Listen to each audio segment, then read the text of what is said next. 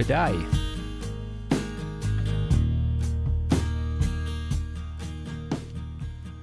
How we doing? We're here. I know, it's shocking, right? I started on time. I'm reasonably on time. Let me just check the settings. Well, that's too white. Boom, boom, boom. Boost this a little bit. Let there be light.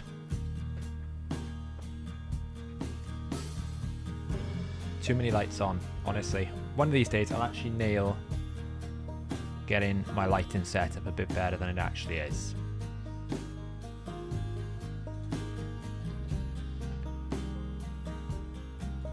There we go. Nailed it. I know, I'm pale. I'm almost invisible now. I came in halfway through the hero path video. You can always go back and watch it later. That's what we like to call a good 10 of 10 video, that hero path. It's funny, I've actually noticed the hero path videos are... people don't like watching them anymore. It kind of... it's hard for me to continue wanting to make them, but I know they're important.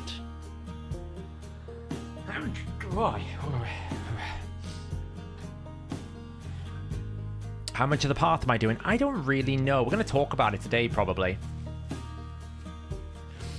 I haven't quite decided kind of like where I want to go.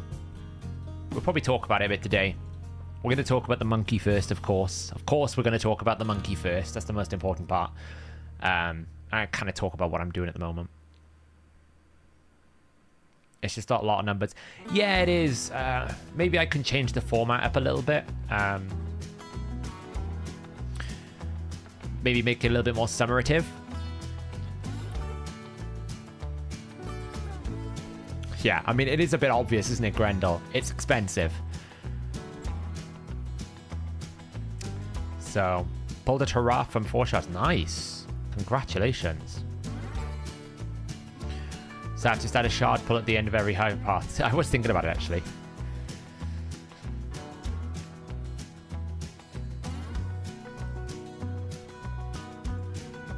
Do I have a core that watches every hero path video? It's difficult to know, really, because, you know, the average view count we get on the videos now are like 10,000. So if a video all of a sudden does 4,000, then, you know, that tells me that it's not as much interest, you know? So it's just one of those things, really. Too many champions.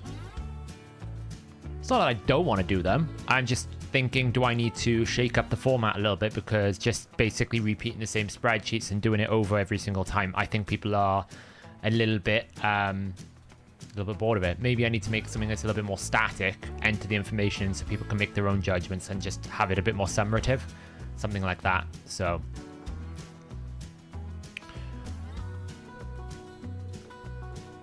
because people kind of want to know, you know, the summary. Right? They basically want someone to go tell them how many shards are going to cost me to get my Roxam. And I'm like, a lot. Yeah, probably. They don't do it the same way, Dan DeBeer, right? They basically just kind of go, oh, well, you can go down this path. I like to try, when I do them, to construct like 3 different or 4 different paths. So, because that's the good thing about hero paths. You don't actually need to be like one way or the other way. Like, it's not like there's just one way to do it. You might be looking for the legendary books, you might be after the souls, you might want the oil, you might want the titan points, you might want the champion, right? So it's like kind of trying to take the complexity of the path and narrow it down to, okay, this is what you need for the Roxam, this is what you need for the legendary book, this is what you need for the titan points, so people can just kind of walk away with it and going, do you know what, this hero path I'm going to aim for this reward. So what I probably need to do a little bit better of is trying to like focus on that rather than the actual way of calculating it, and just expect people to trust that I know what I'm doing with calculations. So I need to find your motivation to do champion training again. Well, yeah. Do you solo any dungeons with food? I technically do Sand Devil with food now. I do Sand Devil 25 with food. So I'll put like normally what I've come to realize is that Sand Devil one Sand Devil tournament, if you put rank 4s, like 3 rank 4 champions, normally you can basically take them from 0 to like level 40, which ends just as you complete the tournament. So like one tournament is basically a food set, which is actually quite nice. It's a good balance. So it just basically means like at the start of this, I was able to do the entire Sand Devil tournament and make 3 rank 4 and rank 5 champions, which is great. So you nearly vomited when you saw the Roxam requirements.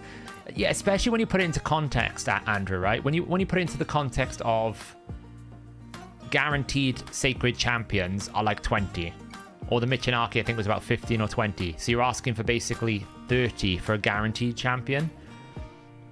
You know, I know hero paths really are better for void shards, but like seriously, oof.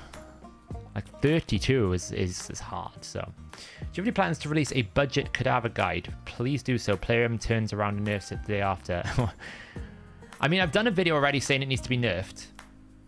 To be fair, actually, this is how I know I'm on a good stead when it comes to the cadaver issue.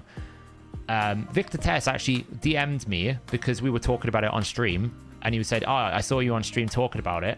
This is my version of that team on Nightmare." And he showed me his like 7 billion crazy damage. You know, Victor Tess is like a brainchild with this Infinity comp. Like he's way far ahead. He's more capable at doing the comp than I could ever be, because he's like got it down to the nth along with Mullet Reaver. Those two have really nailed the Infinity comp. And even he was of the opinion that the way that they've done Hydra Clash, it's just not good with Cadaver. Like they need to balance it because it's just dumb. His suggestion was actually really cool. He basically said, instead of doing it based on damage, do it based on rank. So it doesn't matter how much damage you deal, you just have to, like, it's based on the rank of you within the team. It obviously needs to be ironed out, but what he's saying is to do it on damage is a bit stupid, because it just means that it favors having one champion, one OP, or one meme to do it. Whereas if you did it based on rank instead of damage, it might be more interesting. I don't know whether it just creates the same problems, you'd have to see, but you know. And as I said in the video, if they're going to do these guaranteed champions, well, they kind of need to be like impactful, like a Nekmothar. Like Michinaki as a guaranteed summon rush was really good, right? Because it's a really impactful champion. Michinaki can carry one of your Hydra teams. Roxam ain't going to do much for you. Not going to lie, Roxam is... It's not that Roxam's a bad champion, it's just very limited. Like, it's just kind of like a slightly harder hitting Bellinor, for a better word. It's not even Void, right? So it's a little bit awkward.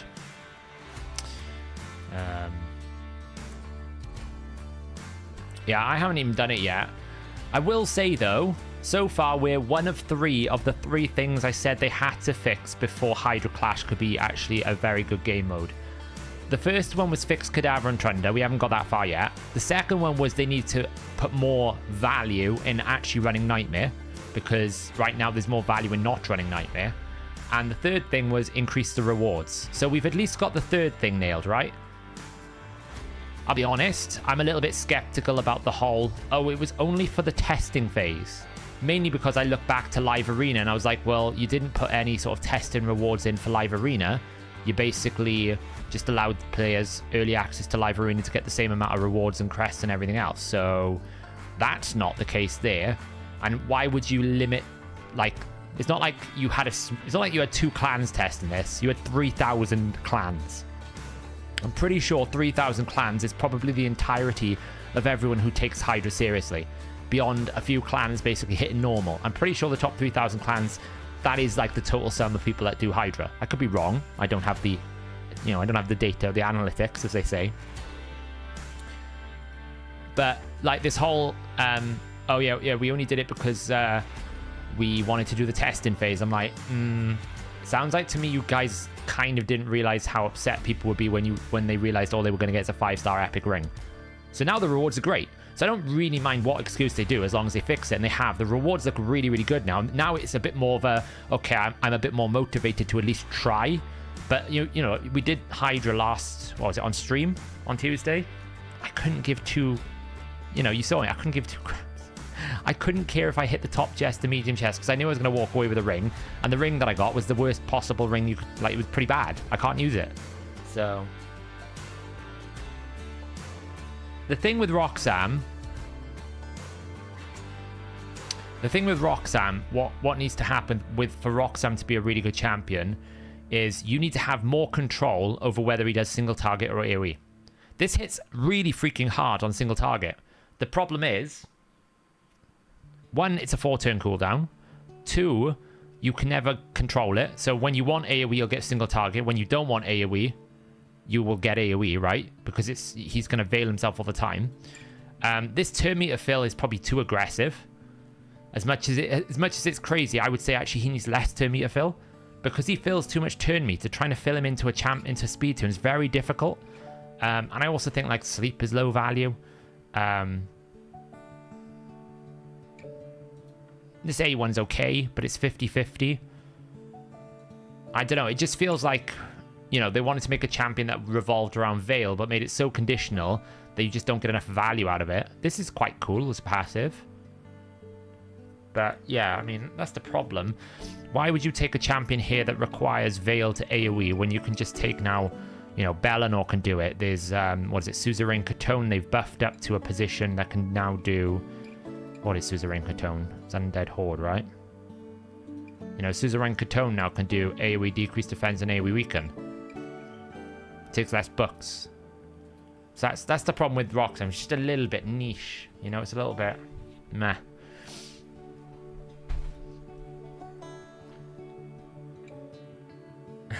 Nice one, Bods. Once I get your point, you also have to realize some players not included will face these players in arena, so that extra rewards would put people down in arena. No, what I'm saying is, if the logic was it's a trial, so we don't want to give we didn't want to give people too many rewards, then why didn't they do it for live arena? That's what I was trying to say, Tyke. I'm trying to say is they didn't do that for live arena. So all those people that got to try live arena first got early access to the medals, got early access to the milestone rewards, and they kept them all. They didn't reset them, they just reset their rank. So what I'm saying is, if the logic was we didn't give you Hydra rewards because, quote, we didn't want to give too many rewards to the testing group, well, that doesn't make sense when you didn't do it for live arena. So should we talk about the Monkey King then? The Monkey King.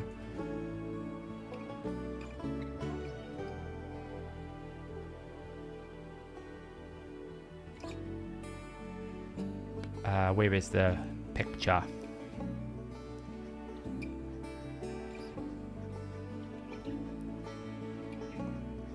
Very handy, there it is.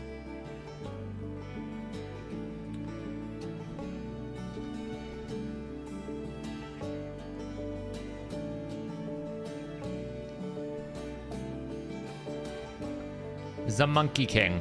Can we get it full screen? No, it doesn't quite work on full screen. It's fine. The Monkey King. I've seen like 3 different leaked versions of this kit. We saw the one that was on the advertisers one that got taken down. I did manage to find the exact video that Colbro managed to find this promotion on, but the video's been taken down now. So I don't know what happened there. Maybe he released his video too soon. Then I was given another kit by someone in the community. I don't want to actually go into details because they were just sharing it with me in private, but I got a second kit. Now this is the 3rd version of that kit, and they're all different. And I gotta say, I personally feel like this champion is the worst. It's difficult because, so there's a couple of things to note. There's a big question mark at the moment about sheep, and it's something I want to check actually whilst we're on stream. So we know now, we know at the moment, when you place Polymorph, Polymorph removes all buffs and then puts you into sheep form, right? That's what Polymorph does. It's really annoying because you lose everything. Puts you into a different variant, but you lose all your buffs. So what I want to know is, when I polymorph someone, is the act of polymorphing someone, is it the sheep debuff that removes the buffs, or is it the act of polymorphing? And that sounds like a really silly question, but actually it's about the way that it applies. Because polymorph, the way that it works is the way that there's a process that basically determines whether you can polymorph, and then that's the process that applies the debuff. So it's not like you're rolling the dice to apply a debuff. You're rolling the dice to see if you can place the debuff. As in, see, you're rolling the dice on the effect that's going to then place the debuff, not the debuff itself. It's a very kind of silly little, like, it's not, most players won't even know that's happening, but in terms of a coding language, it's very important because it means that there's 2 steps to put in someone to sheep, not 1. So is it the first step or the second step that removes the debuffs? It's a very important factor because if he doesn't do it the same way that Polymorph does, then Stone Skin probably doesn't do anything here, right? And then you're in trouble. I'm just having a look now. So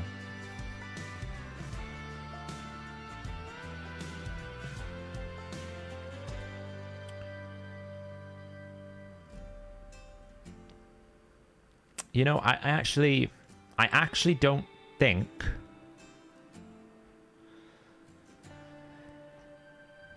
it's very difficult to know. It's very difficult to know because it's such a unique situation.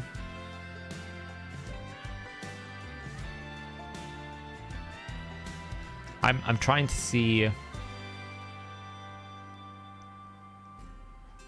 I'm trying to find the debuff, basically, the version of the debuff. I actually think... So my gut is telling me what will probably happen is this will bypass Stone Skin. Which, if it does, it's really strong, right?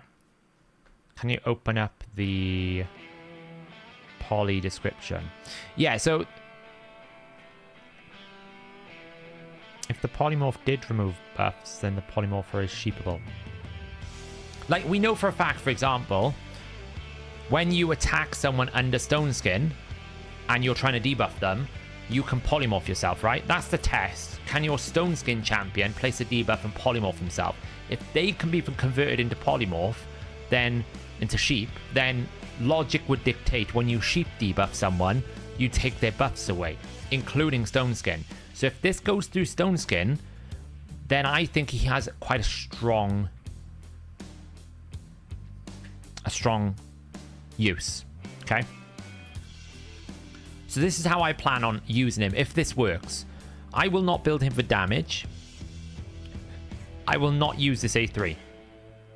I will use him in arena as a reflex, super fast, high accuracy champion, and all I will do is I'll go into those fights with Ultimate Death Knight and I'll just A2 them.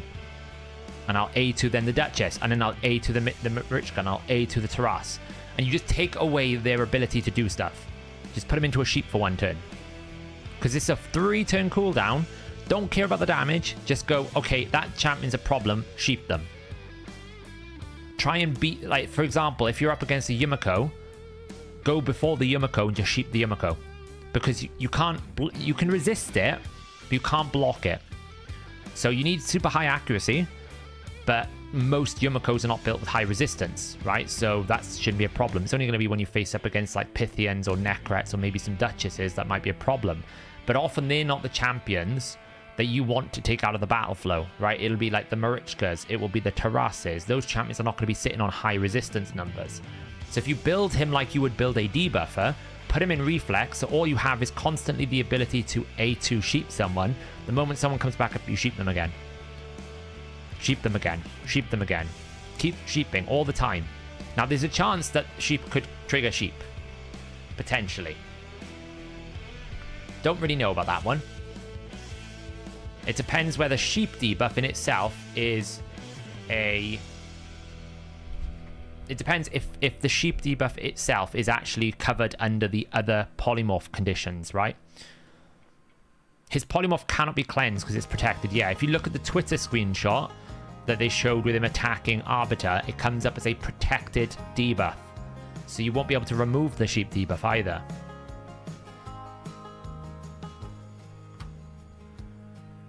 Well, if you just build no damage, right, Dandabir? You don't want to build any damage. So I would build him like 390 speed, as much accuracy as I can have, and just make him go first over and over and over again. People won't realize it'll be the case. So I would build him exactly how you would build a Yumiko. High accuracy, high speed. So that's one use, I think, for him. Now, the second use is as a... Okay, I don't have an Ugo, right? If you don't have an Ugo, this guy's actually quite good for Hydra, because you get a 3-turn cooldown, removes all buffs from all enemies. That's actually not even removed, it's a steal. He can steal every single buff from every single enemy, then place block buffs. That is massive for players who do not have a block buffs option in Hydra, and there aren't that many champions that can do AoE block buffs.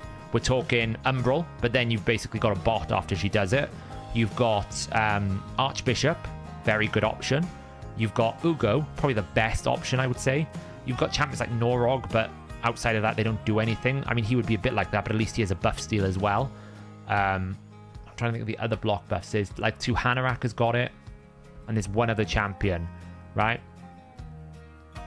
Supreme Garlic, that's the one. Yeah, that's the other one. So, like, these are void legendaries or very difficult to acquire champions. So, I think his second use is basically Hydra, which is great because I think people are still crying out for a very good AoE block buffs champion, and he would be very good because even if you get into a situation where you, you know, they still unblock debuffs or something, well, you can just take that away.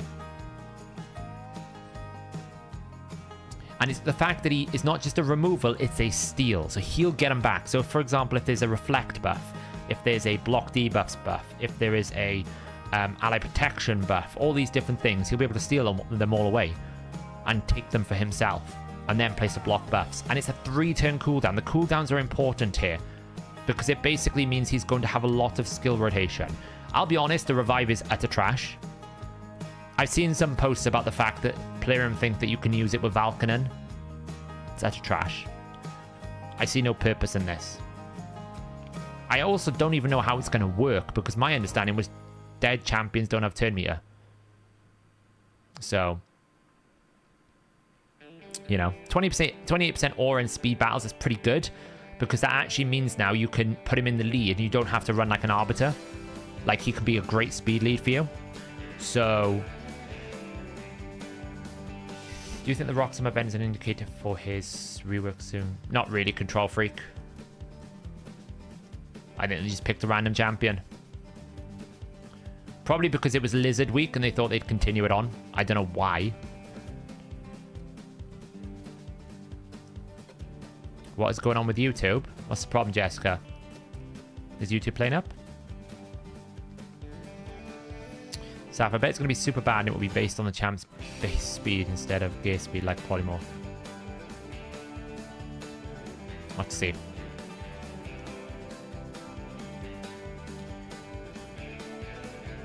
Yeah, I just don't see the point.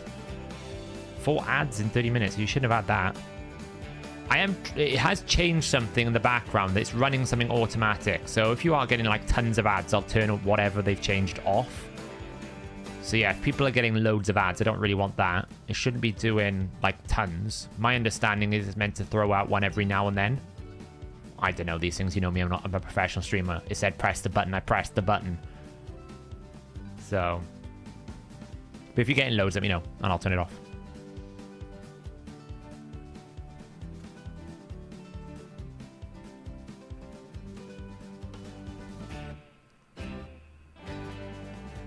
Yeah, so I just don't think this revive is very good. I'm curious to see how it's going to work. It's running live ads. Yeah, exactly. It's new. It popped up something when I scheduled the stream. So, you know me, I'm a professional streamer, right? So I just press some buttons. But if it's annoying, I'll turn it off. Thought we'd try it out, see what it does. You know me. Until it tells me not to, I do it. I don't see turning someone into a sheep a benefit in arena. Well, actually, it's really beneficial because you could break the buff flow. So what I mean by that is, say like you're fighting a team which is Duchess, Siphi, Mithrala, Rotus, right? The idea with Duchess, Siphi, Mithrala, Rotus is you just keep buffing so much you can't actually touch the Rotus because he's got too many buffs. Well, if you could just permanently turn one of them into a sheep, you start breaking the flow of buffs. Once you start breaking the setup of the buffs, it basically means that they can't sustain all the buffs at the same time. It becomes easier. Yeah,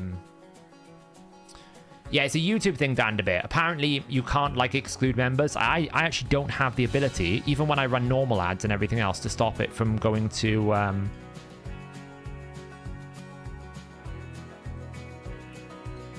Yeah. I can't stop it. I'm just looking at the options now.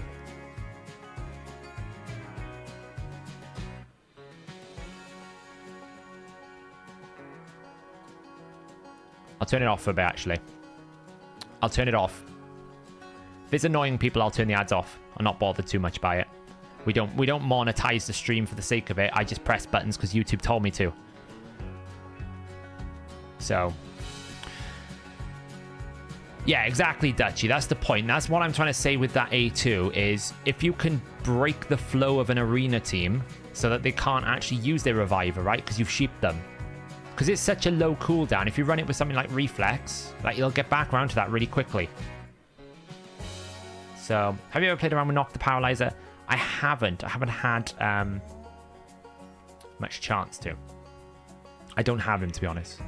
So, but yeah, like that's the thing, Johnny. If you can just go in and sheep the Ultimate Death Knight, you can start attacking people. So, what happens if you have 4 monkeys and manage to delay all the passes by 1 turn? Infinite revive cycle, maybe.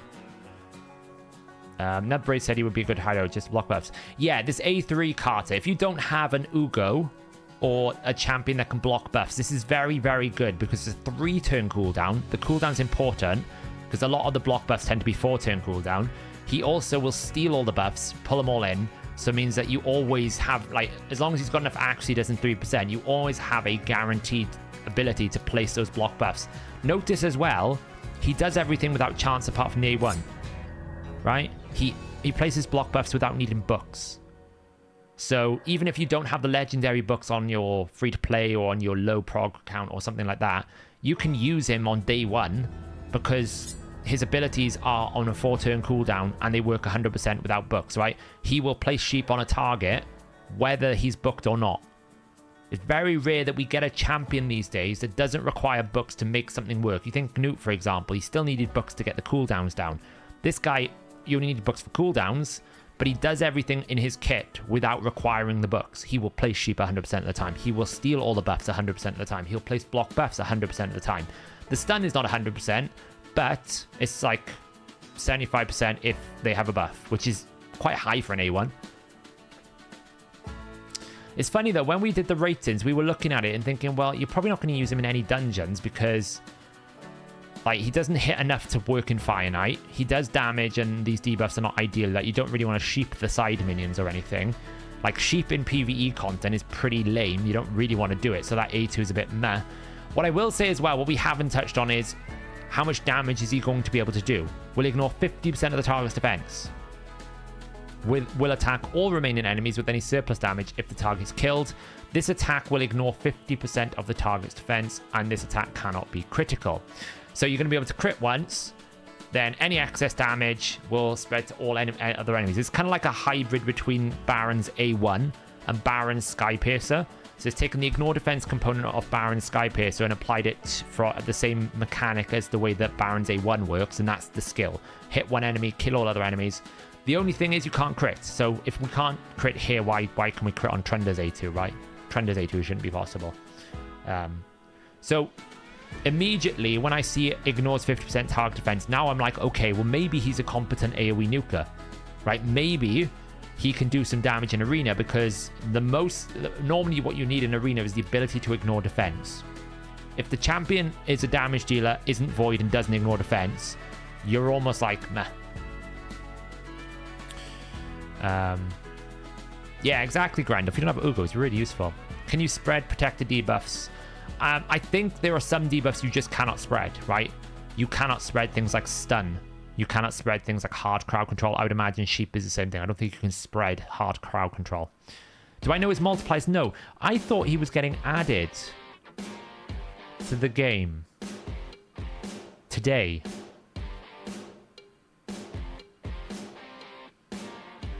He said he will appear in the game today. So it's a bit loud. I'm a little bit confused as to where he is, because my understanding was they were going to announce it today and it was going to appear in the game. Like, I'm pretty sure like Smiley did the announcement, I think, where he basically pasted what they gave him. Yeah, Sun Wukong will appear in the game tomorrow, which I'm guessing they must have been under some embargo or something, right? Because the message he's given is basically what the message Playroom give him. So I would imagine, considering how quick the videos came out, they were under some sort of embargo.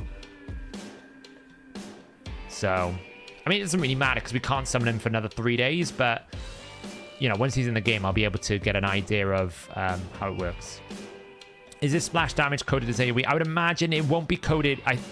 It'll be coded as, like, everyone except single target Carter, which is technically AoE, so...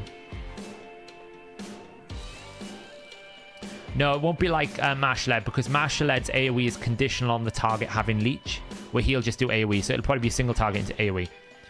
It's basically like Draco Morph's splash damage, yeah. It's exactly like Draco's damage. But obviously he'll ignore 50% defense on both of them, so...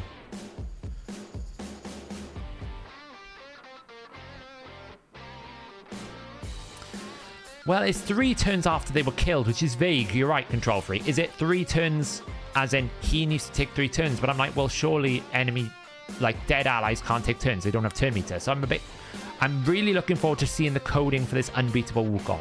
I will be deep diving on it to see exactly how this passive works, because I'm confused. Yeah, Draco can splash pretty hard. Al Bundy, we won't do that, because what happened last time that happened? Actually, to be honest, I doubt they even get test server access, because they didn't get test server access for Chronum. It's really loud.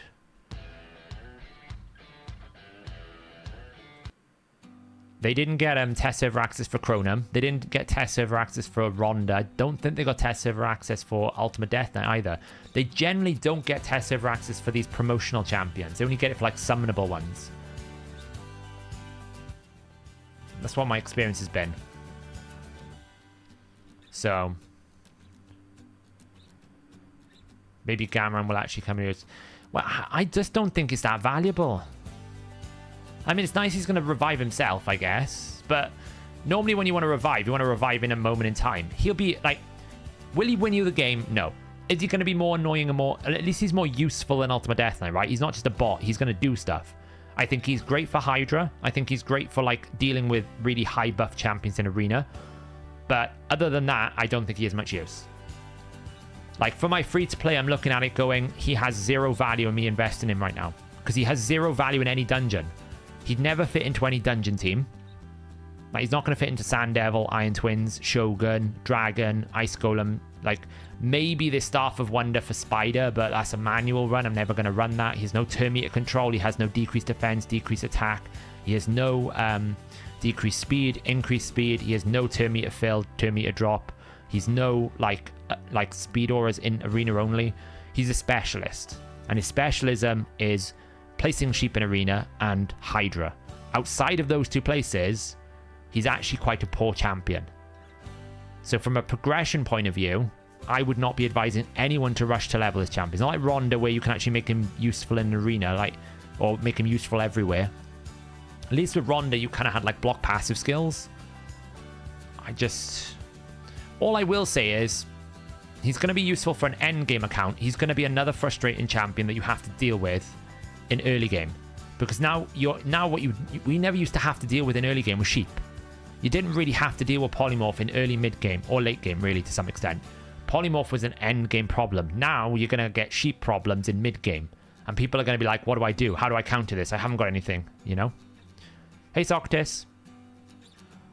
So, but as I said, he's a specialist. I don't think he's that valuable in Doom Tower, to be honest, because you want control. I know he's an A1 stun, but he's a single target A1 stun, right? Hoskril gives me more control in Doom Tower than this guy can ever give me. So, I think potentially where there's lots of buffs, he could be strong.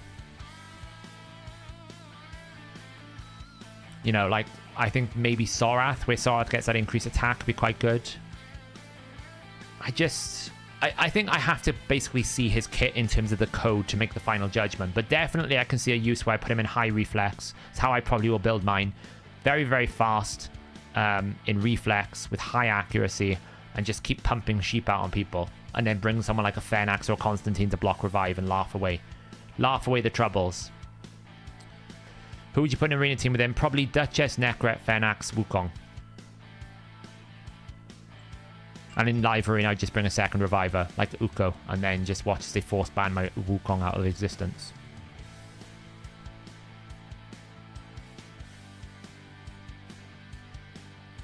Then you can take care of Roti while Sify passive is disabled. Exactly, yeah. You can basically just kill Rotus then. Yeah, I mean, if you don't have a buff strip champion, he's very, very good, right? That's what I'm saying. If you don't have the best champions for the role, like Ugo is by far better than him, because Ugo gives you a cleanse, a heal, A1 leech, AoE decreased defense, you know, and a backup revive if you get the RNG right. But you know what I mean? You get basically everything you need. Whereas all you've got here for Hydra is basically an AoE steal and an AoE block buffs. The other stuff is not that valuable for Hydra, other than his own revive. So he's Ugo is better. I would say Archbishop is better, because Archbishop brings you a ton of support, increased accuracy, and a bunch of other things. But if you don't have those like S tier options, then he's probably an A tier Hydra champion, right? He's the next best thing.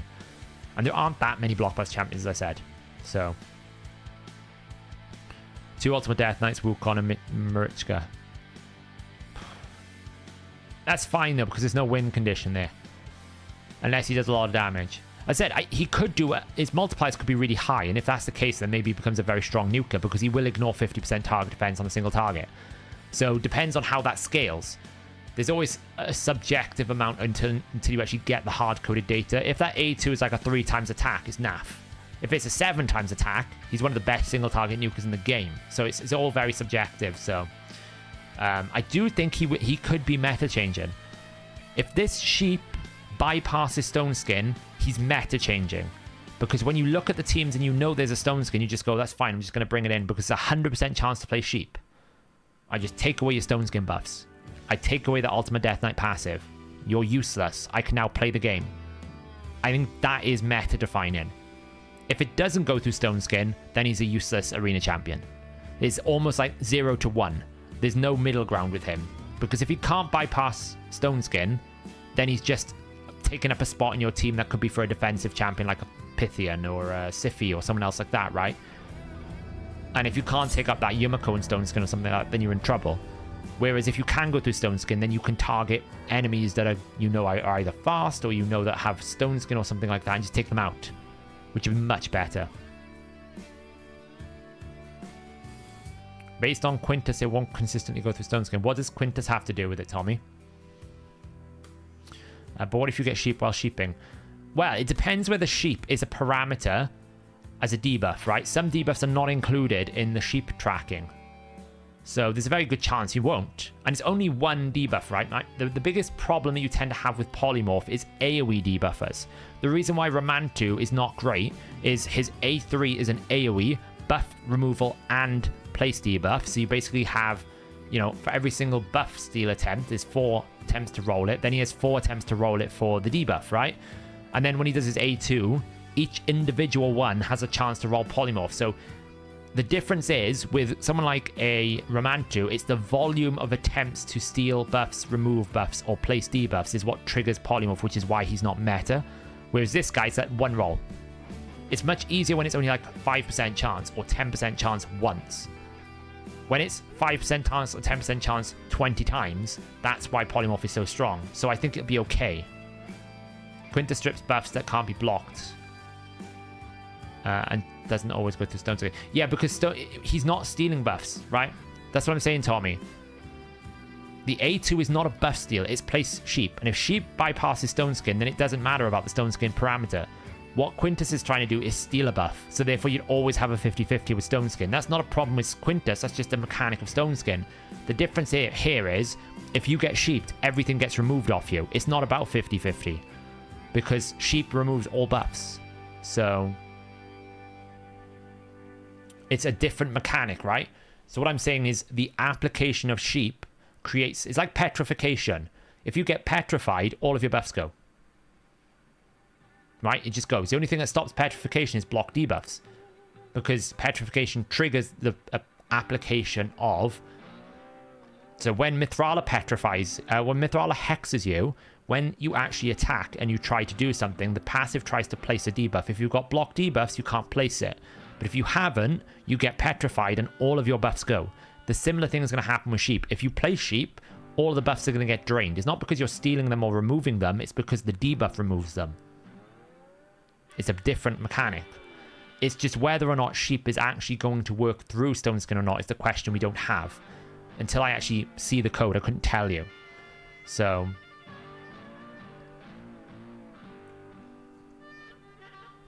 I doubt they will give a powerful skill to a free champion. I can see them doing it. It's not that powerful. It has power in niche. I mean, let's face it, Mithrala was a free champion. Slap Bunny.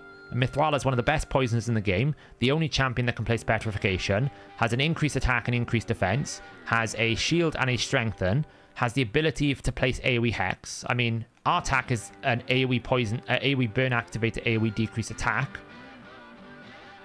You know, they will give free champions away that are powerful. Ninja was a free champion, one of the best boss killers in the game. Chronum, equally as good. So, do you get petrified in your stone skin? That's the test to know, really, isn't it, Macaulay? That's the test to know. Can you get petrified? So, here's the thing, though. The only way you'd know if petrification can remove stone skin is if you had a mighty Uko. And then it wouldn't work anyway because the buff is protected. Because what you need to have is the hex on you before petrification. Before stone skin. So you can't apply stone skin, so you can't hex before. So it's actually really difficult to test. There's actually very few places you can test it. How long we got live arena here? Let's bring the arena tracker up. We need to get the ratings going. Are you sure about petrified through block debuff? No, so what I'm saying is block debuff stops petrification, Dutchy. So if you've got hex and you put block debuffs, it stops the petrification. But if you have hex and you have other buffs, you will get petrified and it takes away the buffs. That's what I was trying to explain.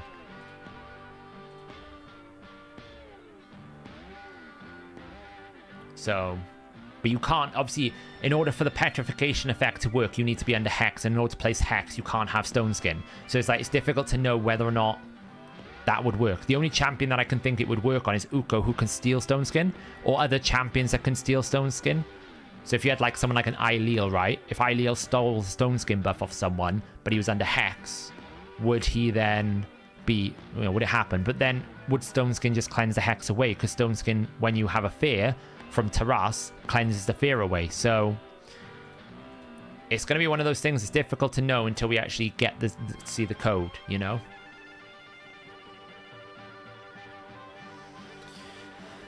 You can still get ninja. It's called Chronum. But, I mean, it's the same thing. Like, put ninja aside because of, like, it was based on a real person. All the other free champions, they're summonable, right? Deliana was a great pickup. Not as strong, but it was a great champion. So, hey, Cool Breeze, how's it going? Welcome, welcome. Can you explain petrification? Because sometimes it blocks passive, sometimes it doesn't. Sometimes it blocks passive. So what do you mean by that? Sorry. I think I've lost this one, by the way. How would you code the situation if it were up to you? It should go through Stone Skin, otherwise it's a useless champion. I personally wouldn't put sheep on it at all, but... Oh, Washira. Hey, YST, how's it going? So, do you think the area bonuses justifies building better teams for Live Arena?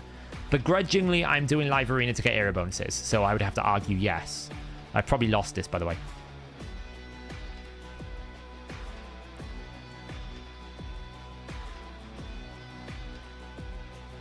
I don't think my Vlad is going to do much here. Well, maybe. Maybe. There's hope. There's a very slim vein hope that perhaps he hasn't got an AoE and perhaps...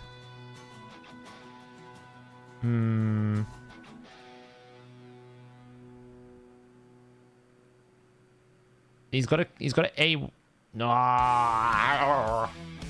There was that small hope. There's a small hope. Fool's hope. Yeah, I mean, I said this would happen. When we first saw Live Arena, I said, give it time. Give it 6 months. Maybe 12 months. And everyone will be in gold. Because there's no deflation. There's no way to lose points. I think the problem is it just took a long time because they made the silver climb too punishing. So players kind of got, like, into a position where they couldn't climb anymore. But eventually, everyone will be in gold.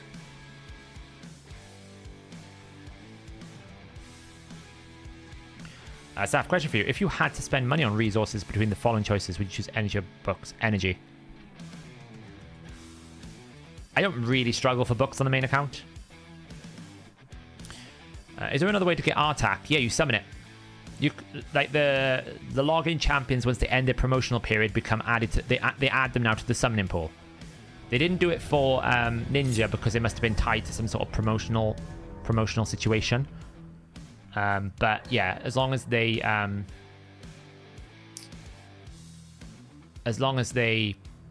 are, I've lost my train of thought now. As long as they're not tied to an actual contractual thing, I think they just throw them into the summoning pool. Oh, that's a 6-star Uko. I don't have a cleanse. We'll find out what happens here.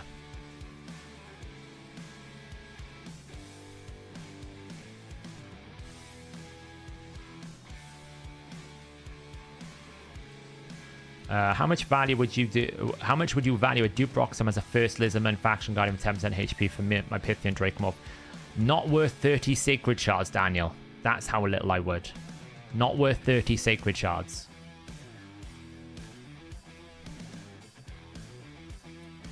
Don't go there, Galnar. No, don't go there. What do you think is the best 6-star blessing for Clan Boss? Jintoro. Brimstone seems underwhelming. I've actually gone for Phantom Touch Heliax. I mean, I'm probably going to get polymorphed. There you go. But hey, guys, polymorph's only 20%. Get real Plarium, seriously. It's only 20%. Yeah, sure it is. Ironically, though, actually polymorphing me in this team is better. Because now he can't actually kill me. So I always have a revive.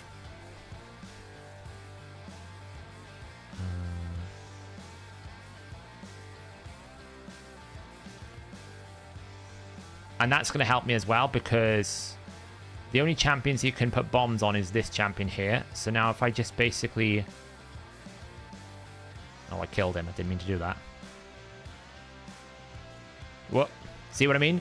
Because he was sheeped, the bombs wouldn't kill him. So now I've got to revive. So in actuality, he kind of messed up there because... He's got... The sheep kind of betrayed him. Which is why when Polymorph first came out, I was like, I actually think Polymorph wasn't going to be good. Because in situations where like this, you actually get punished for it. Because that Polymorph kept my Uko alive, which meant I could revive someone. Not that I would have lost maybe because I could have revived, but I'm just saying, like, if I'd lost Uko as well, would I have potentially lost because I didn't have the revive? So in that reality, it actually helped. It still doesn't take away from the fact that, you know, Plarium were like, oh, it's only like 20% chance to sheep. What are you all complaining about? And like, yeah, you just don't understand math, do you? So, will you be doing a live gear cleansing stream this weekend? I was thinking about it. If I have time and I have energy, Alex, I might do. I don't really see the behavior with Vlad and with Valkanan, and I get the point where you can auto revive, but I mean, you could just do it with Nogdar as well, right? So, folks, as someone who has pulled through Roxam already, don't do the event. He is disappointed. I mean, exactly, Kessel. That's someone who's got a 6-star Awakened champion. Don't do it. Hey, Saf, quick question on the Stultus. Is he supposed to ever be able to take a decreased defense and weaken? No.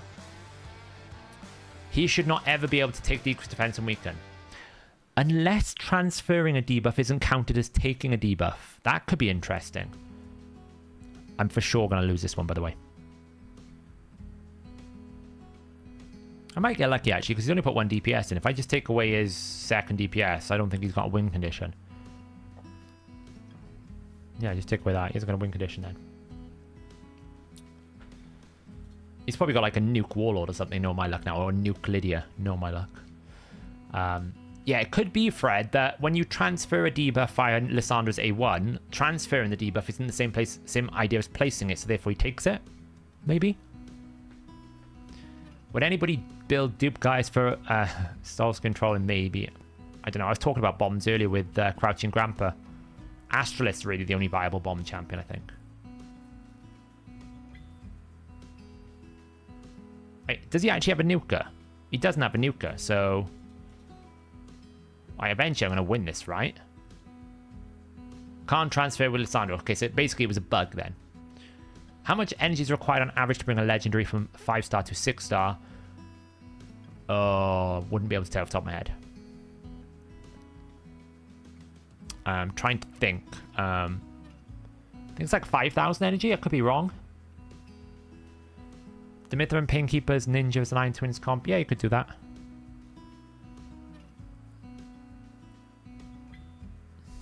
Yeah, if he's got block passive skills, then obviously it'll disable his passive. So...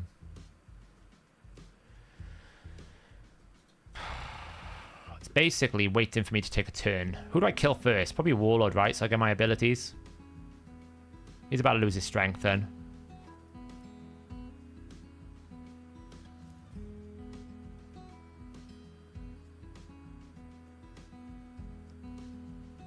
Oh, he's got abilities. Whoops. Well, there goes 2 of them.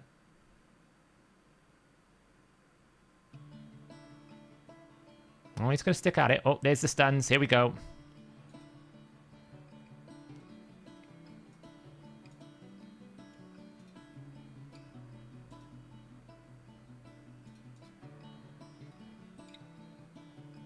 Weird. It's a weird one, that was.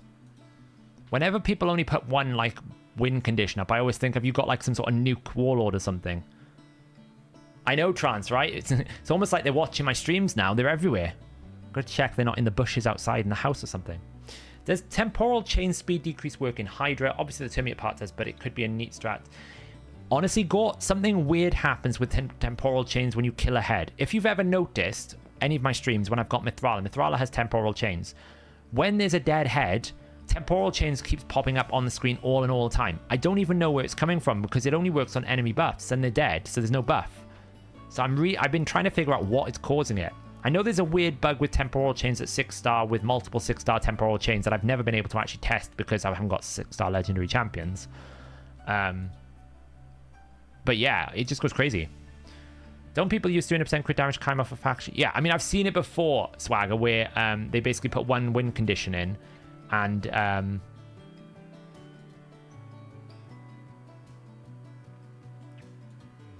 they put 1 win condition in, and they basically tempt the ban, and then they actually have nuke damage, nuke support champions. It's kind of funny. Hey, Saf, quick one. I didn't find any good YouTube video for Poison Explosion. Pulled Calvlax today, and I have Xavier. Any tips? You normally will need... so if you're using Xavier's a little bit easier, but you will need more than 1 Calvlax, probably. Like a Taurus in there or something. I haven't done much content on it because I just don't have the Calvlaxes and stuff. But...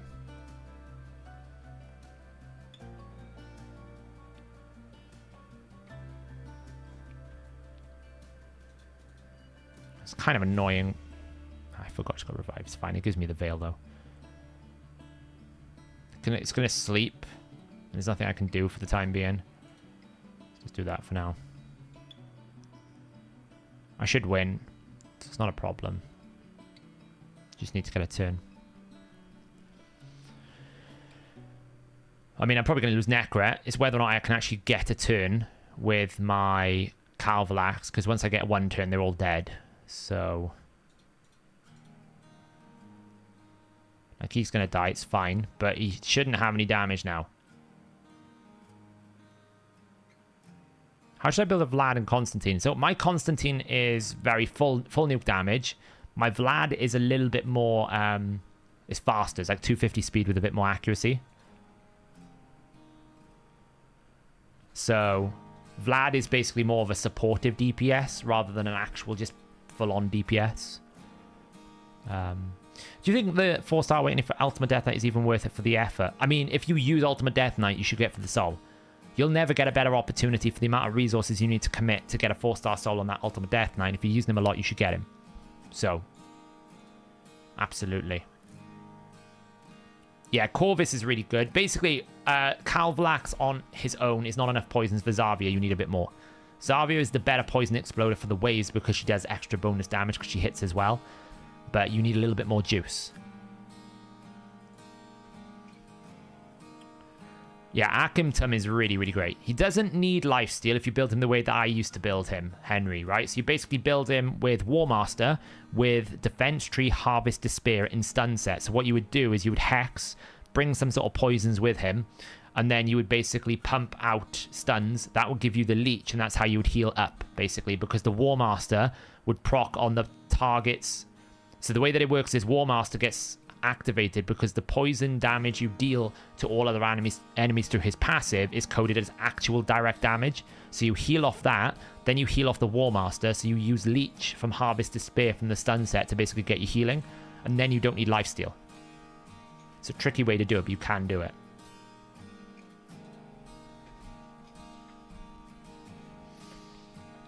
Ragash can rip me a piece, but, you know,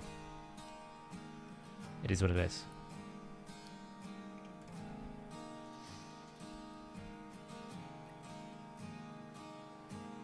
So, yeah.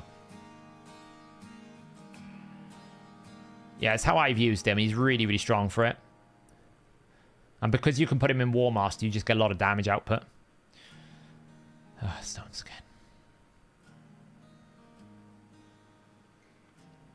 I don't really think he's going to do much here.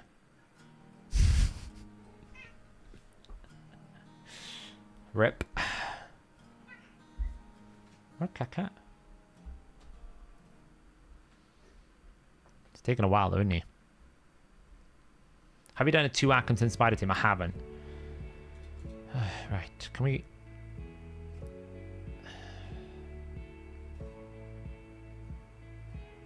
Just wait, didn't we?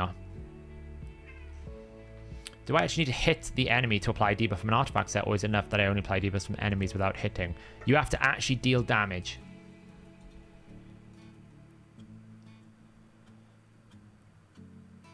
A revival come in here.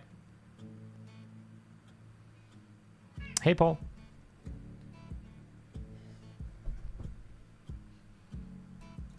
Right, now we can throw away this. Somehow we didn't get rid of the debuffs. Never mind. What a cat making noises.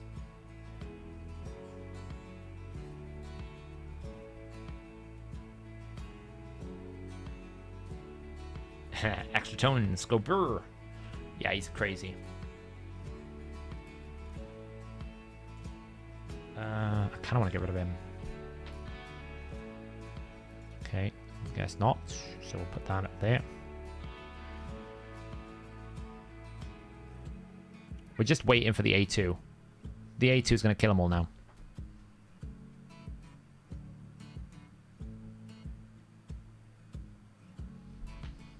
What is up with you? Silly cat. Oh, there goes there. Another kill. Unfortunately, we don't have Vlad, so we can't, like, block revive. We'll get there eventually. Hello. Come on then.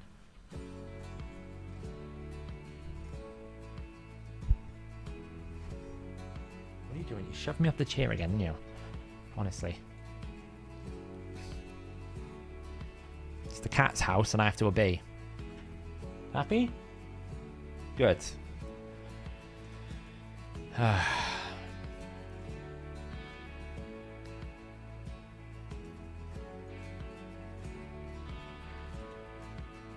Oh, double stun. That must hurt. Yeah, I actually... So there's 2 ways I look at these targeted soul events.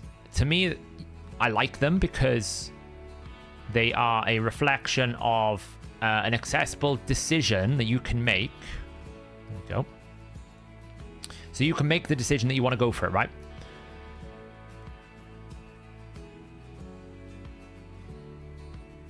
Let's just take out Tony the Tiger. And then take out this. Probably get a revive in here. It's annoying because they got triple revive in it and none of them are in the factions I need to block revive. But they are losing their max HP every time they revive, so that's something.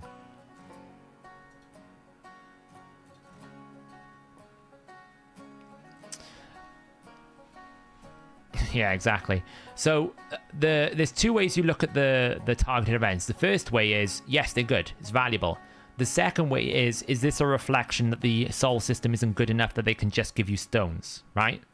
They have to give you targeted events because there's not enough incentive to just give you the stones because the stones are too bad. So that's the other way I look at it. So I like these targeted stalls because I can make the decision on whether I think it's worth it when I make those decisions, right? I can make the decision on the event if I want to go for it.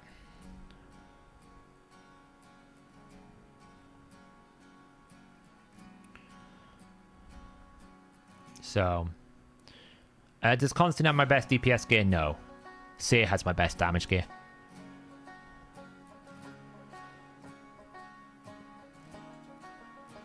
Yeah, the thing about Vlad is he got super powerful when they buffed him. That's when he's become really good now because he's got 2 AoEs. He's got AoE decreased defense, AoE block active skills. He's just become a lot more valuable. Here comes the A2. That's going to do no damage.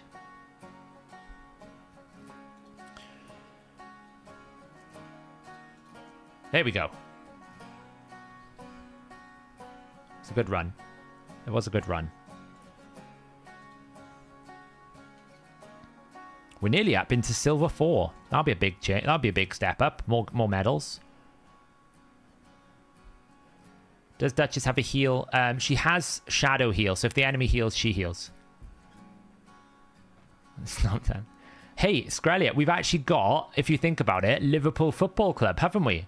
Because we've got Lavia, we've got Fernandez, and now we've got Caicedo. And Liverpool at one point wanted all three. So technically we have got Liverpool Football Club midfield. Because it's LFC. Sorry, I didn't mean to rub it in. What a wild week it's been, though, for the football transfer market. Kane's gone to Germany. Elise decided he didn't want to sign with Chelsea and then signed a new contract. Man City were going to spend 80 million on Paquetá. Now they're not going to buy him because apparently he did betting gambling or something. He's going to get sanctioned. It's just like crazy amounts of money. Liverpool had a player, then they didn't have a player. Now they've got no players. And now they've gone for someone called Endo. Whoever Endo is. I'm sure, I don't mean to be disrespectful to him, but it's a 30-year-old guy from Germany. It's not exactly the 21-year-old prodigy you were after. It's crazy, right?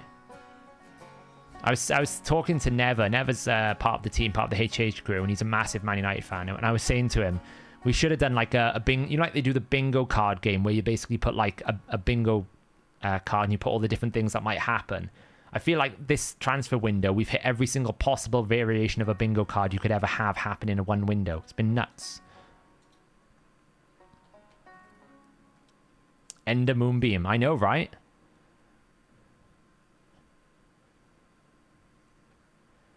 I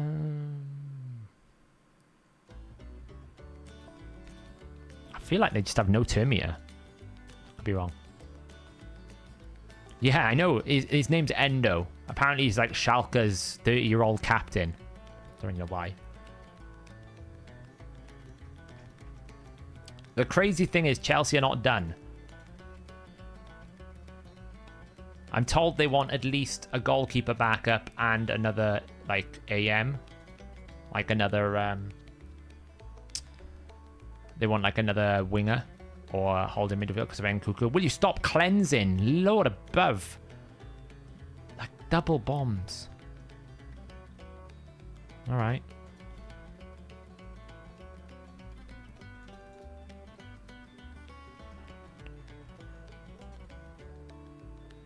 Not gonna make a difference. We're actually quite good. Did you see how, like, the on the weekend trance, that's only the 4th time that a Liverpool team under Jurgen Klopp has had that little possession in a single football game since Klopp has taken over. And that was after them going down 1-0. So I actually think that it was very, very impressive. Now, I'll be honest, the fact that Reece James is injured again doesn't bode well for the future, because the guy cannot play 2 football games without damaging his like hamstring or something. But I think they've spent well this summer. Keep in mind that they just sold Lewis Hall, an 18-year-old, for 35 million next year. They've sold, it looks like ZX going to Galatasaray. They've moved on like 20 players. It's kind of insane what they've done this summer. So yeah, I don't know what they've done to James's hamstrings, but they're ruined. Well, this thing is, Terry, and this is the thing a lot of people don't realize. When you buy a player, you know, and I don't mean to speak down to people here, but when you buy a player, you don't spend £100 million in an accounting term. You've basically spent £100 million spread over the duration of your contracts. So when you sell a player for £100 million, you make £100 million. When you buy a player, you don't lose £100 million. So even though Chelsea have spent £800 million in like 3 windows, their actual annual spending is only about 80 million, because it's all amortized over 8-9 year contracts. So you end up in the situation where what are you doing? Sorry, I got a cat being mischievous. You end up in the situation where, because they've sold £250 million worth of players, that's pure profit. They've spent £200 million a player, but actually only like 40 million of that is going to go on the books this window. This window, we've actually made like £180 million profit. I know it's baffling to listen to that, but that's the reality of financial fair play. They've actually spent £800 million profit, spent £800 million, and they're still in profit this year.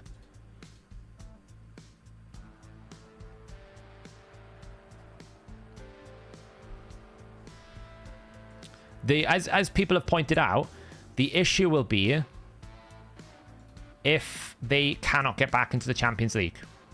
If you can't get back into the Champions League next year, then sure. He's got... Then you're in trouble, right? Because then you haven't got any income. So what it will come down to... Oh. we procced Leoris's passive, and Mighty Uko stole it. That's gotta suck.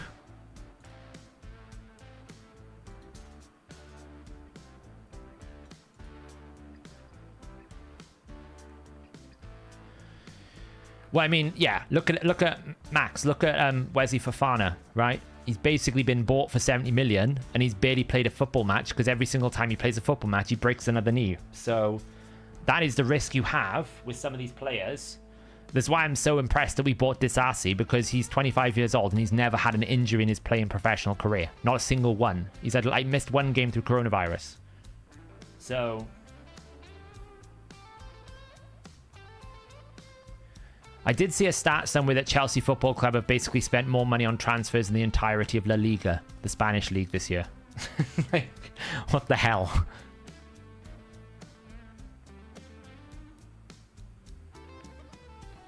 Yeah, basically Chelsea is the Kraken of Raid. That's how you look at it, right? Chelsea's the oil baron, Kraken of Raid. Oh, I don't think I did a win for that last one, did I? No.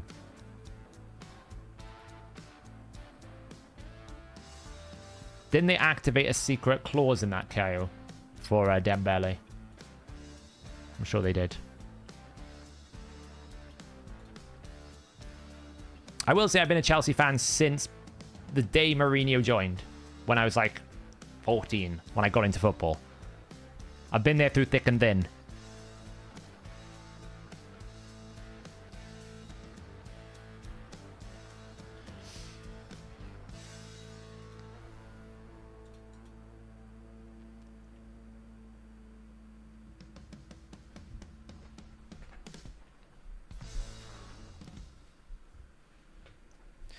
Sap, I'm having trouble getting out of goal 3 in my arena. My problem is arena defense. I win 10 out of 10, but I end up winning 2 turns. What am I doing wrong?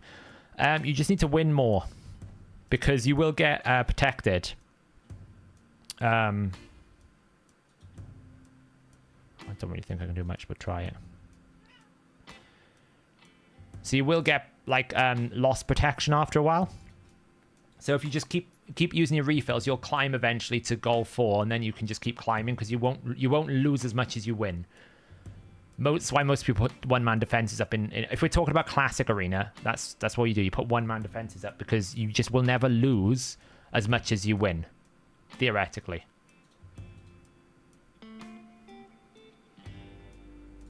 Let's get rid of some of these buffs now. Oh, I stole counterattack off the Arix. No, Hellhades is a Spurs supporter. So we got Never is Man United. Hellhades is Spurs. I'm Chelsea. I think YST is like somewhat of an Arsenal fan. I know we've talked about Arsenal. So you kind of got the whole spectrum of rivalries in HH Gaming.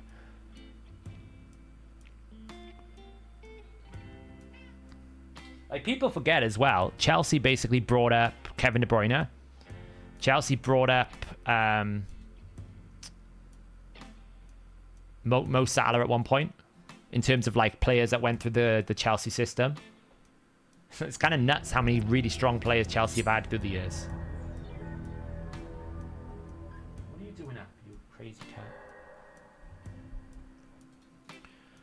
This is just, can I actually get a turn with my Constantine? If I can get a turn with my Constantine, I probably win.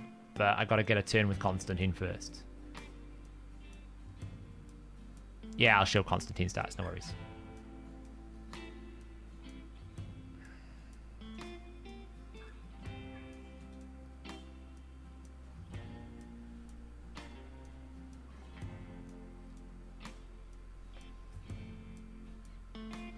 Yeah, a lot of people say it's an embarrassment that we let them go, but I actually think if we had held like Mohamed Salah and Kevin De Bruyne, they became good quality players in the other leagues. They got the play time they needed in places like Wolfsburg and Roma. They wouldn't have got that at the Chelsea when they were at Chelsea. They just the Chelsea they were playing at were championship winning teams, and they didn't have time for players in development. So was it right that Chelsea should have sold them? It's a shame that they didn't keep them, but I can see why they sold them, because they were never going to, you know, make it into that. Lewis Hall right now, he's 18 years old. He's behind Cucurella. He's behind Ben Chilwell. Ian Matson can play at the back there. So it's like he's like third or fourth choice. He's also born and raised in Newcastle, so that's a big thing as well. So maybe that's a motivator. But in reality, is he actually ever going to make it into the first team squad at the moment, and is that going to stump his development? I think Chelsea would have preferred to have just a straight loan with no option to buy, but I think they would have preferred 35 million for an 18-year-old player that might make it. That's fourth choice, rather than, you know, yes, it's coming. Oh, yes, it's coming.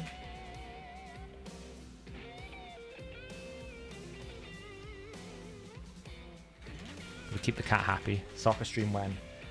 I don't know. I get pretty annoyed by football players sometimes. The problem is all these champions are tanky and I keep getting decreased attack.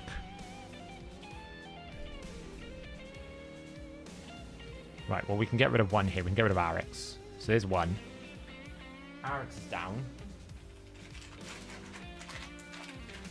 Be rebuilding my clan boss. Is it possible to make a 2-1 counter-attack team at mid-game? Should be, if you've got the right champion. If you've got the right champions to it, like Deacon and Seeker. Seeker makes it a lot easier. So. Did you ever collect the shootout cards? Not really. I only got into football when I was like 15. That's when I started getting into it. When I was younger, I was into other stuff.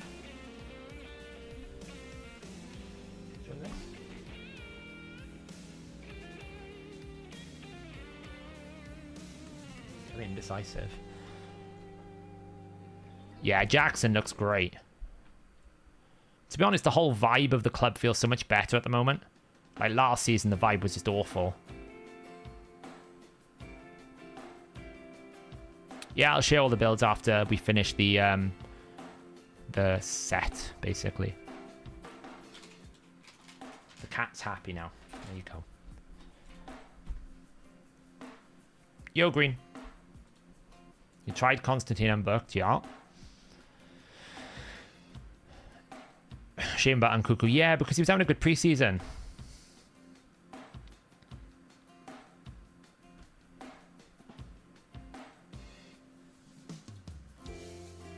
Your opponent right now is really into Lizard Week. What a random thing to celebrate, right? World Lizard Week. It's the Pope. Thank you. Welcome back. 8 months. And I appreciate it. The mobile optimizer has been ruining my brain all week. It still is. Trying to make sure it does, like, I'm trying to balance usability for users with functionality and trying to make sure that everyone who's used to having it gets what they want. And I took some things away that people were like, oh, I want this back. And I didn't really think people were using it, so. To be fair, though, we did buy Nkuku and he was a bit of an injury risk, so. Just like Wesley for Fofana. We bought Fofana and I'm like, didn't he just blow out his knee and then he broke his leg and like his knee had like major injuries, so. And we've just literally made Reece James captain and he can't even string 3 games together. So those things do worry me. Oh, I guess we're not beating Pillow. We found a Kraken. It's a disgrace that Maguire's going to stay. Yeah, I mean, it is, but then they gave him the contract here, so you can't blame a player for wanting to play for, you know, going from Man United to West Ham is a step down. So, and he's 30. It's not like he can rebuild his career. He's probably not going to have another opportunity. The only other opportunity would be outside of the league in another team, you know? So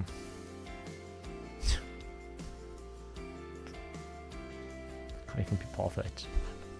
I just don't see the point on that fight. I don't know about you guys. I just don't see the point in that one. Oh, did you see Enzo against Liverpool? He absolutely bossed the game.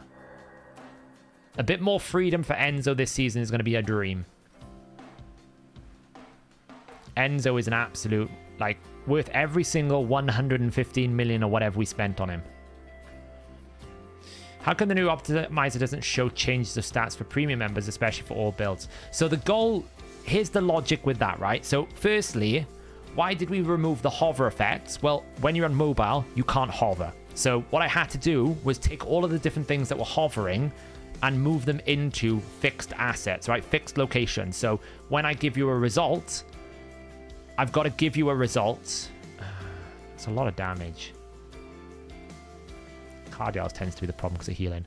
When I give you results, I've got to give you everything in one view. And as you can imagine, trying to give you EHP, skill damage, stats, which one's the best build, and all that kind of stuff was actually quite difficult. So we approached it from the system of adding cards, because what we wanted to do was basically make it so that the results were more obvious which one was the best build. Because when you see a table, we would have at times people go, oh, can I sort the table? And we're like, why do you want to sort it? Like, I want to sort it by stats. I'm like, but it's giving you the best build what you wanted based on the number 1. So why are you asking to sort it, right? And what we discovered was people just getting a little bit confused when it came to, like, what is the best build. So I wanted to make it more obvious what was the best build. So I thought, okay, well, if I'm doing damage, then I want to show the skills. If I'm doing survival, then I want to show the EHP. What I didn't anticipate was people going, I want to do damage and still see EHP, or I want the table view over the card view. So I put EHP comparison in the card view, in the table view, but I was like, how the hell do you put 3 skills in a row when I've not got no space? Because any view that I do, I've got to think of it that way. So that's kind of like the decision flow in terms of how we got to where we are now. So the next steps are, can I get the skills back into the table view? And then we'll look at, okay, do we need to introduce other comparisons in different ways, and can we fit it into different things? Is there a better model for fitting those comparisons in? But it was never done with a goal to take things away. It was, how can I solve the problem, which is I can't hover and not over, like, if you imagine having to look at all the different stats and all of the comparisons and the EHP and the silver swap cost, and you might want comparisons because I got to show the stat difference, right? It's just too much in one view, so we had to like containerize it somehow. Is the mobile optimizer only as available? It's a website, Tommy. It's the website. You don't need an app. It's just go to the website. The website's optimized for mobile. So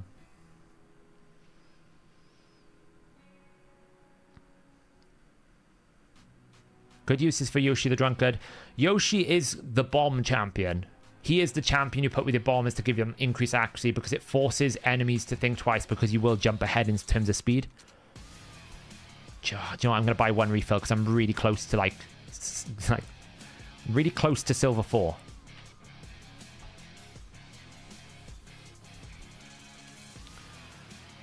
Yeah, I'm like Greffen. I'm about a month behind where I should be. My rating doesn't reflect the power of my account, so I'm fighting people. It's unfair a little bit. My power is too high.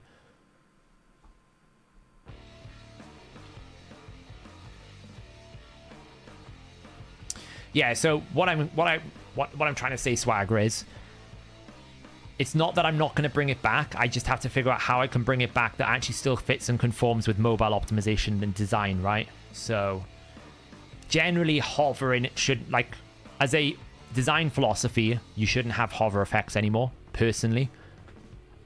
Like, because it's just not conducive to touch devices, and over 50% of the world's traffic doesn't go through anything other than touch devices. So hovering is kind of a thing I try to stay away from. It's just trying to fit it all into a view that actually makes sense, and also it gets to me to the goal, which is trying to make the optimizer a little bit more user-friendly and a little bit easier for a new player to get to grips with it, because it can be very complicated. It's a very difficult system to use at times.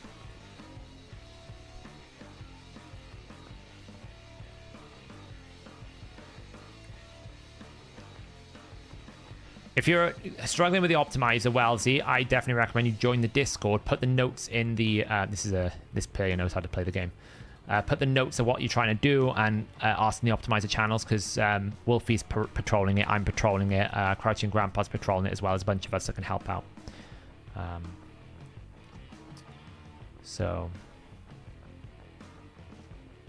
But surely trying to optimize for mobile users is worse for desktop users. No, to some extent. Cool. There's a couple of angles you can look at. Angle one being,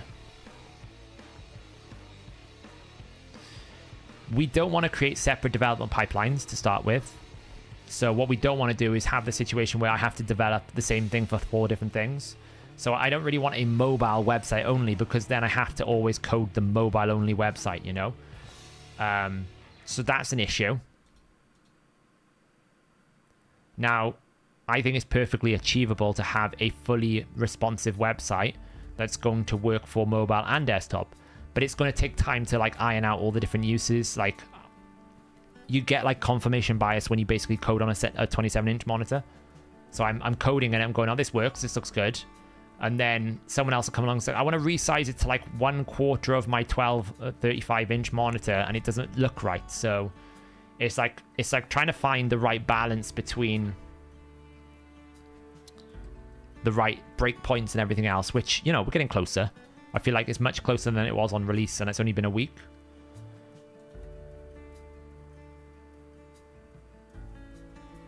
So, and again, like, the balance is causing a lot of debate at the moment. I personally have a belief that the old set was actually very, very confusing, because I couldn't tell you, even as the person who works and codes on the optimizer, what slider importance means to the other slider importance. What is the corresponding difference between 12 on a slider versus 8 on a slider versus 9? Now, Wolfie will probably be able to give me a math analysis and give you an explanation. But my point is, for a new user coming in, straight out of the box, they look at all these sliders, and what ends up happening is we get screenshots of people going, why can't I find a build? And they've got minimum stats of HP, defense, speed, accuracy, and then they put sliders all over them, and the optimizer's just like, whoa, what am I optimizing for? Way too many stats. So the idea with the priority change on balanced was to basically go, okay, well, say like you want to build a debuffer, okay? Debuffers normally need to be fast with accuracy. So either you go in there with 2 priorities, which is speed and accuracy, and you put whichever one is more important to you, or you might go in there and go, well, I need a minimum of 350 speed, then give me as much accuracy as I can have. So the goal was basically that. Can we make it more obvious and easier for people to just go in and know what they're doing? And I can see where people are coming back going, well, now I can't actually like define what's more important to me. I'm restricted. So perhaps we've gone a little bit too deep on the restriction side of things, which is very, very possible. But at the same time, I don't want to just knee-jerk reaction back to what it was before, because what it was before was, you know, in my opinion, just as bad. So it's going to be a case of, I have some thoughts in my head of how I can get it closer to what players, what some people are wanting to get back, whilst also retaining the utility and the usefulness of a new player coming into it going, I know how to do this, or it makes sense to me. So that's kind of like what I'm working on with that. But again, it's one of those situations where it wasn't coded with the view to take away features from players. It was, how can we make something like the sliders on mobile are a nasty thing to begin with, right? Sliders on mobile are just not fun. So I'm trying to move away from like too many sliders to try and make it a little bit easier for users to use the tool, and also trying to improve clarity. It's never a one-trick shop solution, right? I'm going to lose this because I just don't have enough damage.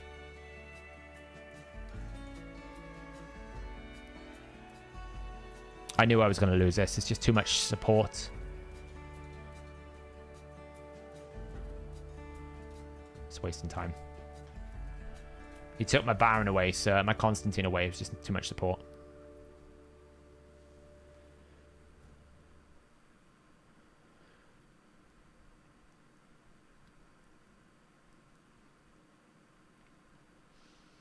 Can you choose gear not equipped, or do you have to lock every champion? There is an option that you can exclude equipped gear, Jason. It's on by default, because most of the time people want to just take from any champion, and they'll use lock priorities and lock rolls.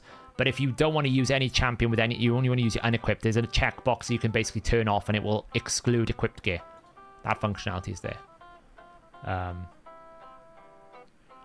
Haven't got a useful build out of the new version. So we actually didn't change, apart from some bugs where some champions were basically going through the damage priorities a bit weird.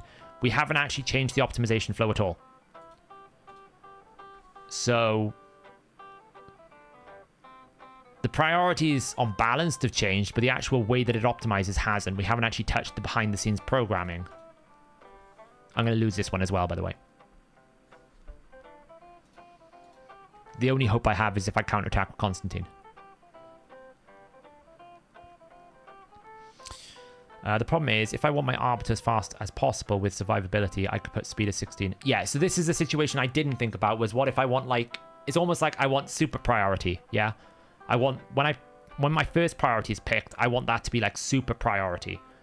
And you can't really do that with a new system. It's not to say that you can't get a good result, but that's the problem, is you're not getting super priorities anymore. Uh-oh. That's what I said. If I get a counterattack. Now he's only got Trunda left.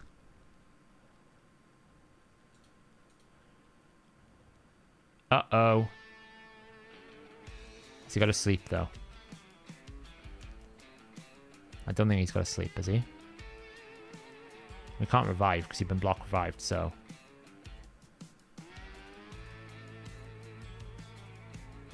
It was good going. I only won because I counterattacked. If I didn't counterattack, I would have lost.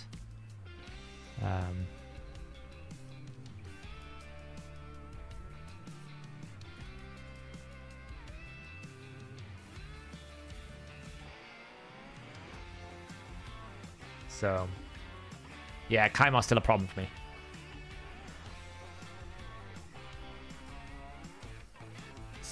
Same anymore. Realizing I need to hit pause to get the view buttons back made no sense. Yeah, so what...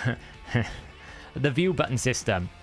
So the way it's changed now, because we've centralized a few different things, and again, because we've moved it from, people kept saying to me all the time, can you take away the pop-up, right? It's really annoying when I view a build, it pops up on the screen and it blacks out everything behind it and I can't see what I'm doing. So we're like, okay, we'll do that. But now that I've put it in the page, because of the way the optimizer is constantly updating, if you were to have the view button on all the time, when you press view, it basically reset the page because it's loaded new results, right? So what I had to do is basically take away the view button until it had finished results. And a lot of people are like, oh, I want to view some of them. I don't want to wait till the end. So we've now put back in a pause so you can actually pause the results coming in, view them, and then resume or get the final results. But when you pause it, it doesn't actually pause the optimizer. It's just pause the results showing. It's going to keep, it's actually quite good because it'll keep processing in the background as you're viewing that one. And then if you're not happy with it, you can go back and it will show you the rest of the results, right? So you're not losing any time.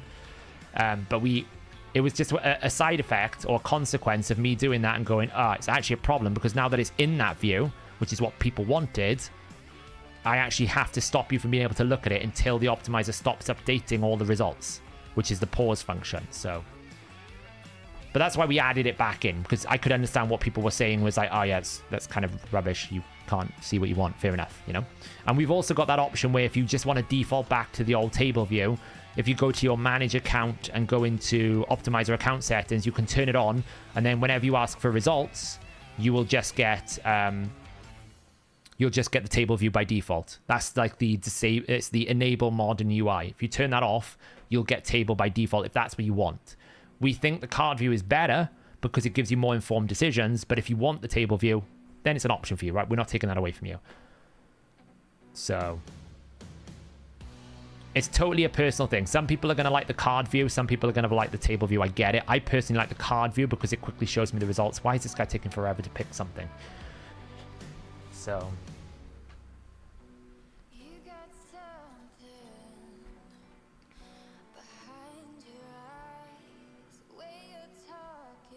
yeah, exactly. So it's one of those things, and people who are web developers probably know exactly what I'm going through at the moment, which is I make a change to make it better, but it has consequences, which means I have to go and find a workaround, and that workaround can sometimes, out of context, not work how people want, and it requires someone to go and tell me, hey, this doesn't quite work as well.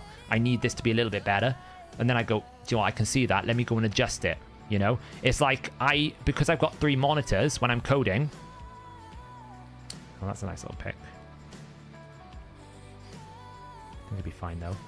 Because I've got 3 monitors when I'm coding, I just didn't even think, maybe people need to like resize the monitor so the RAID is on one side and the RAID optimizer's on the other side of the monitor. Which obviously means that the moment you start resizing it, you start going down the responsive layouts and the responsive designs, and it started resizing it into an awkward breakpoint. And I'm still working on trying to find the breakpoint that is going to work for the split view on small screen desktops. So what I mean by that is when you're on selecting a single champion, I've broken it quite high at the moment in terms of like it goes into the mobile view quite high, which is probably too much. But at the same time, when I didn't do that, it was too much on the screen because essentially you had all of your champion, all your artifacts, and all the other sidebar. It was too much. So I'm going to spend a couple of days trying to figure out a better way to break the 2 of them so that it's a bit more comfortable for desktop. It's one of those things that you can test with so many people, but it's like there's only so much you can test before you just have to give it to people to let them use it and actually learn how people were doing it before. Because I have a biased perception of how people should use the system, but that doesn't mean that's going to reflect the same as someone else using the system, and they might do something that is different to what I do, and I'm now taking it away from them, and they shouldn't do. So, but the thing is, it's what I'm trying to sort of say is, it's not like this is what it's going to be forever. If there are clearly problems, which clearly there are, it's not perfect at the moment, then I'll work towards getting them to where they need to be, bit by bit, scaling them to be the right position so that, we cover as many different solutions and usages and everything as we can. So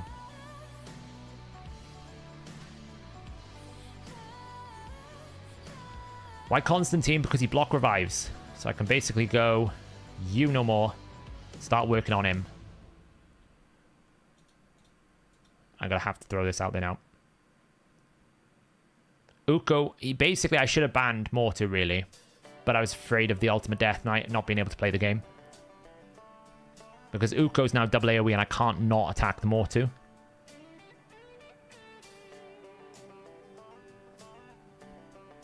So, yeah, it's fine. I don't really need him alive. Will it be possible for PC users to save build setups in the team optimizer? You can already. Right, there's one down. That's a good solution.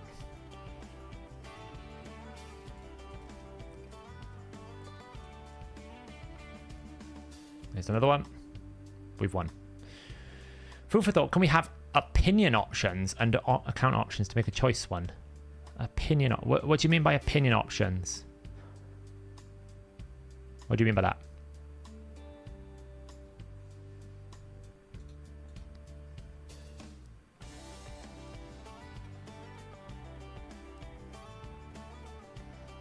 Well, yeah, but as long as I don't revive, it's not a problem. I don't need to revive, so it's not a problem, right? But you're right. Normally it would be. As long as I don't revive, it's not a problem. Any chance of free premium event breakdown? Yep. If you haven't seen my video today, Kingston, we're going to be enabling the free premium. We're going to be enabling premium perks for all users, including the remote optimizer and the remote extractor if you're a mobile user, tomorrow for the duration of the weekend. Hey, we made it up to goal 4. So for the duration of the free regearing weekend, you should, if you use the optimizer, get all your premium perks and premium rewards and everything and all that kind of stuff. For everyone who's an existing premium member, you're going to get double your quota, which is actually 3 times your quota at the moment because we gave everyone a week's worth of double tokens because of the problems we had earlier in the week when we went live. So, such as I want cards, I want list, I want to always assume max level. So, always assume max level is a global setting. Cards you can turn off. So those 2 settings already exist. So there are some global options that you can apply which are account specific, yeah. Hey Saf, is it intended that we can only have 3 prior sets? At the moment, yes. I did speak about it a little bit. I was trying to streamline balanced mode. In all actuality, I barely use balanced mode. The only way that I see that balanced mode is important or useful is if you are...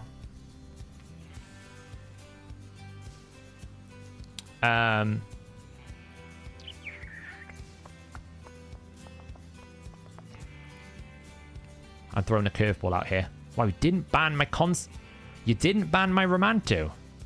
Why would you not ban the Romantu? Romantu's the counter here. Why would you not ban the Romantu?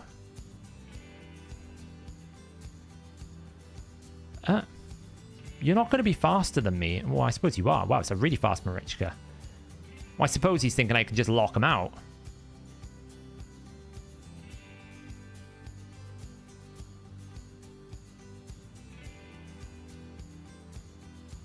Well, that's a very good point, I guess.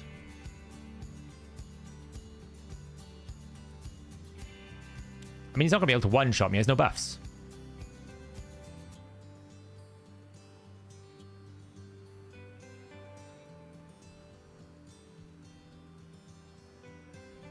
Just giving cooldown back to Constantine bit by bit. Go, Constantine. Well, we got rid of 1. Marichka's down. I'm so stuffed, though, because I'm about to get one-shot by the Leoris, probably. We'll find out. Taras, what have you got in your...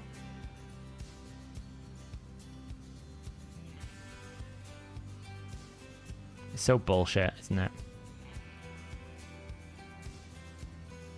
It's just like... All he needs is Taras. He's probably got his thing back already. He's locked me down on cooldowns. Only thing is, he might not kill her. And it's over.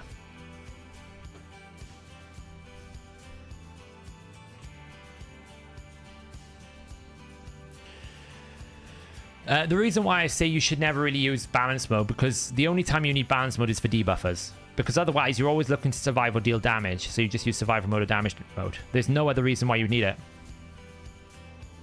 And I've seen some people's justifications for balance mode are actually the incorrect way of playing the game.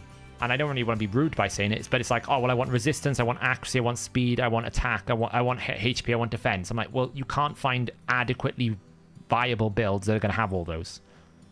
There's just too much. You're asking for too many stats. You're going to get basically piecemeals of all those different stats, and the build's going to be poor anyway, so that's not how you're meant to do it. I've stepped up a difficulty tier now, so all I'm getting is Kraken teams. So...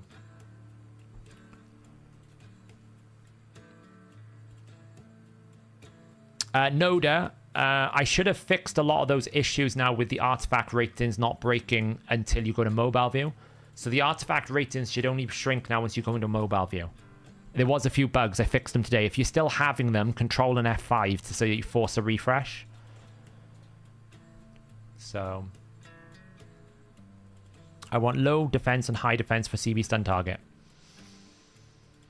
You want low defense and high defense. Do you mean high HP? Low. You mean you want low HP and high defense? That's fine.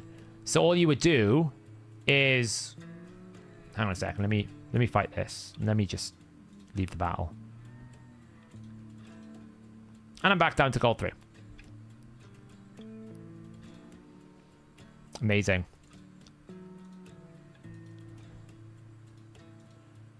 Do I need enough? Can I get my last upgrade? Or do you know what? I don't like really burning gems on live arena, but because I'm close to an upgrade, we're going to burn one more ret set.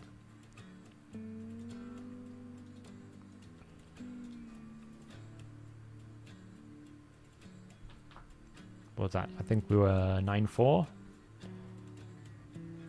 I think I must be like 10-5. I'm pretty sure I'm 10-5.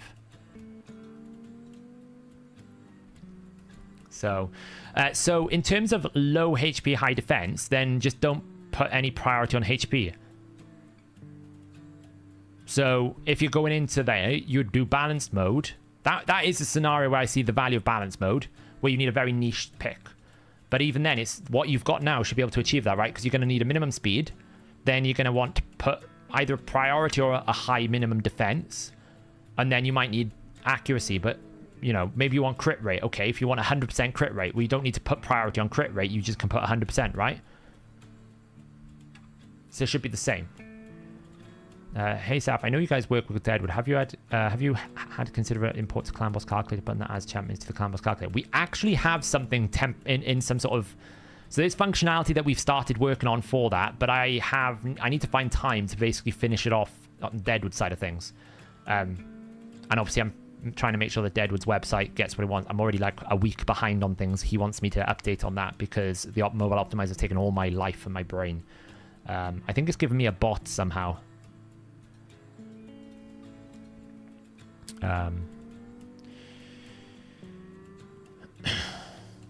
But one of the things about balance mode I do think is missing is the ability for you to go like, I want like a super priority, right? A high priority, like a super priority. I just want this one priority to be the highest. That's probably something I am missing.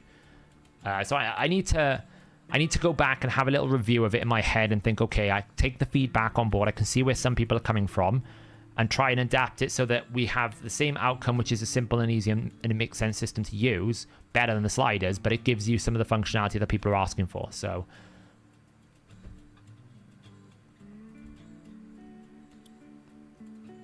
free optimizer for even common members. Yeah, from tomorrow, Alex. For the weekend, yes.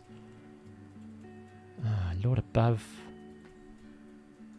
Getting beaten up by a blimmin' apothecary team.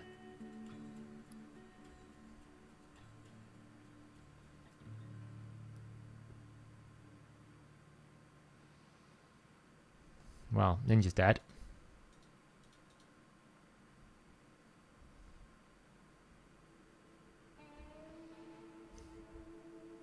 Mr. Killian more than anything. Wait, how can he attack him? He's veiled.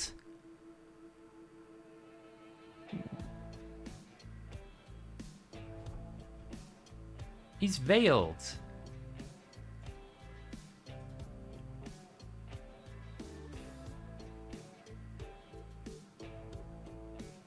He's veiled.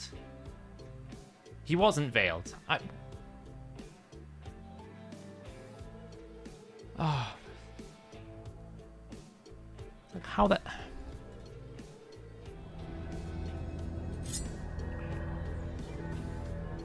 Great. I was confused then.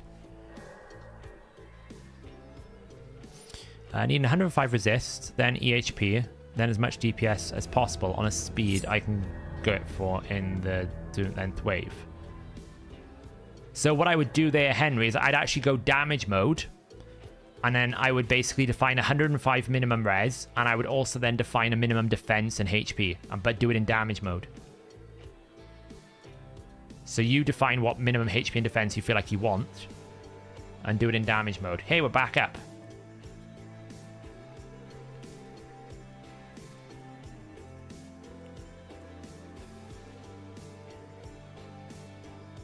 Yeah, it's a bug we've recently seen happen in Phoenix. We're not entirely sure what causes it. We feel like it's some sort of Unity update. We need time to basically figure it out. But basically, it seems to be some sort of disconnect between the game and the optimizer. And then, yeah, as you say, you have to restart it.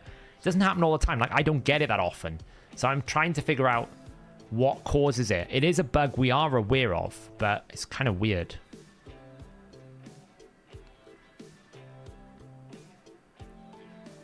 Yeah, right? I haven't got much going on, have I?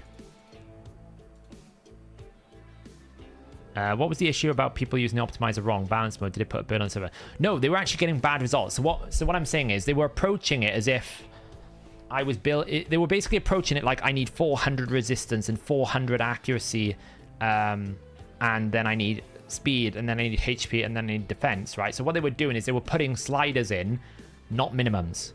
So they were basically just putting all these minimum sliders in for the sliders in for all these different stats. And I'm looking at it and going, well, if it's for PvE content, surely you know how much minimum resistance or accuracy you need, right? We know pretty much. Like, it's every single goddamn time. At the moment you come anywhere near it,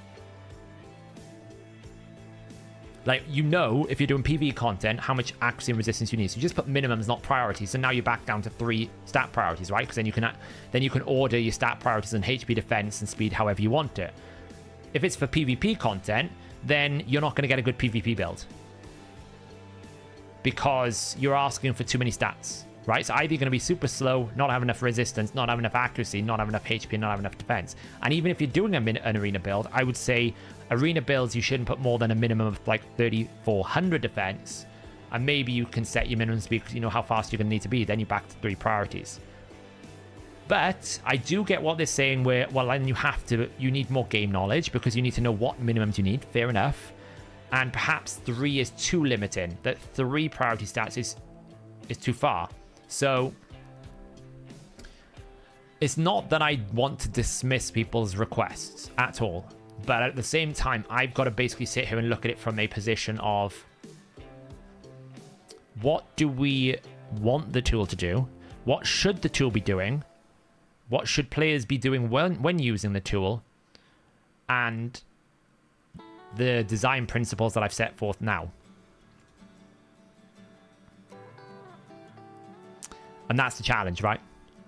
Because if I just give everyone back the sliders they want, then we've basically ruined all of the benefits of the system that we've tried to implement.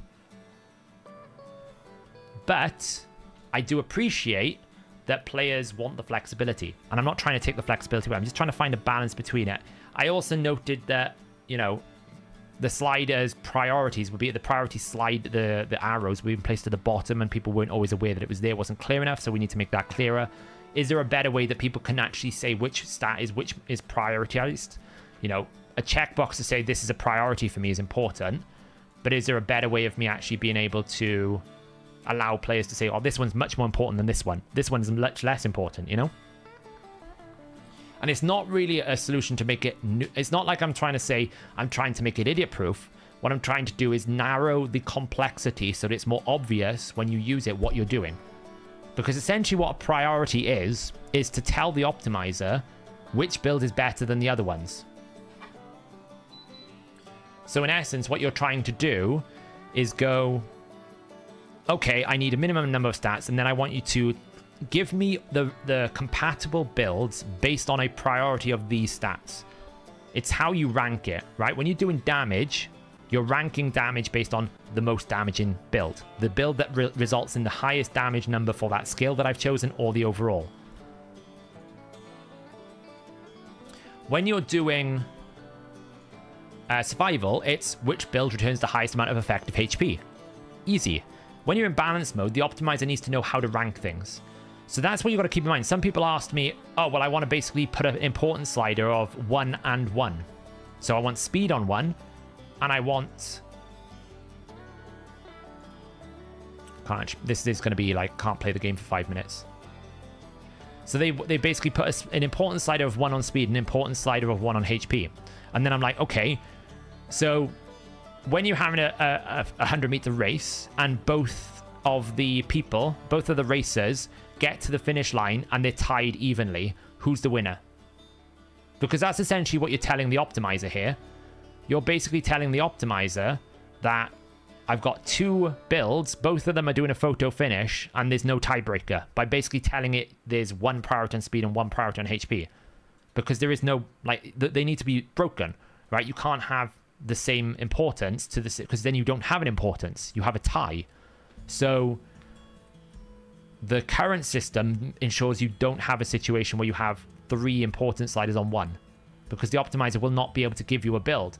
And a lot of the times when we see people go, oh, I'm getting no builds back, or it's taking a very, very long time, is because they've told it in balance mode to give it all the stats in the game. You're never going to get results like that.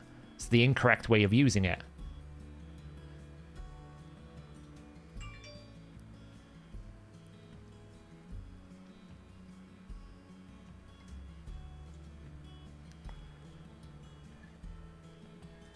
Now, obviously, I've taken away control of the priority number. That, I can see the issue. So, when we're looking at it, I can look at it and go, okay, look, yeah. We've taken away the ability for you to go, this is super important. He's going to protect his mortar now, right? It's fine. Because I can just veil. Revive.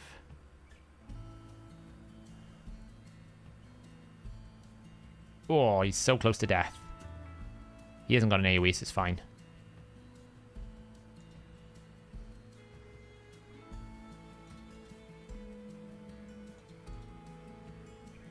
Take him out. So that's what I've taken away, is the ability for people to say, I want this to be like 10. Now, I probably don't think I'm going to bring back a system where you can specify a number. Because that's a big problem for me, is people is actually specifying a number. Oh, we got a chest. Look how much useless this chest is going to be. Sell. Sell. Sell. Sell. Sell. Awesome. So I'm probably not going to allow you to enter a number, because the number's arbitrary. Unless I can create a system where the number is clear, there's no value in me giving you a number, because it's arbitrary. I'd much rather have the system auto-generate the number based on a logical way that you would tell it what's important, than rather than give you an input box and you go, it's 8, or this one's like 4, or this one's like 6, and it just doesn't make any sense to me. Because what you think is 12 is going to be different from the next person, which is probably different than the way it's coded. And we can make every effort we can to try and explain what that number is, but then you basically write in War and Peace to basically explain what something that shouldn't require you. You know, you shouldn't be in a system where you need to be explained how to do something for it to be viable and useful. That's a failure of a front-end design then, because essentially if I have to tell you how to do everything, then it's not good. And a lot of the attempts I'm doing in the optimizer at the moment is to try and bring it back to a point where you can look at it, you can spend 5 minutes to understand what you're doing, and then you know what you're doing. Not, oh, I need to go and read like this help article and that, read another document and then read this and read that. Why have we got Bomb Champion here? So he's 2600. Am I missing something here? I know Rabbit does a lot of damage, but it's 2600. So how hard would it be to make export artifacts to CSV? I have a principle that I don't really want to give you a tool that basically takes you out of our tool, right?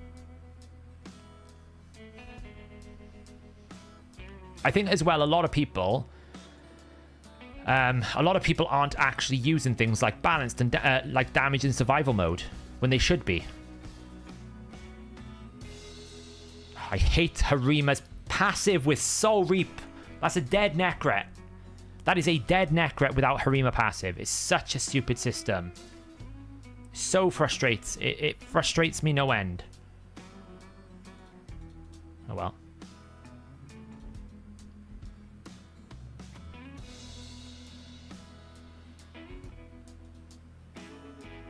We'll probably still win. Oof. We're done. We're done. What did we do? 15-5. We'll take that. 75% win rate. We are climbing now. But that does mean we can get our final accuracy upgrade. Boom. So now we're working on probably attack percentage. Boom. And then we'll probably work on ignore defense after. And then once we start getting gold, we'll start working on farming all of this up. We're going to have to basically farm. How many is it? I'm going to have to basically farm 6,800 gold medals, which is what? 6,800 divided by 50. That's 136 wins, 136 divided by 10. So it's about 2 weeks. Not bad. About 2 to 3 weeks. You meant Valerie's heal, and it's based on ally buffs.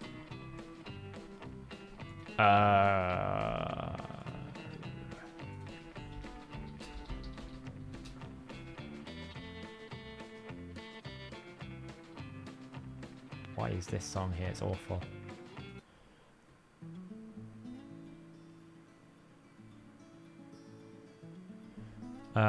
Valerie is...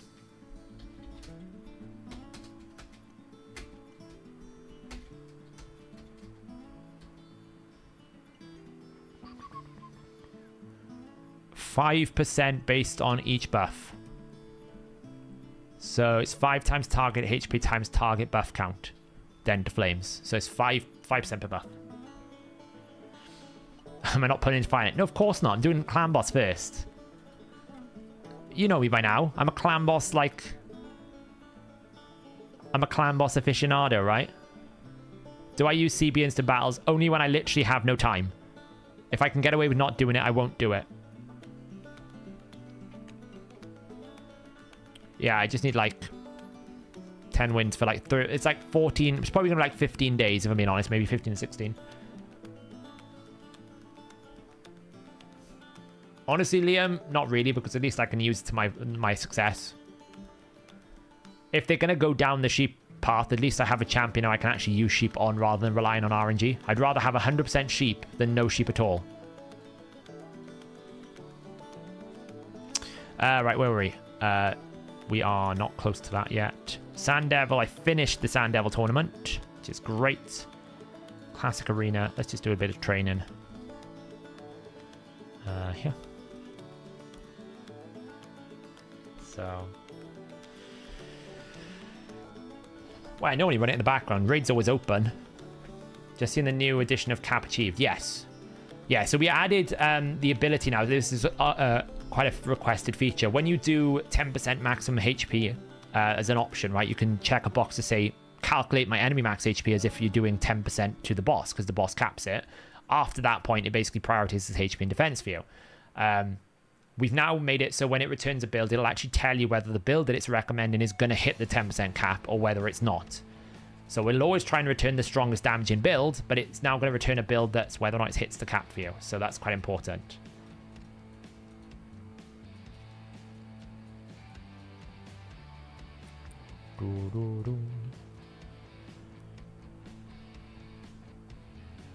I agree, Liam. I don't like sheep at all. But what I'm saying is, in a world where you have sheep as RNG, or a world where you can actually at least control the sheep, I'd prefer the latter. If we're going to go down the path, we might as well go all the way down until it becomes such a stupid thing they have to work their way back. So, you have 2 people in the top 100. Ooh, that's rubbish. I definitely recommend people going to at least 10k on the champion training tournament because the legendary book is worth it. And then just see what your group is like. If you have a good group, you can go for the soul if you want. If you don't have a good group, stop. Take that the rest of your energy and do something else with it. Masteries, whatever. The 10% option has a question about mitigated AoE, but I never know that number. So that is only for Hydra. And the way that you work it out, it is multiplicative, right? So what I mean by that is... Yes, Swift Cut, what it does is it picks the tankiest target minus the Suffering Head.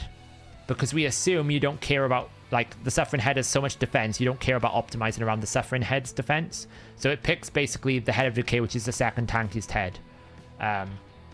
So the way that you work out AoE damage reduction, right? So you basically have, for example, Suffering, Decay, Mischief, Blight, Wrath, what am I missing? What am I missing? Mischief, Blight, Wrath, Torment, right? You have 6 heads. Each head has a passive that reduces AoE damage, okay? Each head has this AoE damage reduction here.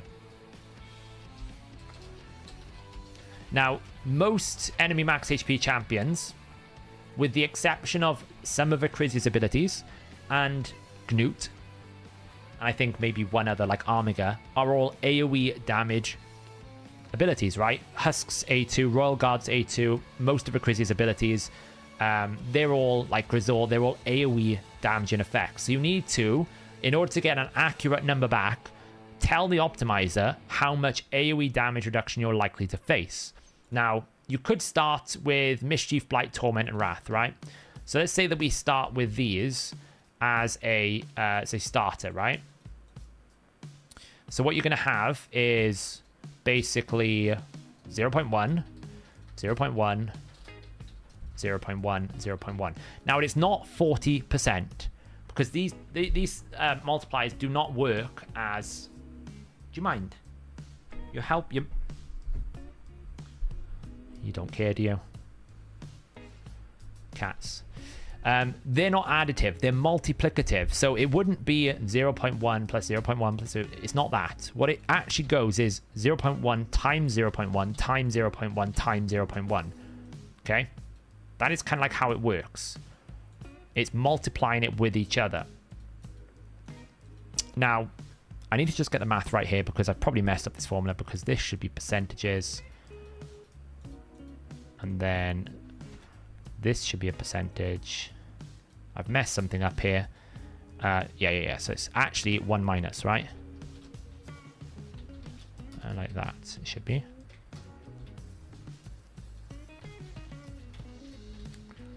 That, because it's multiplicative with each other, not additive, you're not losing 40% of your damage. You're actually losing 34% of your damage, right?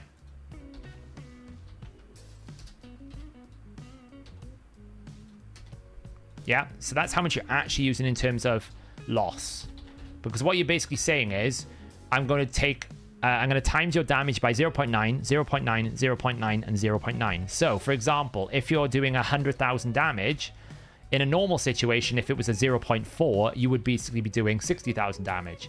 But what it's actually doing is it's going 10,000 times 0.9 times 0.9, because that's 1 head, 2 head, 3 head, 4 head, right? So you're actually not losing 40%, you're losing a little bit less.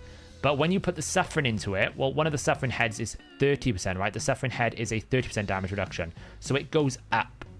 So what you can do, I always say about 40%, 45%, but if you want to be super accurate, it's 48.97% when you have the Suffering head with any other 3 heads. When you don't have the Suffering head, it's 34.39%. So if you want to always hit the 10% cap with the Suffering head, put 49% in the AoE.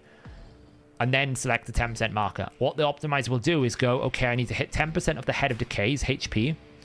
And then what I need to do is basically reduce the damage that I'm going to receive by 34% or 49%. And then find the crit damage that still hits 10% of the boss's HP on the minus 10% range. Because when you attack with an enemy, so like you're hitting for 1,000, you can basically do 0, 1, 2, 3, 4, 5, 6, 7. Right? You can basically do, when you're dealing damage, anywhere on the range. So you have a calculated number, right? This is the calc. This is how much damage you will deal. You can deal then, once the damage goes through, anywhere on this radius that I'm showing you here. Right? You will deal anywhere between this. So it basically rolls it at random. It can technically roll. It can just technically roll the calculated number. I've actually kind of got this wrong here because it needs to be this. 10, 9, 8, 7, 6, 5, 4. 3, 2, 1. Minus 1, minus 2, minus 3, minus 4. Bring this all the way down. So you can roll basically on this range anywhere between that, okay? And this would be like 0%, right? So it would basically be like 1 minus 1 plus that. Something like that. So it'll be 1,000. So when you go to here, you'll deal 10% more. Or 1% more of that, right? So what we calculate it at is this number here. We calculate it as the worst possible roll so that you are getting the most amount. But if we did it on the Suffering Head, when am I building the Richtoff team? I don't think we'll build it on the stream. I think we'll talk about it in a minute and we'll have a see if we can figure out a clan boss team for it. When you pick that 10%, it's basically going, find me the crit damage number to hit 10% of the target's HP after you've calculated all the damage reduction, ignore defense, and all the other components, right? It does all that for you. And then make sure that you take away the AoE damage reduction. Then make sure you're rolling on the worst possible roll. If you hit that, then put all of your priority into HP and defense. So make me tanky after I've hit my desired number, because any further crit damage after I've got this 10% hit is a waste, because I can't do more damage than that. So that's how it works. So that's why this number is important, because obviously if I allowed you to do 30% more damage, then you need 30% less crit damage, right? So the reason why we don't do Suffering is because the amount of crit damage you need to hit the maximum 10% on a Head of Suffering, which has a lot of HP with 13,000 defense, would mean that pretty much any build that you ask for, unless you've got the best gear in the game, is going to come back not hitting the cap. It's too extreme. And we obviously are not building the optimizer just for every Kraken out there. It's for people like, even me. I don't even know if I could do it. It's for the average player who wants to try and progress in Hydra and try and build Hydra champions. The majority of the time, all you care about is making sure that you're hitting the 10% cap on the Decay Head. Because it's the Decay Head that is the tankiest after the Suffering. And Suffering is so much more tankier, it doesn't make sense. Oh, did he? Yeah, I mean, to be fair, Swagger, I did say I was going to show build. Sorry, I forgot to do that. So, Constantine is built in double reaction. Savage. We've got some ascended already here. 163, 284% crit damage, 7.2k attack. He is a bit slow. Technically, we can work on ascending these now. That's what I should be doing, is doing some Shogun runs to get this ascended, because we've got another, 6% damage that we can get here. I could ascend this as well. Maybe I get attack. Vlad is kind of built in like a hybrid role. So he is in Savage still, but he's at 250 speed, a lot less crit damage and attack, but a bit more accuracy. So what often happens is he's actually able to land some of these debuffs, which is often useful, even though he might get polymorph from time to time. And the combination together means that this with Life Harvest does a lot of work, right? Life Harvest does a lot of work for him. Life Harvest is much better on probably not on a damage dealer, but because he just gets so much benefits from killing someone with Constantine on the team, right? Basically, if he kills anyone with Constantine on the team, he gets another 50% turn meter. Then they revive, he gets another... The combination with the pairing is really strong for it. So you can sacrifice the damage stats because it works better. Mighty Uko is not really the strongest build. He's built at 280 speed, 3.9k defense, 70k HP, and 352 accuracy. I'd like more accuracy, if I'm being honest. I would like more accuracy. These all need to be upgraded for more tankiness. You can see all of these should be upgraded. I need to oil them all up. When he's oiled all the way up, he probably gets another like a couple of hundred defense, a bit more HP. So I've been working on Shogun for Taras. I heard Whisper's good for Shogun. Do you want to see what it's like?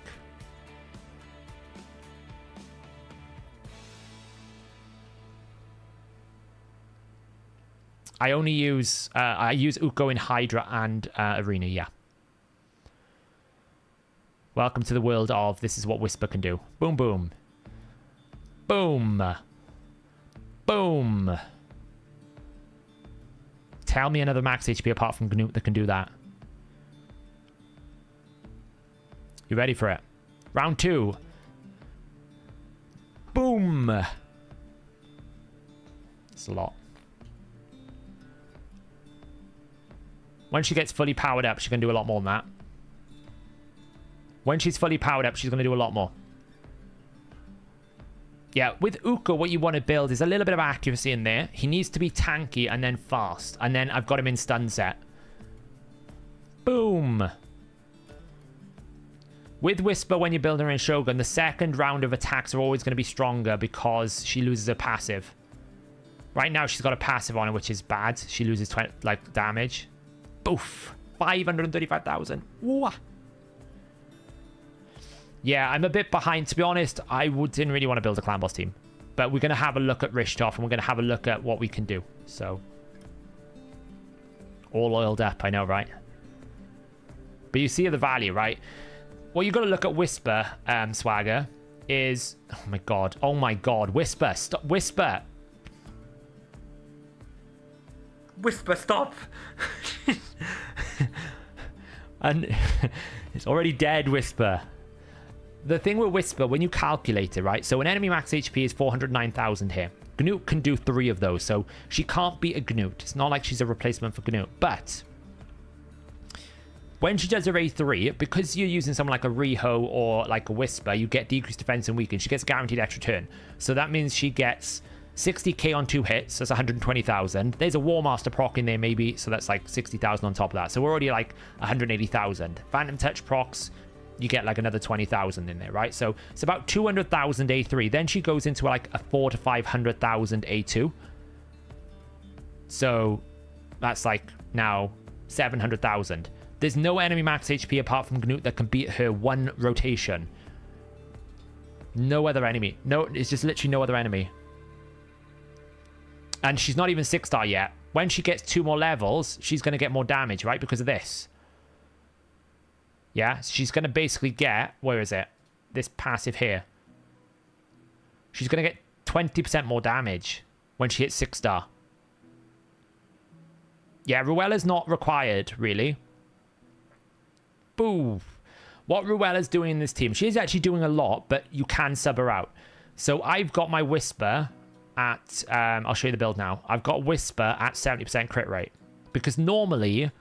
Whisper can keep crit rate buff up on herself because of her A2, right? She's going to buff herself up on A2.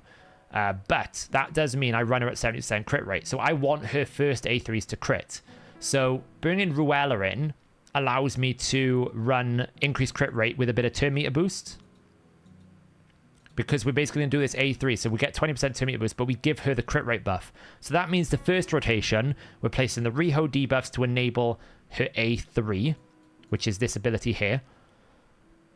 As long as it's decreased defense and weaken out on the boss, she gets an extra turn. So we basically, the rotation is she goes in, she does this the first time, then she attacks with the A2. Sometimes she'll get a Relentless proc, but she won't get Relentless procs, extra turn procs, until she gets rid of the block passive skills. She also loses 20% damage until she gets rid of the passive skills. So that's what I was saying. When she gets around to her second rotation... she has 20% more damage on this ability because this ability then removes that block passive skills. So the second rotation, Ruella then comes in and replaces the decreased defense and weaken because Riho is coded to heal twice to keep Renegade alive. This team will fail if Renegade dies. And Renegade is in the craziest build you'll ever see. It's nuts. It's dumb. It's triple react, and you might be wondering, why have I gone react? The boss has 50% crit rate. So until Riho places the decreased crit rate on the A2, which is really hard to beat the speed of the boss because he's really fast, there's a 50% chance I get crit in just one shot. So I've got a bolster set to try and mitigate the damage, and then I've taken this reaction gear, which means I've got a 75% chance that if he does crit, it won't crit. And it's all like throwaway gear, right? Bad gear. Bad gear. That's probably better for a defense-based nuker, but generally not a great roll. That one's probably decent, but I just wanted the 3, right? So I'd probably look to try and replace it with something a little bit tankier, right? Something that's like HP. Not accuracy. I needed the HP. That's probably why I did it. I needed the survivability. And then she is literally just in crit damage sets. So I've basically gone and looked for things with no speed, only HP and crit damage. You can see defense, HP, defense, crit damage, gloves, defense, glyph. It's all about defense and crit damage. So it puts her at 330% crit damage, 120 speed, 68k HP, and 2.6k defense. Now, once I get 6-star Whisper, I'm going to have to try and find more crit damage, which probably means trying to find a crit damage amulet in reaction with crit damage ascension, or trying to find gloves with crit damage ascension, because I can't really, like, or I basically break this and this and try and get another crit damage set in to get 20% more crit damage, right? Or like a kill stroke or something of that nature, because Whisper's going to get another, I think it's 10% or 5% crit damage when she gets higher up. She's going to get another... She's going to get another 5% crit damage, but she's going to get 10 speed. So I do have a banner ready to go. This banner is ready to go. Not that one. Where is it? There. This banner is ready to go as soon as I get a 6-star Whisper. I'm going to sack off 10 speed and bring this, because it's going to give it 260 more attack. And I'll probably be able to rebuild more things. And it's got accuracy on it as well to help her accuracy build. I've got to upgrade this. I don't know how much oil I've got, actually. Oh, I could probably take it all the way to 6 if I want. Probably do that next CVC, though. These pieces need to be replaced, but they're pretty good. So the Whisper build is 7.2k attack, 327% crit damage, in 192 speed. So you can replace Ruella, but you have to replace... You have to, like, adjust this crit rate issue, and also you'd have to maybe work around the fact that you would need Riho to do Array 2 as a priority instead of A3. I get her to heal twice in my rotation, so that we definitely keep Renegade alive. But you could definitely replace, you know, you could definitely replace Ruella if you want. So, yeah, I mean, what I meant by bad gear is the you know, obviously this is like bonkers strong. So, but what I meant by bad gear is she's basically wearing the reaction gear that I wouldn't be able to put on anyone. Like, this is the only good one that I could put on defense-based nuker, but it's also wasted 2 rolls on stats that are not good. There's 2 flat stat rolls here. You know, this is reasonably good, but it's the only one I've got in HP in reaction. Otherwise, I wouldn't put it on her. Assume you didn't pick the crit damage mastery on Renegades. Oh, yeah, I can go and get... yeah, I did go defense support, though. So I'd have to break defense support, but I could because, I mean... That's very small, right? I could literally just go and get crit damage if I wanted to there. You're right. I can increase the crit damage number, basically, on this champ. It's not a problem. So, I was thinking of replacing Ruella with Yumiko to reset everyone and tank with Taras since you can't get one shot. Yeah, you could do that. I mean, as long as they fit into the rotation and they're not like dedicated to the team, that would be okay. Why don't you just make Yumiko... Won't he bypass because Yumiko's Veil? You won't attack Yumiko because of the Veil, right? Yeah, something like that. Is Kaima Apothecary Tomb Lord Stoltz a suitable third team to get into gold TTA? Not Apothecary. You got to put legendary champions in your defense because gold scares people away. They don't have to be geared. My tag team arena normally has Mortu in it. It doesn't even have gear. But because they see Mortu, they get afraid. And it's the same with legendary champions. I wouldn't like if you're going to do Stultus, then you're going second. So what you want to do is you want to build champions with bolster, with some sort of cleanse or engage, utility that basically makes it difficult for them to one-shot. And then you just let Stultus do his work, because when Stultus gets going, he's just going to kill everyone. Because he's defense-based, right? So like Stultus matches up against normally if you're building Stultus, you want to go second. Because you need a defense buff, right? And there's not many turn meter boosters with a defense buff. I know he self-buffs himself, which is somewhat useful. But what you can build is like basically a double revive Stultus with support. So that basically means something like Duchess, Uko, Stultus, something else. Or Siphi, Uko, Duchess. Or Arbiter, Uko. You know, that kind of concept where you basically have 2 revivers with utility in there. With Stultus and then a fourth option there. I did a video on it, Lusa. If you go to the channel, you'll find a video on the Shogun. It's called like Insane Team, the thumbnail is. So there's actually a video on it. Yeah, Riho is just so goddamn good. I do have an account link somewhere in my Discord as well. So I do have somewhere. But you're a minion, so you should be able to access it. I think there's a channel in the minion chip for minions where it's got all my shade links, so... Yeah, I mean, Gnut is basically just the best in if you can solo, right? Is Riho replaceable in that team for Shogun? Not in my team, but there are teams without Riho.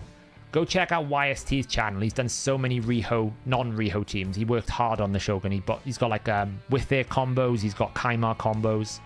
So, what in the numbers do tag team represent? Right now I'm 1687 out of 75. So the 7557 is the highest point of someone in that tier. And normally there's like a certain amount of players that can promote. So when you're 1680, that means you've got 16,000, you've got 1680 points, like ranking points. The highest person in that tier has got 7,577. Does beg the question, is that actually how accurate that is? Because that seems like an awful lot, but got to trust player and know what they're doing. We're going to do something crazy now, by the way. I was talking to Crouching Grandpa earlier about this, and I've been on the fence since the last stream. You want to see my Skull Crown build? It's embarrassing if you do.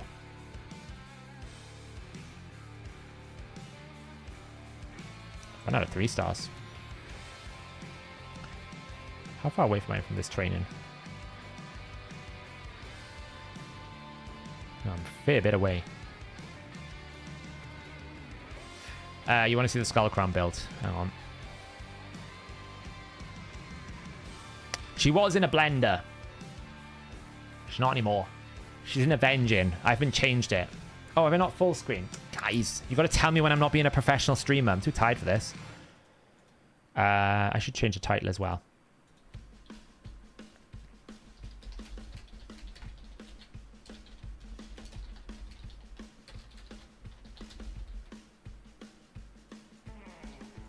Change the title here. Yeah, so I haven't changed it since Avenging. When it used to be when you critically hit. I used to use Skull Crown Installation like Blender. I haven't blended in ages. I haven't even put a soul on it. She's just my campaign farmer.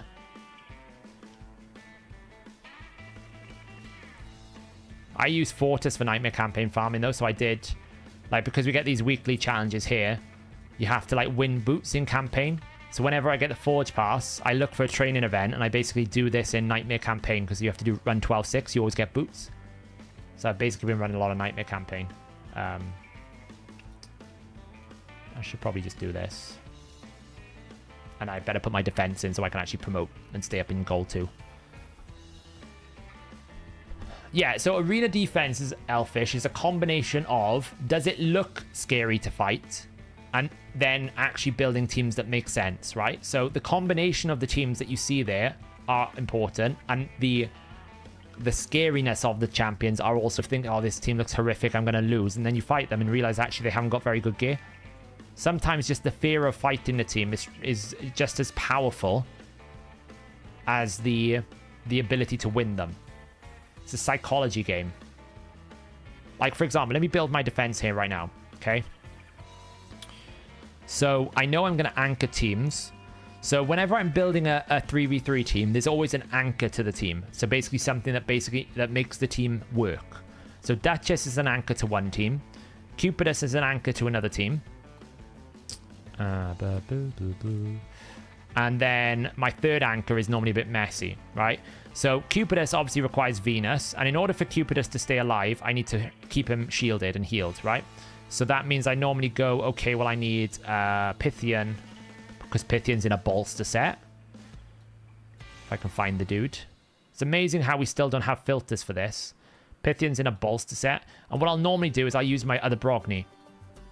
So I'm going double bolster, Venus, which I don't care about. Venus is literally just there. Sometimes she'll get a buff removal, sometimes not. Cupidus. Cupidus is in Stone Skin. So people instantly look at that and go, I don't want to have to fight a Cupidus because I'm going to get one shot, right? My Cupidus is not the strongest Cupidus in the game. You know? He's basically 5.9k attack, 256% crit damage, 135 speed. Not in Savage. Not the best Cupidus in the world. Venus is not in a bolster. I should put her in a bolster, really swagger. But there comes a, to be honest, because he's in Stone Skin and everything else, and you also get a Brogni shield replacement, a third bolster is near enough pointless.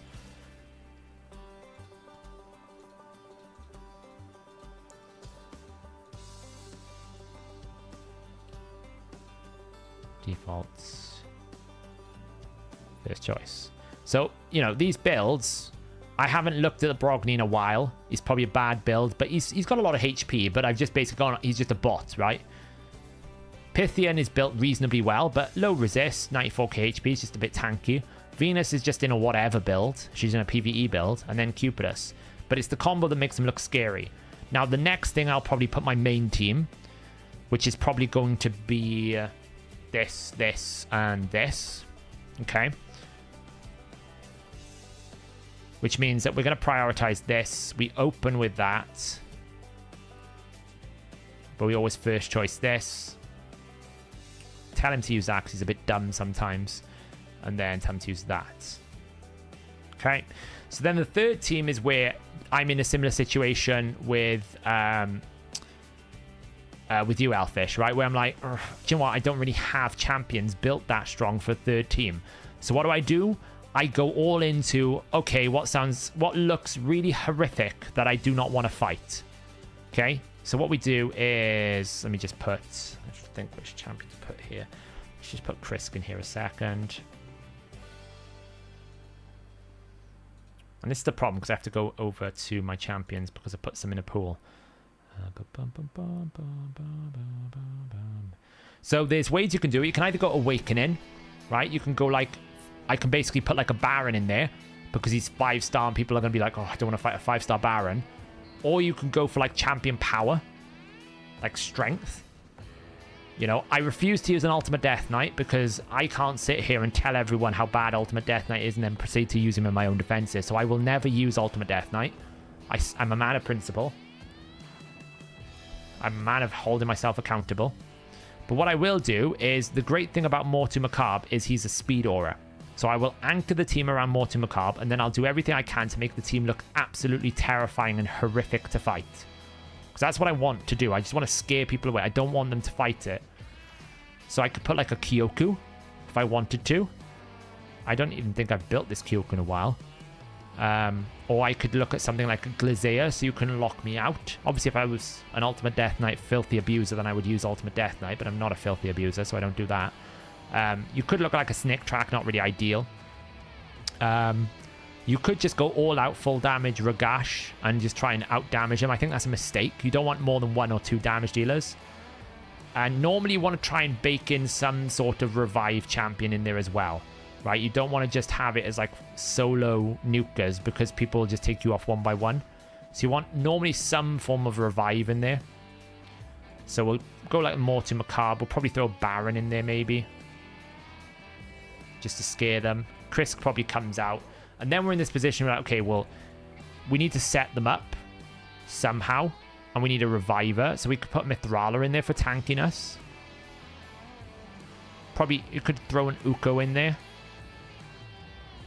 because we haven't used Uko yet. could do something like that. So you get a reviver with a cleanse.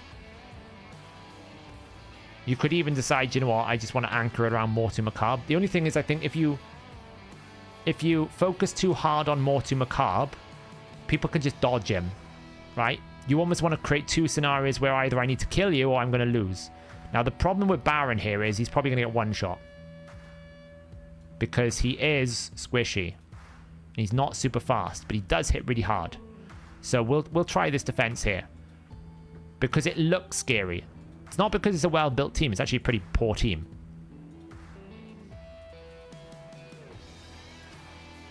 You know, it's an actually very poor team. Look how bad this is. I'm pretty sure that Mortu Macabre doesn't even have a full build. But people will be afraid of Mortu Macabre. Like, look at that build. It's awful. Doesn't even 100% crit. You know, really, I should be putting, like,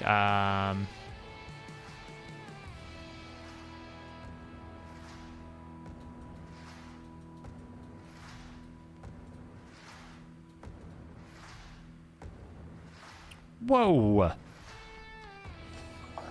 Why is that on him? That would actually take him all the way up, wouldn't it?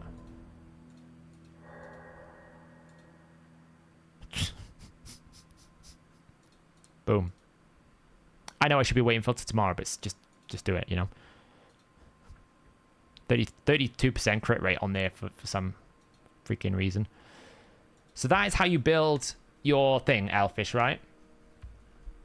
And all you want to achieve is a situation where one of your team wins, right? You're not actually building an arena defense to win every single one.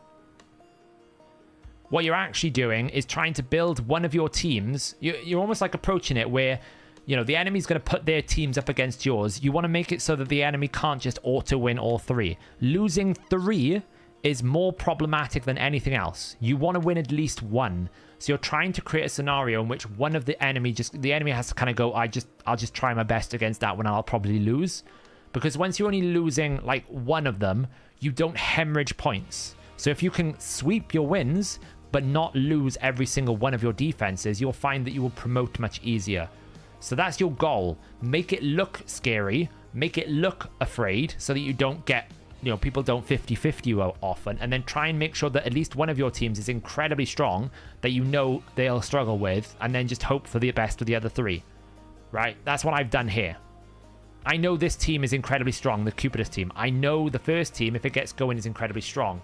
This team, I don't really care about. If it gets lucky and Baron and Mortu go ham, cool. If not, then it doesn't really matter. That's what I'm doing with this team. Actually, I've made a mistake here. That should be like that. More speed in all battles, right? Made a mistake there. That should be like that.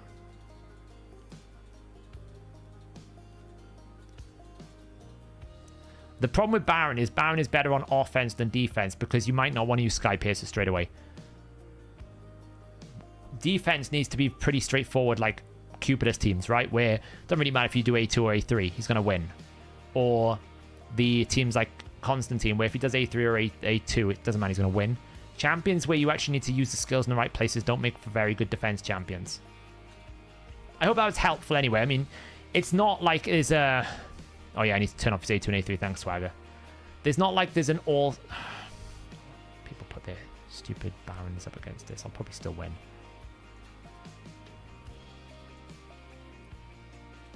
It's not like there's a single answer to every problem, but you will get far more success by trying not to win everything and trying to focus your teams, right? It's all about where you can prioritize. Because in reality, every account should have at least one team that can beat the enemy's one team. You know, you can sweep from time to time, but it's very hard.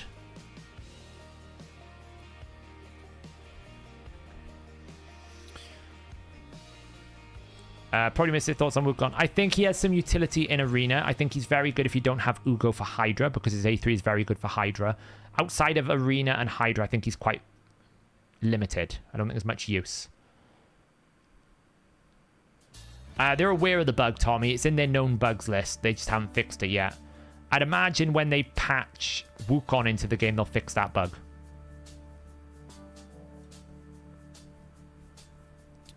Yeah, I've done a 1 key comp.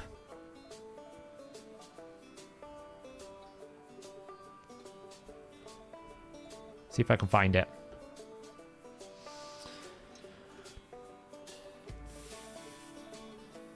So I'm just using up my keys here.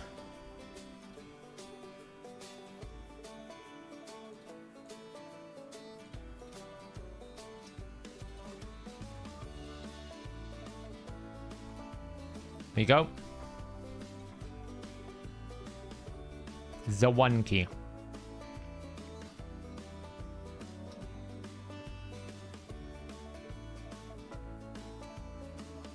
It's really annoying. I haven't done a video yet because what I realized with this run is this was magic affinity. Jintoro, Seeker, and Elva are magic affinity. So when we go to spirit affinity, 3 of our champions are going to do 20% more damage. 3 of them. So I'm waiting for spirit affinity, and it's actually triggered to force affinity the last 2 days. This is why I haven't done a video on it yet, because I'm waiting for the ideal, the speed tune. I'm waiting for the ideal affinity. There are some teams that Elva's replaceable, but it becomes very awkward yet. There's some trender teams we've talked about. When I do the video, I'll go through all the different variations. Jintoro is replaceable. Obviously, Emic, Painkeeper, and Seeker is not. But there are some teams, some variations that you can run something other than Elva, but it's awkward. It's not great. Yeah, we did. It's just not great. This is affinity friendly, Cody. This is Brutal, Nightmare, and Ultra Nightmare. Full affinity friendly. The works. Obviously, when it's Force affinity, it's not as powerful because there's a heavy index towards a single champion here. If you can see which one I'm talking about. There is a heavy index to one champion. If he's weak hitting a lot, then that's not exactly going to grow so well. So we do lose a fair chunk of damage on Force. But it's still 1 keys on Force. No, we tried it because the way that the speed tune works, Socrates, Painkeeper goes first in the tune, in the rotation. You don't get the cleanse. I'm so glad I actually got Elva from the Guaranteed Sacreds. She's low-key such an OP champion. For Clan Boss specifically, she does things that nobody else can do. It's just one of those teams you can't. It's like Bat Eater. It's basically like asking me to do a Bat Eater team without Man Eater. Sometimes you just can't do it, right? Even it's like basically asking me to do a Bat Eater team without Seeker. You can do some of them, but it's just it's much more awkward, right? You don't get as much power out of them. There is a Siphi variant, and there is a couple of others, but there's not that many champions that have a 3-turn cooldown block debuffs that can go into this rotation either. That's the other problem. Jintoro can be anyone with decreased defense and or weaken. It's better if they have both. It can be someone like an Aina. It can be like a Suai. It can be a Dracomorph. It can be a Suzerain Katone.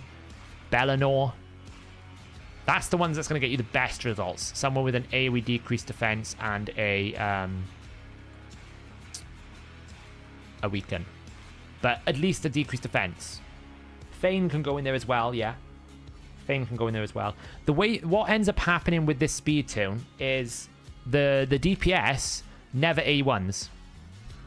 Because the Painkeeper and the Emic basically bring your cooldowns back. So what you end up doing with Jintoro is A3, A2, A3, A2, A3, A2, A3, A2. So Fane will do A3, A2, A3, A2 probably. I'd have thought. Let me get the speed tune up. We'll have a little look just to make sure. Let's get Fane in. You do have to run them slightly faster because obviously Jintoro's passive gives him bonus speed, but you just have to run him faster, which is... I always forget what it is.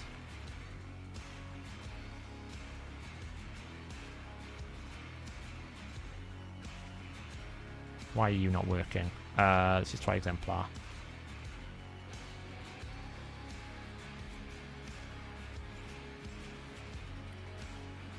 Just gotta find the speed tune to break it. We've probably dropped the speeds down to a point where it's a bit awkward.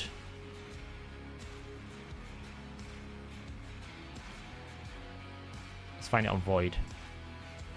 I can work around speed.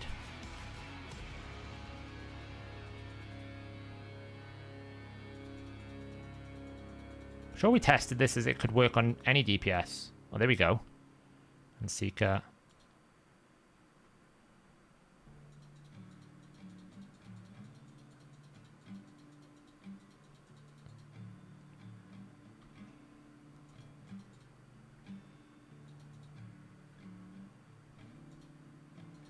I think we had this at like 322 at one point.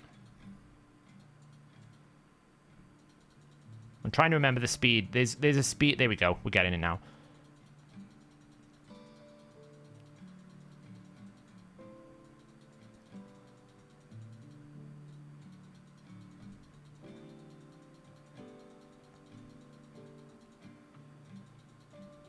It's like when you're trying to remember exactly what the speed was when you ran it with the other guys. There we go. Found it in the end.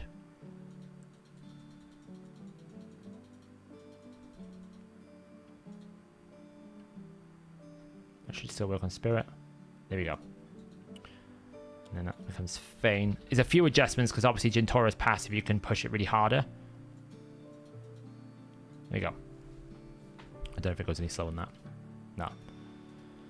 So you can see what happened. Feign does A2, A3, A2, A3. She never A1s. So you can just put like a delay on A2, like a prior on A...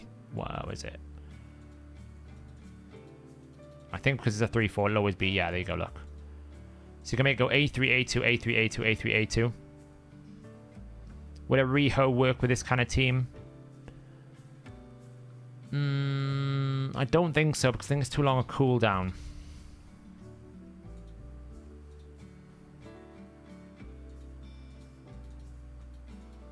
Riho doesn't do increased speed, that's the problem. She does the cleansing, but she doesn't do the increased speed, so then you'd have to bring... Like, maybe you can bring, like, something like Ares into this spot here. And then maybe bring Riho into this spot. Potentially.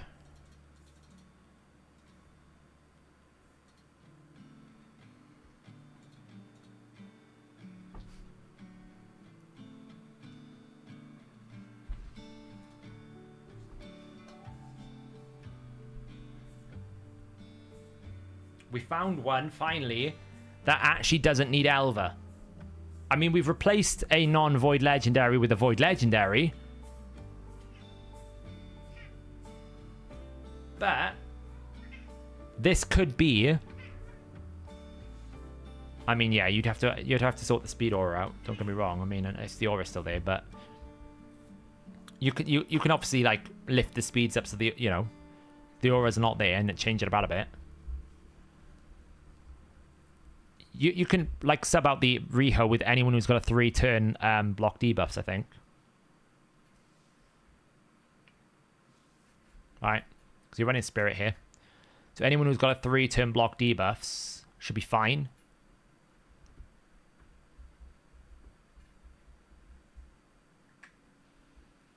Well, no, you can basically bring anyone who's got block debuffs with decreased defense. Riho does a fair bit of damage. It would still 1 key. Keep it in mind, we hit 173 million. So even if you lose 75 million of Jintoro's damage, you still have 36 million Seeker, 23 million Painkeeper, 22 million Emic, right? So you still got good damage. So it's not like Cardiel. You do lose a decreased defense with Cardiel, but Cardiel could work. There's your aura. You have no decreased defense anymore, which is a problem. Like, this is where damage would fall down because you lose your decreased defense and weaken. But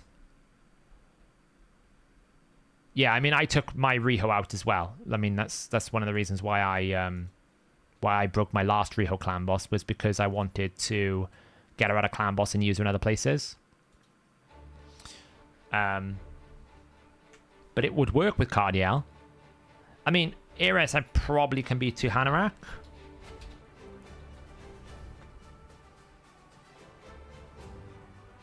With Rabbit. I don't think you can do it with Rabbit. Problem is Rabbit gets speed as he climbs. There are Rabbit teams out there. I've seen people send them to me. But because he gets speed as he climbs, it's going to be a bit more awkward, you know?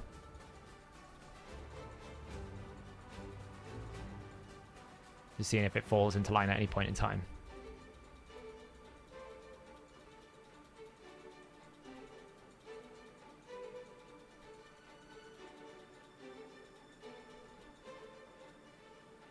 It sort of falls in there. Ironically. Just doesn't hold it consistently, you know? There's a team there with Rabbit and Cardiel, but again, you've got the same problem. Where's your debuffs coming from, right? So...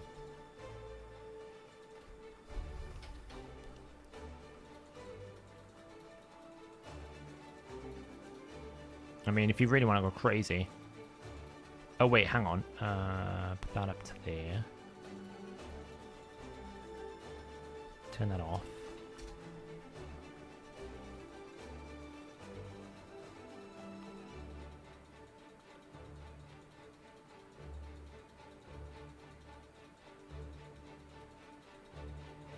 Does that take me anywhere?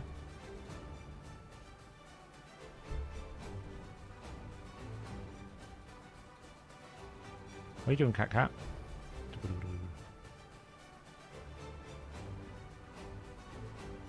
are you up to? Huh? You're not helping. What? Yes, hello.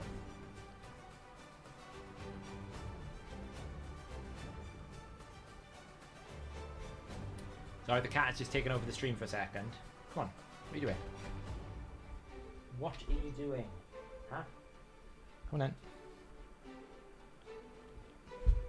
Cats, honestly. If you're on Reflex and Jintori, it would proc. So basically, if you run a Reflex proc... I don't think it's going to work.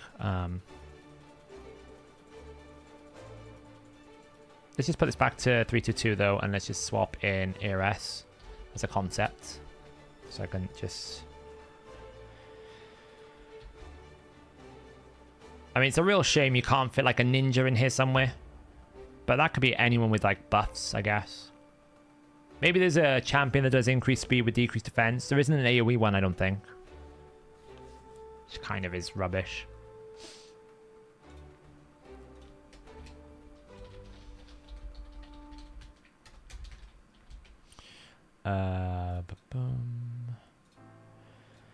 So what ends up happening is with Jintoro here, if you manage to proc a reflex, because you're not really doing that for a second, right?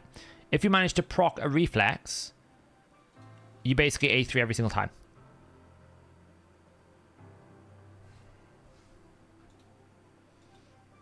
Yeah, I hovered on something, sorry. If you basically get one proc of any cycle of magic, reflex, proc, you name it, you basically move the A3 and just do it again. Because you basically get a cooldown reduction from Painkeeper here, which guarantees you get a turn. And then you get another cooldown reduction from Emic here, which guarantees you get another turn. So you basically just permanently A3. It's kind of nutty. Yeah, Brogni could work, but Brogni's not a very good damage dealer. Draco can go in here, yeah. Could you use a Renegade instead of a Painkeeper? Maybe. The thing about Painkeeper is because it's a 5-turn cooldown, when Emic reduces the cooldown, it puts Painkeeper on a 3-turn cooldown. So essentially, Painkeeper's A3 puts Emic's Unkillable on a 3-turn cooldown, and Emic's A2 puts Painkeeper's cooldown reduction on a 3-turn cooldown. So you get the Unkillable setup. That's the important aspect. So I think Fury's better. I just think it's better. Just think it's better, you know. So the crazy thing we could do, once I finish doing this out, clearing this out, I think I want to do it. I've been thinking about it all day, and I've just decided I think I want to do it. It's silly, but I want to do it. Seeing as though we're all in for one champion,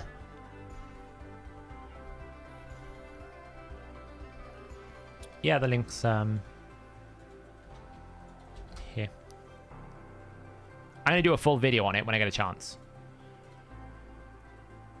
As I said, I've just been waiting for the Spirit Clan boss. I've been waiting for it. I've had double negative affinities. There's no point me doing a video on it when it's hitting force. It's really sad. So...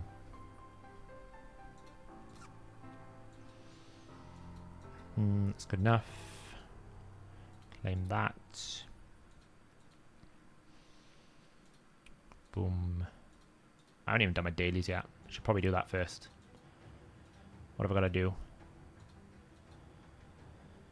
Oh, not another Hydra key one. I don't want to do Hydra. I can't bother with that today.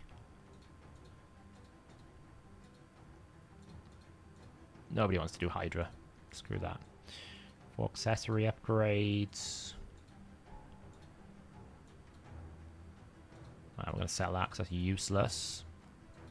What do I got here? HP, defense, attack. Is it a new ring? Nope. Claim. Beat faction wars with one rare champion. You got it. Is Alika a viable clan boss? Alika is one of the best clan boss champions in the game for damage. There are very few champions that can outmatch Alika's A1 damage potential.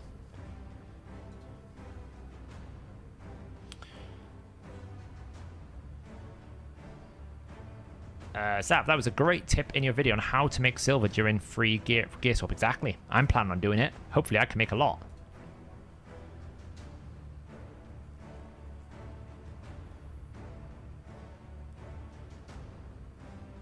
I haven't even looked at the Hydra rotation mark. I haven't even looked at Hydra since last Clash. Been so busy.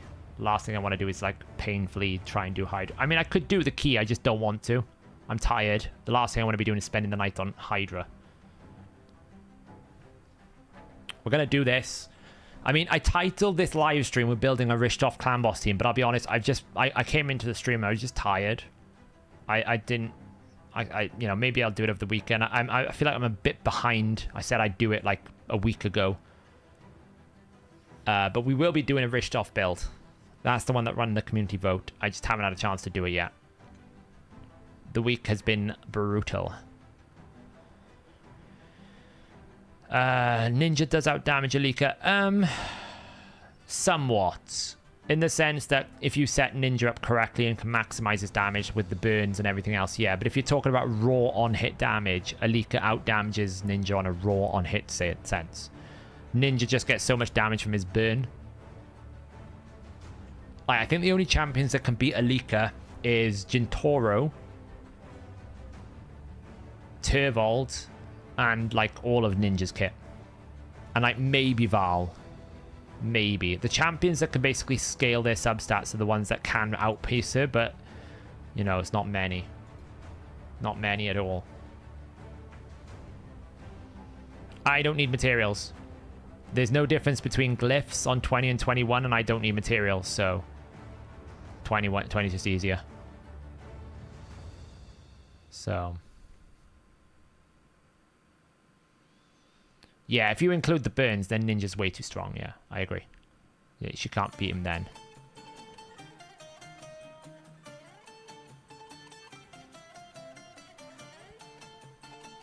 Decay, Blight, Mischief, Suffering. Well, actually, it sounds like fun. I like that one because I can basically Brimstone Suffering. I can just deal with Mischief and then block buffs the Blight and provoke the Decay. It's Torment Heads and Wrath Heads I'm not a fan of. Any clue on the rough numbers for a Razelvarg, Emic, Painkeeper, Cleanse, and DPS and Killable team? I know it exists. It doesn't currently exist. It's just Raz and 1 Unkillable. I've seen just Raz and 1 Unkillable, Daniel. Thanks for the super chat. I've seen Raz and 1 Unkillable and it had no debuffs. I don't know if I've seen a Razelvarg, Emic with space for a DPS yet. I'm not sure. It's difficult. That's the problem we were having. Like, I knew when we first saw Emic come out, there was a team where Seeker could go twice and then get yourself a lot of boosting.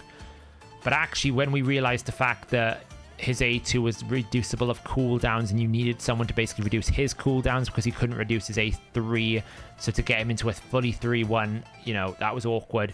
He just became a very awkward champion to find the right balance of speed tuning with. So you always end up in a situation where you can do it, and then you end up, you know, you can get there, but then you end up in a situation where it's like, oh, well, now I can't actually fit any space for like debuffs or damage. So I've made the tune happen, and it'll probably like 2-key, but it's not like great damage, you know?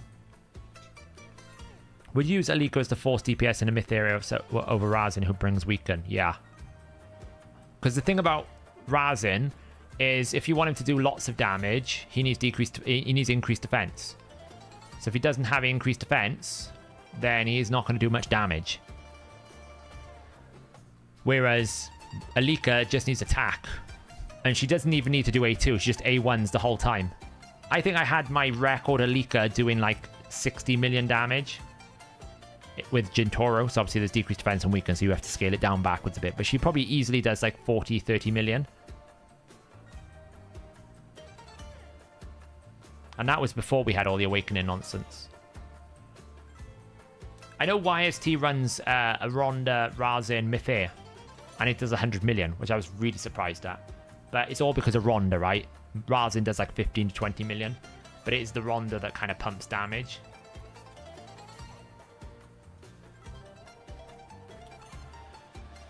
Yeah, to be honest, most of the guaranteed champions, even though people were complaining about the sacred count, and, you know, I understand there's a legitimate concern about having, like, you know, 60, was it 20 sacred shards. Like, you think Nekmothar, best Hydra champion in the game.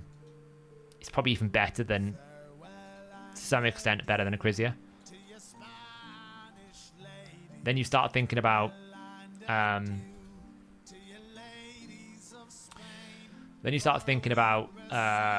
Ragash, one of the best defense-based champions in the game. Very, very strong champion. Riho was guaranteed void. Elva guaranteed, you know, she's such a unique champion. Michinaki was a guaranteed sacred if you count his summon rush. So the guaranteed sacreds they've done are really, really good champions.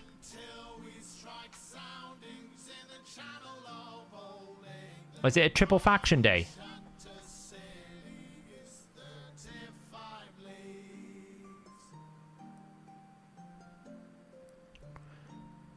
I know it's really annoying for Griffin. I wish we had better rotations, because I barely farm these things now.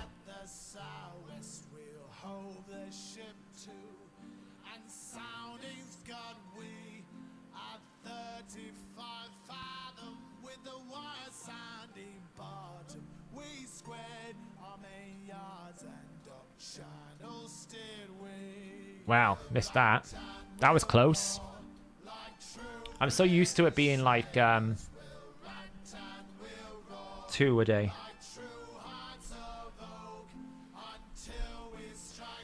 So if she fits the DBS, you would need to put another one for fourths. Yes, correct. What do you think of a team of Emic, Skullcrusher, Sepulchre Sentinel, Razin, and Gnut? Seems solid if you can make it work into a good rotation. There's a lack of, like, you're indexing basically into Gnut and Razin damage. Should be fine, because Gnut's just really strong, so you should be okay. Yeah, I know. Well, just like, I don't know why we just can't have, like, use 1 key, get 16 rewards, Chris. Like, just quadruple super raids. I don't know why we can't just have that. You know, that'd be nice.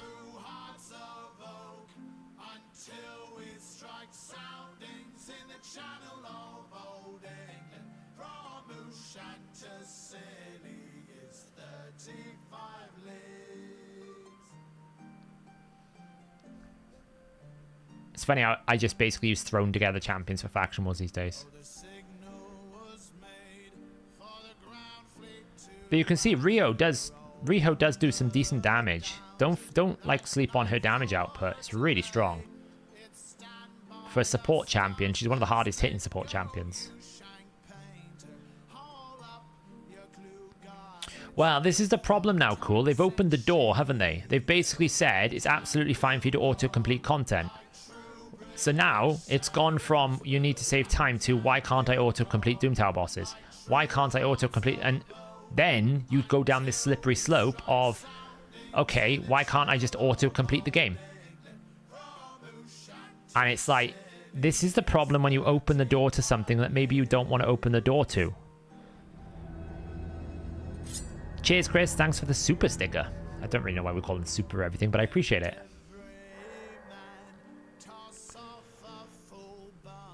Maybe this clan boss is the first of more. Maybe. That's what I'm afraid that's the case, though, because I don't want it to become another, like, press key win game, right? I don't want it to be a game that all you do is push buttons. There's a level of enjoyment that you have from the game that watching a well-tuned team come together. Whereas at the moment, it just, like, that clan boss system makes it sound like all you have to do is press the button and finish the game. And that just ruins a little bit the enjoyment for me. I would prefer we just basically did it once, but still watched it, rather than being able to just, like, complete everything auto. That would be my preference. I suppose it's not much difference, but I just feel like I'd rather watch it. It's a personal thing. I just don't want to watch this multiple times, right? I should just be able to have used one key and it'll give me 17 rewards or something. It's fine.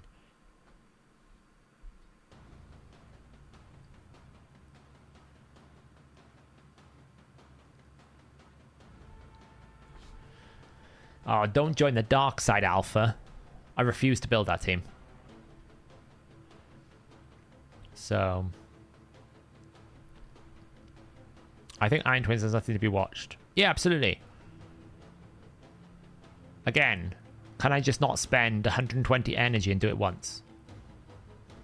The only risk you have by basically sort of making it almost like one key gives you all the results is that reduces the reliability factor of building a team. So you don't have to actually build a reliable team anymore.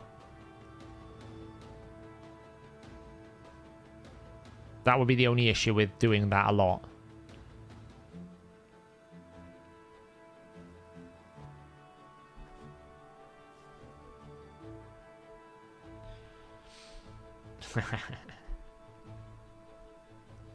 I've been trying the cadaver team, but this rotation makes it so much worse to do.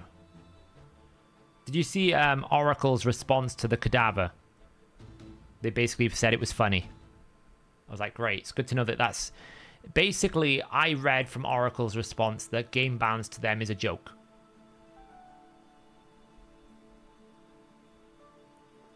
That they don't take it seriously. Whereas I'm looking at it as game balance right now is killing the game.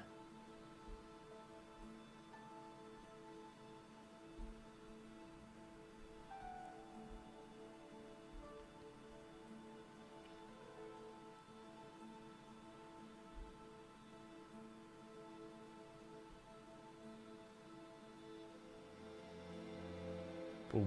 Gnut is such a monster for bosses, isn't he? I'll see if I can find it for you. Hang on.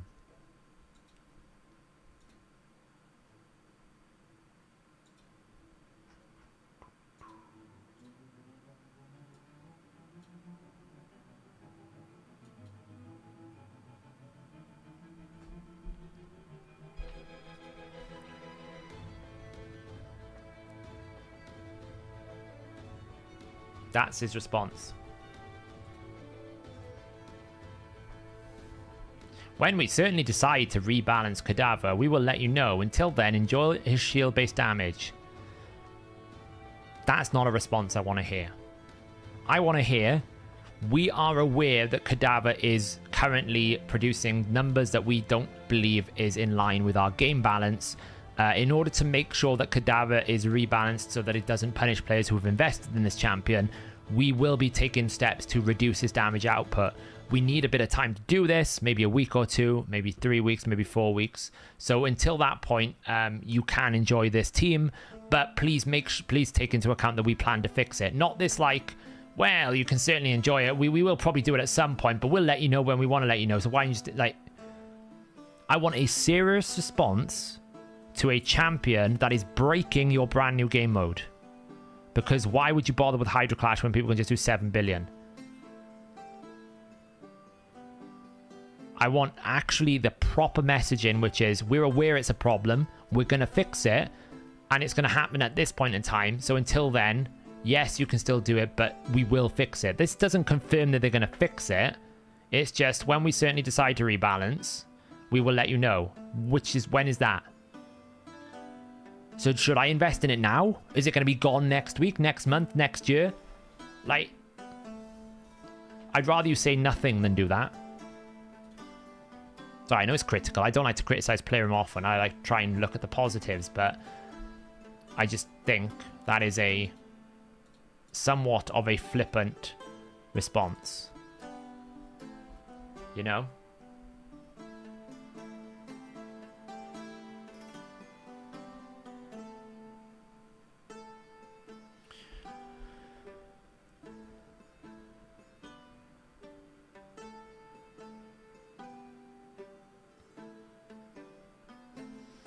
It could just be like mistranslation, cool. I could be looking into that response a little bit more than I should. But I'm looking at that going, he's going, I don't really like care about game balance enough to actually give you a reasonable answer of when I'm going to fix it. I'm going to fix it when I want to fix it. Whereas, you know, they're asking us to invest our time and effort into doing Hydra, and right now it's still a joke. So I don't know. All I would want it to see there is a bit more of an acknowledgement that it's a problem, because he hasn't really acknowledged it's a problem. He just said we'll fix it at some point. A bit of a time scale of, you know, when you're going to do it. Because let's face it, they could fix it tomorrow if they wanted to. It's a 5-second fix. Put a cap on his A1, voila, job done. It's not a challenge to fix Cadaver. They've managed to fix Emic in 5 minutes to do it, did they not? So it speaks to the root of the problem. Why do they not want to fix it? Because I can't imagine there's many players that have got an Infinity comp that are upset that it's going to all of a sudden now their Infinity comp is going to go from 200 million down to like 100 million. It's not going to make a difference, right? Would Jintora be better for Ninja than for Clan Boss than Ninja, even if Ninja is Brimstone? Yes. Because Jintora's main use is in Clan Boss, where Ninja can be used everywhere else. So don't lock your Ninja into Clan Boss when you can use him in everywhere else, whereas Jintora's not really going to find much use outside of Clan Boss.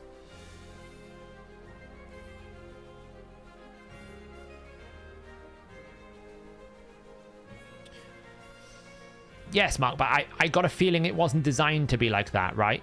They probably went a little bit extreme, but he wasn't meant to be the replacement for Brogni in the Infinity comp. To be honest, I'm quite happy if they just destroy the Infinity comp and make it not possible. Because I don't like the comp.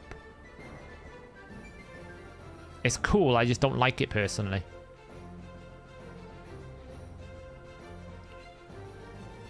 I get that, cool. All I'm saying is I'd rather them commit to saying nothing. Is what I'm saying. He's basically said a whole lot of nothing. Because he's basically said we might fix it at some point in the future, but until then, just keep playing the game. Well, that's not very... What does that tell me? That doesn't tell me you think it's a problem or not, because you haven't prioritized, you haven't put a priority in it. It doesn't tell me that you're going to fix it. It doesn't tell me how you're going to fix it. It doesn't tell me when you're going to fix it. I've got nothing from that statement, so just say nothing. Sometimes saying nothing is better than saying something, is what I'm saying. Sometimes it's just better to come out either going, there's a problem with Cadaver, we realize that it's probably doing more damage than it's intended, we need to fix it, but we don't want to upset players who've invested in it, therefore we need time to actually prepare our fixes and our adjustments. This will happen within the next 2 Hydra Clash windows, so in the meantime you can continue to use this team, but we will change it in the future. That's the statement that I would like. Not, we will eventually at some point change it, but until then have fun. Like...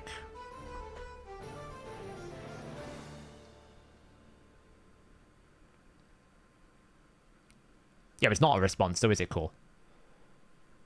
They've answered the question, but they haven't answered anything. That's what I'm saying.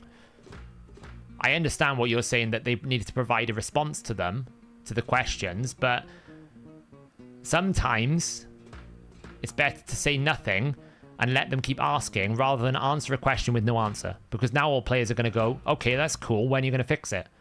So all they've done is he's created another question out of nothing, and he hasn't got the answer for that question. So you might as well just leave them on the maybe they'll fix it, maybe they'll not question.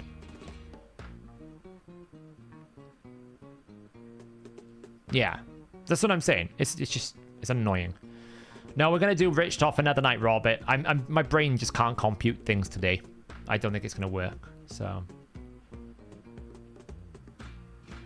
but you know, as someone said above, how did they not realize this was gonna be a problem? I said before Hydra Clash even came out, I was like, well, you need to fix Trunda straight away, and you need to fix Cadaver.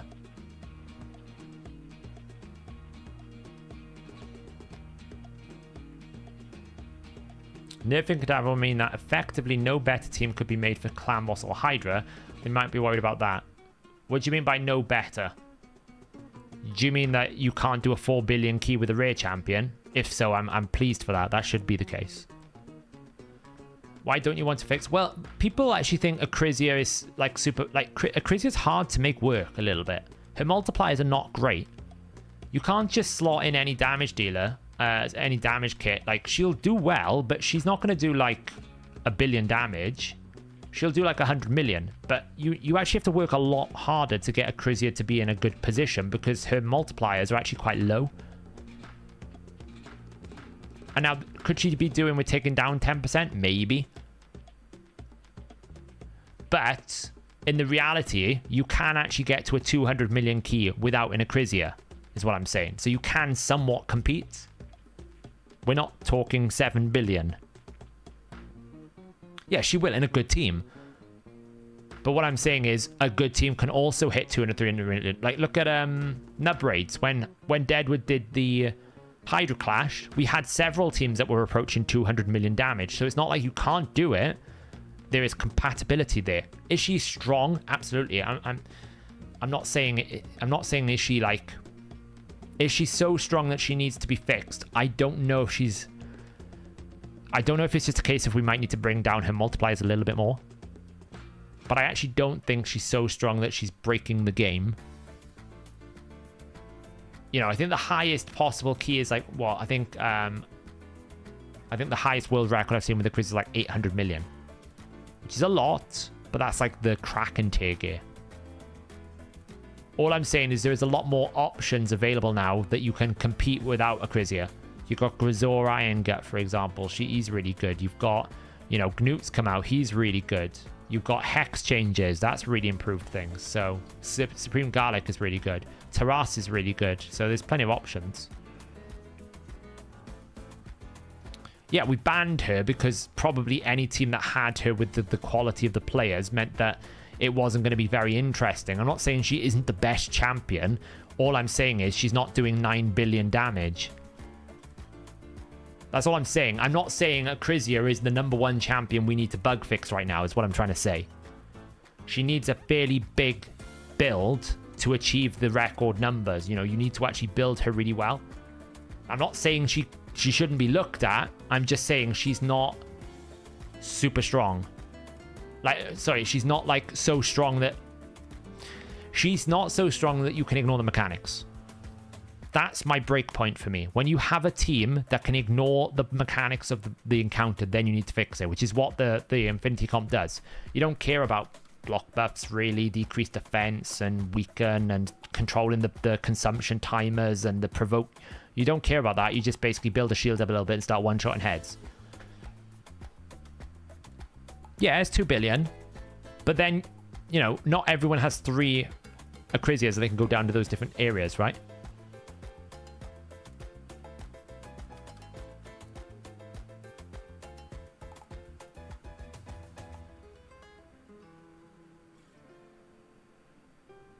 So, it's not that I'm saying Acrizia is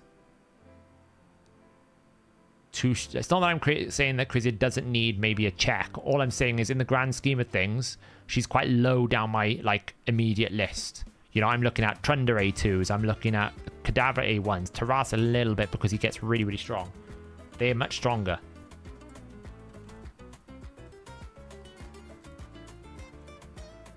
Yeah, it would have been. To be honest, we should have done Trunda as well. When we were talking about it, we didn't think about it. Because when Scratch got his hands on Trunder, it was the same as having a Krizia. So it's not like it's just a Krizia. There was a couple we missed out. So...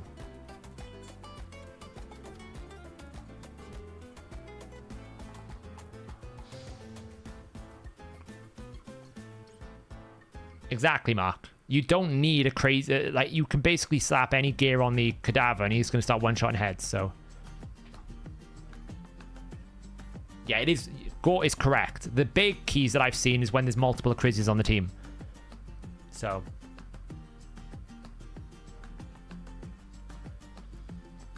The other thing about a Krizia as well is you need her in higher tiers, right? You have to get the full value out of a Krizia, you have to run Nightmare. Whereas the Cadaver doesn't really matter what difficulty you run him in. If anything, running him on normal is going to give you more points.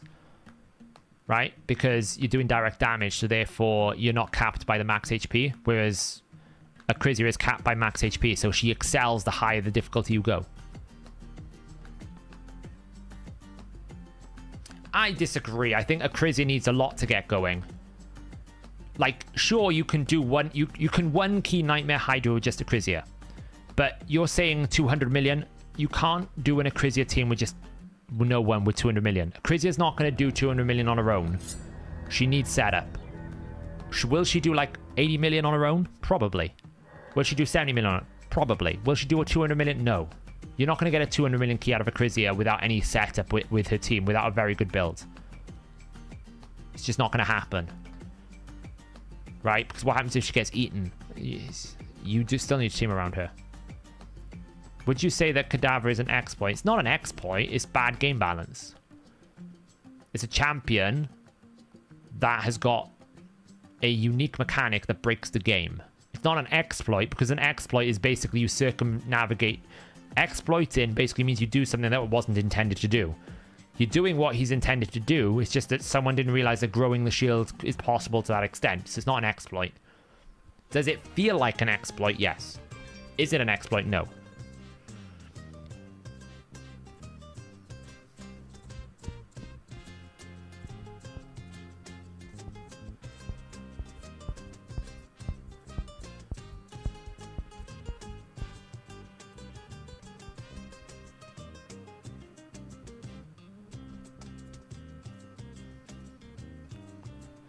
Yeah, because the problem is the Nogdar exploit would have been game breaking.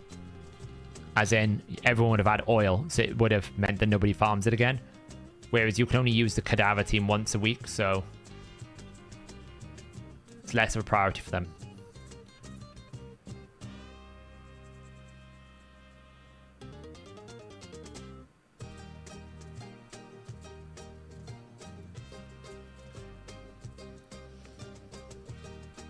Yeah, I mean, it's so easy to fix the Cadaver. That's what I don't understand. The Cadaver fix is literally go in and cap the amount of bonus damage he deals with the shield. Cap it to the point where he can still one key in Clan Boss, but he can't do much in Hydra. Problem solved. Right? You can basically make an Infinity Comp to 100 million, but no more. Just cap it. Because the problem you've got is every single shield growth mechanic is broken by it. Yeah, he needs no damage, no crit, and just a shield.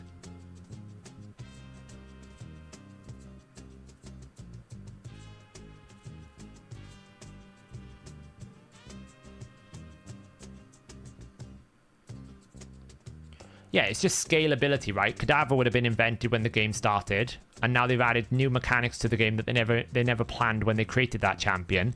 What a good balance team would do is go back through and look if any change that they've made will cause a problem with other champions and affect them, right? So, for example, when League decided to increase the base stats across the board because they felt like the game was too squishy, they had to go back and adjust all the champions who scaled incredibly hard off the base stats, because if you increase the base, all of a sudden all those other champions now do incredible amounts of damage. So they had to go back through all those champions and scale them back if they had a lot of scalability. They didn't just slap on new base stats and went, oh well, we'll see what happens. It happens a lot. If you're changing, you need to go back and review. So that's what I mean by... This is why when I said they're not taking game balance seriously, because they're they've made a change, they've added a new system, and now they've realized they've got a bit of a problem, and they're like, well, it doesn't really matter, does it? Oh, well, it's not that important. That's my problem with game balance there.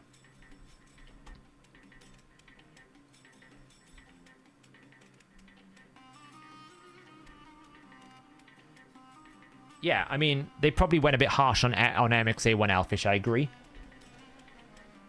Probably 20,000 is more fair. To be honest, when I saw it on the test server, like the things that were coming out of the test server that people were telling me about, like, oh, it's really, really strong, I'm surprised they didn't just cap Cadaver at that point. I thought they'd cap the rare, not the new Void Legendary, because I didn't think they'd want to make the... I'm surprised they encouraged the narrative of we've nerfed the fusion before it ever came out. I'm surprised they encouraged that. Considering it was a hybrid fusion as well, it would have been difficult. It's a clan boss champion one as well, so everyone was like, oh, I'm really excited for it. I'm surprised they created a narrative that made people not want to do it. When, and the one that they did it for was a rare champion. You know, I could understand if it was like, oh, well, we brought Emic out and now we have to nerf Taras. It's different, right? Because you're nerfing a Void Legendary. I'm surprised they just didn't nerf the rare. Like, who are you going to upset? Is the team posted anywhere? It's all around the different discords. I haven't run it myself because I refuse to invest in it. I refuse to invest in the meme, but I don't have a picture of it now.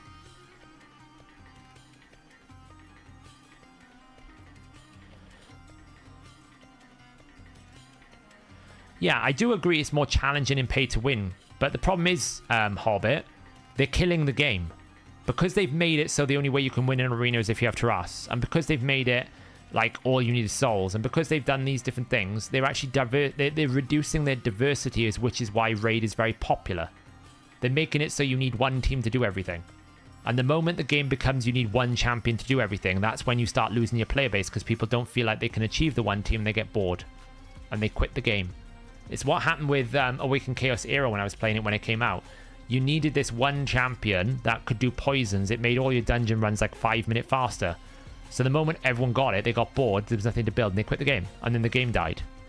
It's the same thing that's going to happen here. If you ruin the diversity of the game by basically forcing everyone to have one champion, you'll ruin the game. So I get that it's a pay-to-win model, but they won't have much pay-to-win if nobody wants to buy anything anymore because they don't feel like they can get anything. Yeah, I mean, Gnut's A3 is not good for the game balance. There's no one now that, like, he basically makes a mockery of every single boss. It's one-shots everything.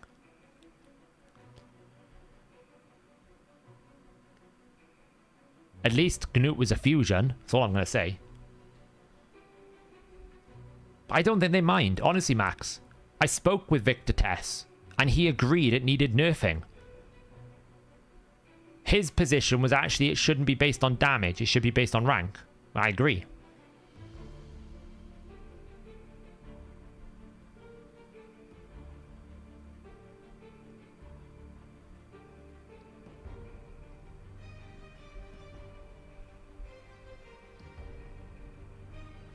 Yeah, I agree, Hobbit.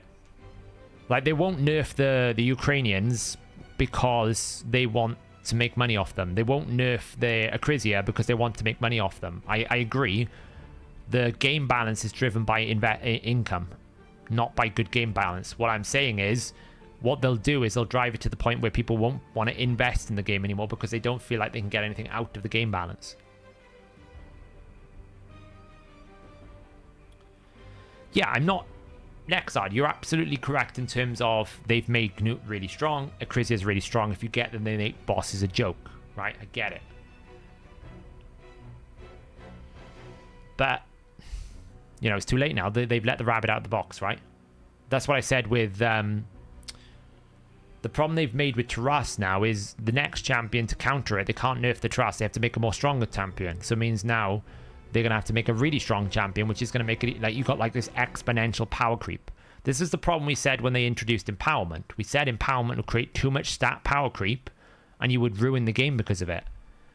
You know, empowerment, awakening, all these extra area bonuses. I can basically get to like 290 speed in clan boss without actually needing 290 speed. I can like 250 speed. So...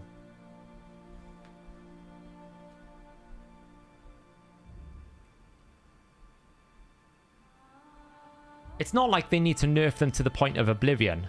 You know, my points were like Taras shouldn't have as much damage. He needs to take down by about 25%, right? He's a HP-based champion. HP-based champion should not do that much damage. So basically, you take his multiplier from 15% to 10%. You take his A2 from 0.35 down to 0.2 and double it. So it's a 0.2 to 0.4, not a 0.3 to 0.7. With Marichka, you put a 1-turn cooldown on her passive, so she has to take a turn when she revives. With Ultimate Death Knight, you put a 1-turn cooldown on his passive, so he can't just sit there and be a bot. With Warlord, you take his turn meter drop off, because putting everyone's skills on cooldown on a 4-turn cooldown is good enough. You don't need a turn meter drop on it. Right? It's too much. You just scale some of that. You just chisel away a little bit of the power so that other champions have a fair shout. And then you've got good game balance. It's not like you're making those champions irrelevant. Taras can still be one of the best arena champions. It's just not so strong that if you don't ban him, you instantly lose. That's the difference.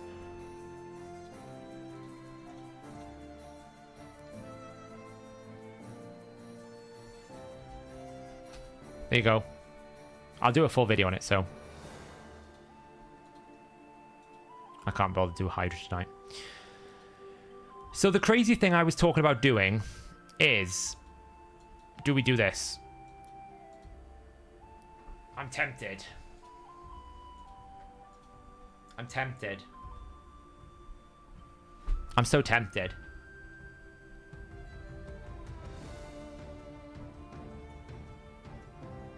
We do want to get more stats in the optimizer, cool. It is on our list.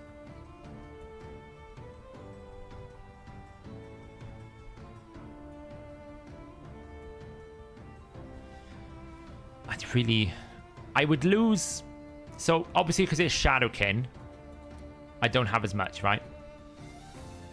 I'd lose 10% attack.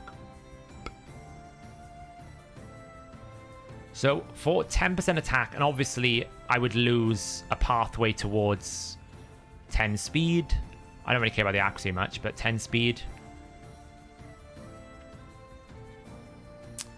And in its place, I would gain 20% attack. So I would net gain 10% attack. I'd gain 10 speed. Now, I'll be honest. Normally, I don't like doing damage dealers unless I can +4. Because really, it's the +4 power you want here. This is hugely powerful. It would give me basically 25 accuracy, 10 speed, and 10% attack.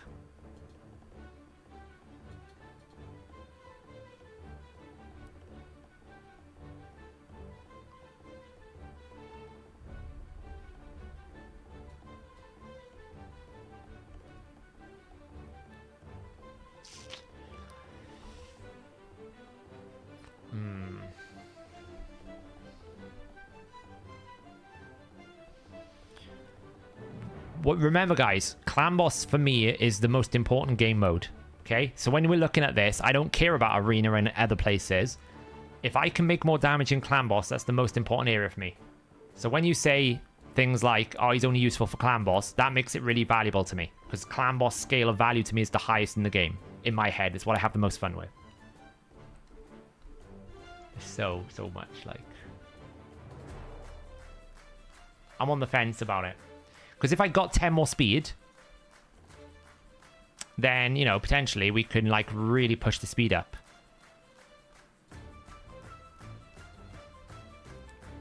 Ooh, let's ascend. Is it going to work? Attack percentage.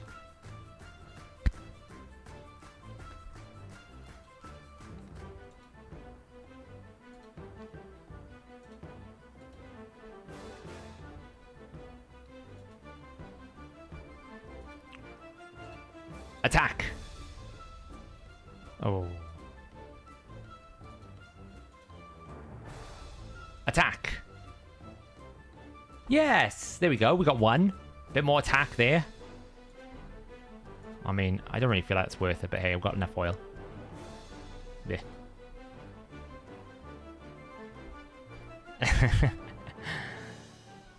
Does it significantly change? That's a good point, actually. Should we have a look? That's a very good point. Cool gets the gold star for the night for actually coming up with a great idea there, which is, why don't we just see what it would be?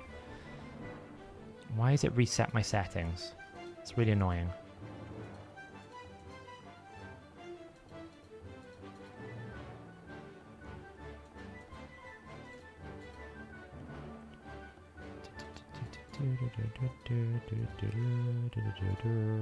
Decrease defense, weaken, increase attack, battle. What did you need? 168. How much? 167.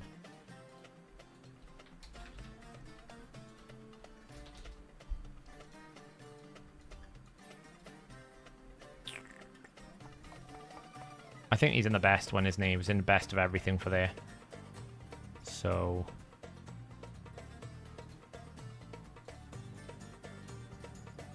Beauty... Oops, glyphs plus 5, attack percentage 5, 20, 10, let's go all out. Let's go absolutely all out. So... we should be getting something similar back to what we got already, right? Minus a few glyphing. Oh, it's changing a little bit. I found 20% crit damage from something. Oh, because I had 174, which is obviously way too fast. Well, actually, we can go 174. It's actually fine. What is that swapping? Oh, that would be taking... Wait. Why is she not lock 1? Why is my locks all over the place?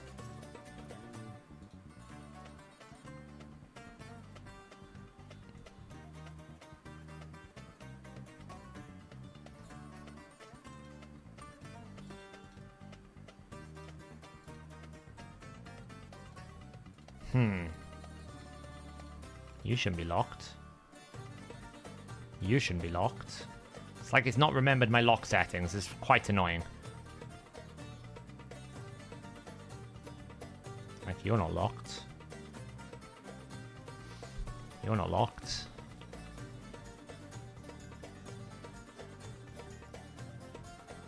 Couldn't care about you, to be honest.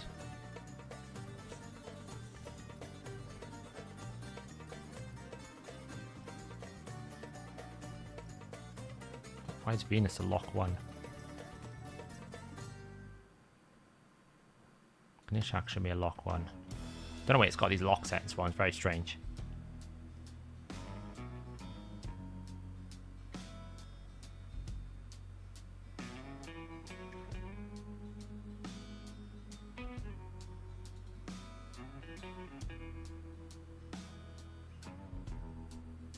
Arbiter, it's fine. Black Knight is fine. Kimmy, you're not lock 1.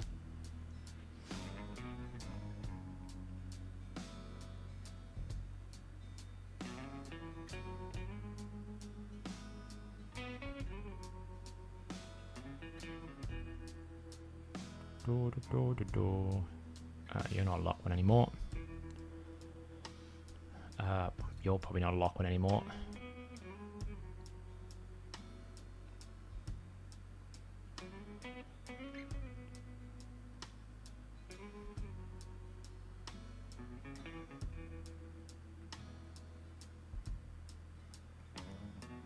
I think that's good. Well, you're not lock 1 either. Okay, don't really know why the locks all went funny.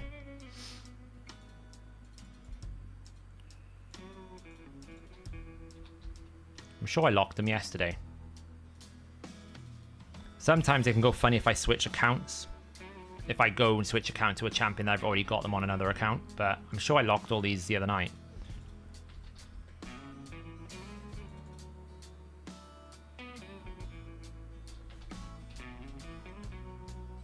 Right. Better.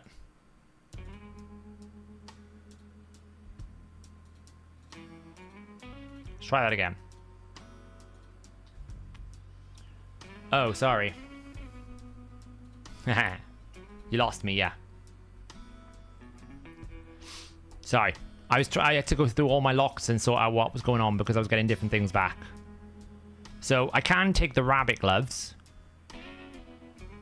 And that would apparently give me 6% more damage because I'd gain 60 attack. Apparently 60 attack is enough to give me 60 more damage, which is bonkers to me.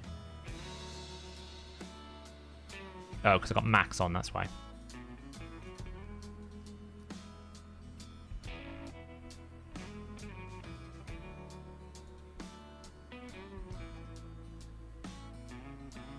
So, that would be at 185 speed, which is way too fast for some reason. Probably because of glyphs. So if we take it down to 158, because that's what it would need to be if we had it. If we had the plus 10.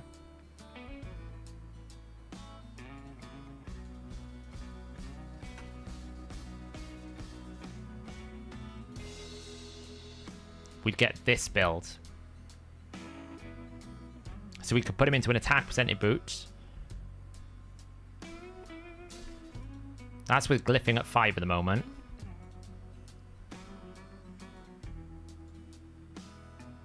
So we'd gain... Basically, we'd lose 6% crit damage. Somehow.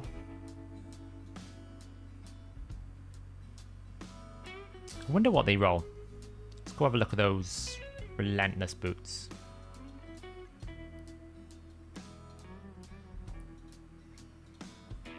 Is it speed? Is it speed? Defense percentage. It's disappointing, isn't it? What we should do is actually look through here. Go into attack percentage. Crit rate. And let's see if we got any really juicy boots here. That would be juicy.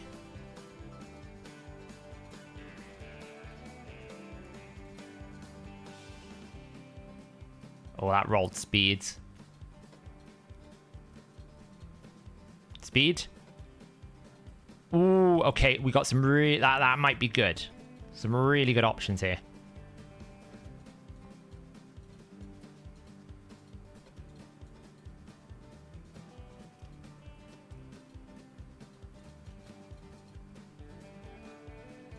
Okay, live refresh. Clear. Start again. What do we got then? Are you going to give me any of those boots? No. So it wants to give me basically these relentless boots and these gloves. Would give me 7k attack, 279% crit damage. So where would I be getting the extra crit damage from? So I would be getting...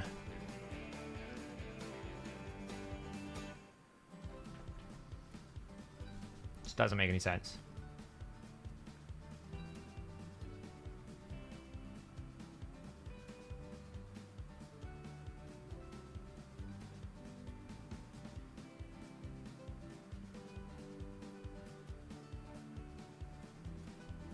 That doesn't seem to be adding up correctly.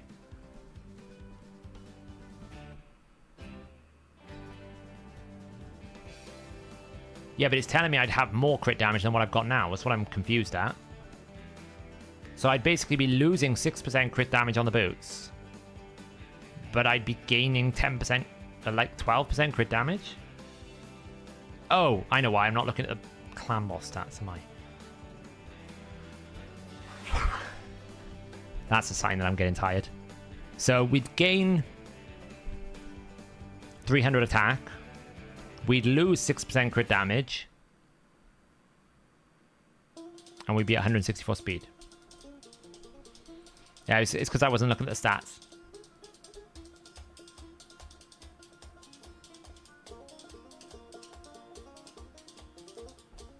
Is there a way to do the team without Elva? Yeah, you could do Cardiel.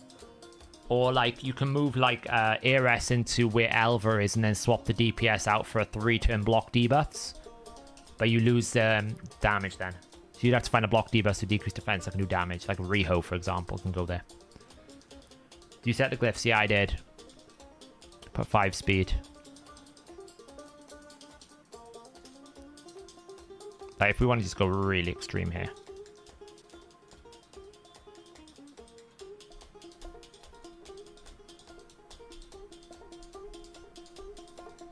Well, it's 10% more damage.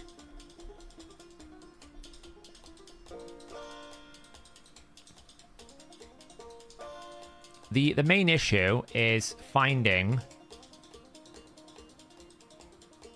Ooh, what's this?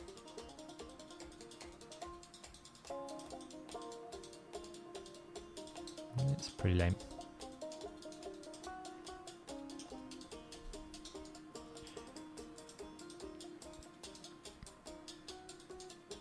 The main issue is finding a good build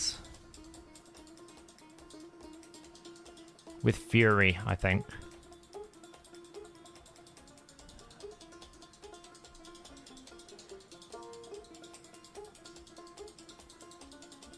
I need to farm a lot more Fury gear, right?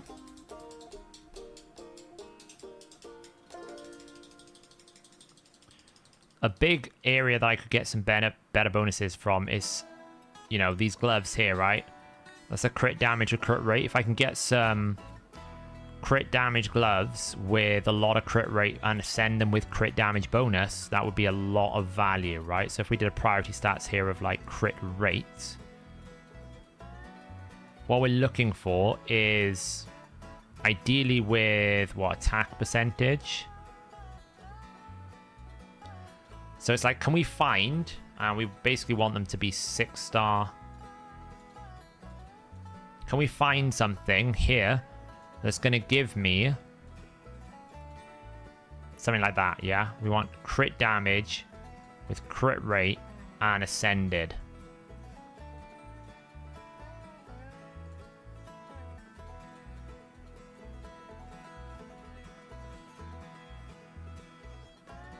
You know, something like, this is the type of glove we want on him. Something that's like crit damage with crit rate. But a lot of them are like taken up. Because it needs to be at least like, what is that? How much does it need to be at least? Probably like at least 19%, right? Because right now this is giving me 15% crit rate. So if I can get above 15% crit rate on a substat with crit damage, doesn't need a lot. It doesn't need speed because we're going quite slow. Just needs to be a lot of damage, right? Like, where does that roll? Pretty poor.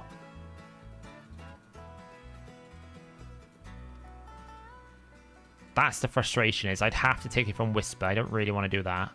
Like, that's not bad.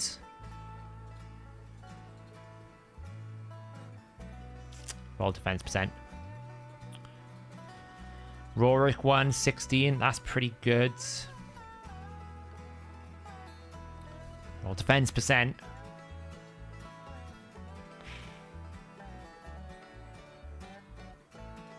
It's frustrating.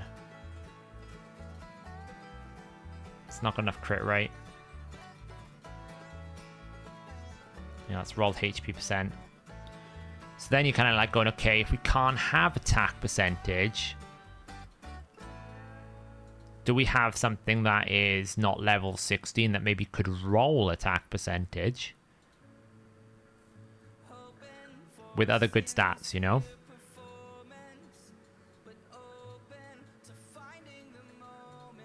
This is what you do with oil. You have to find the pieces you actually want to invest in before you actually start upgrading them. So that's what I'm doing here, is I'm looking for pieces that I can invest in that are going to be valuable. Ideally, Cruel is a great off-piece.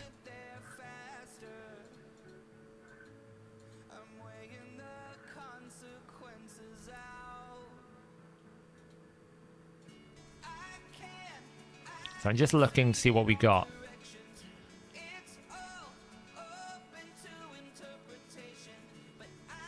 So that could be an interesting one. Crit damage. Attack percentage. Oh, it's so frustrating. It's really frustrating if it doesn't roll where you want it to roll. I mean, if we roll out to 60, and I know we should wait till tomorrow, but it's fine, it won't cost me much. Roll to accuracy. Just don't have one. It's the biggest challenge. Crit damage, gloves with crit rate, and then primary stat. So it's the biggest challenge to get, really. Why am I keeping that? Oh well, I should have kept that. Never mind. Didn't player and promise a way to re-roll. They said they'd do it in the future. I mean, that's not bad.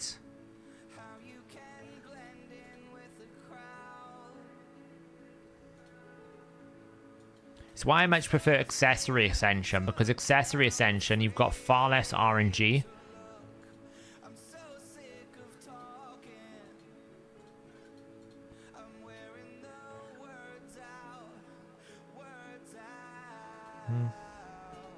Kind of alright.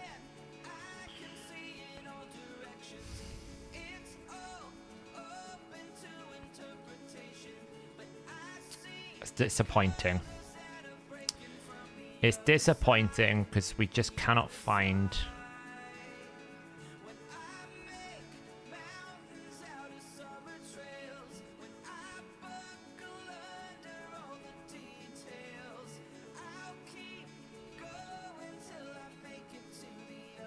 No, it needs to be upgraded.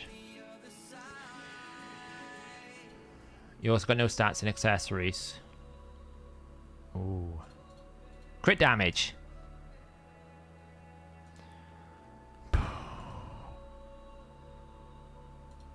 That's frustrating.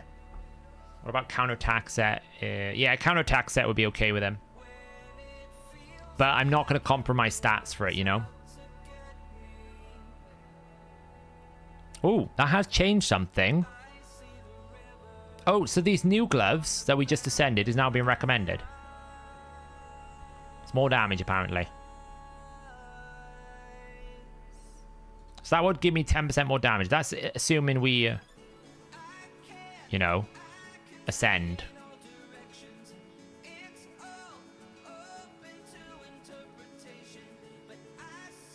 Yeah, I don't really know what happens if I go 155.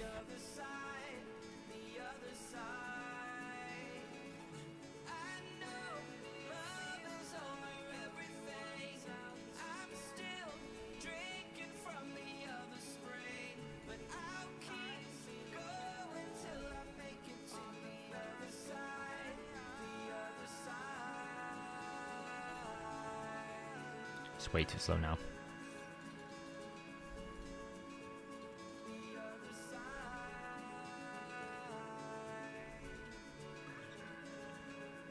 I mean, we are asking for very extreme numbers here, so it's probably...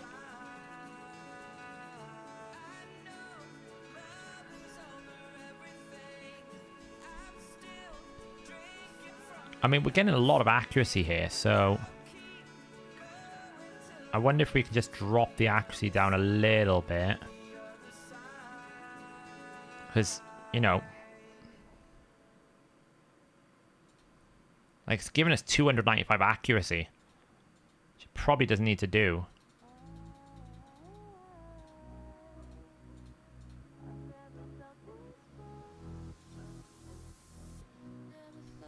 Let's nuke it right down. See what happens.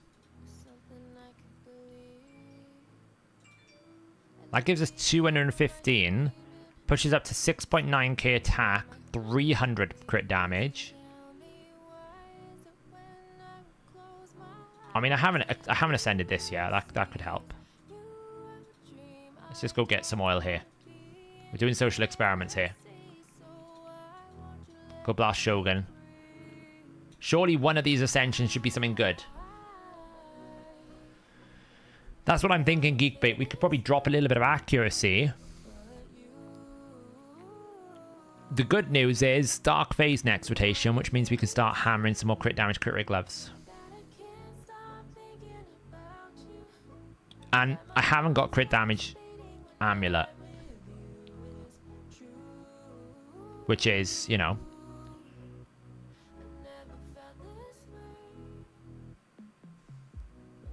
Oh, we got little or big potions. Ugh. I know. We need more Dark Fey rotations. Because that's all I would craft, Magnadra, is Dark Fey, really.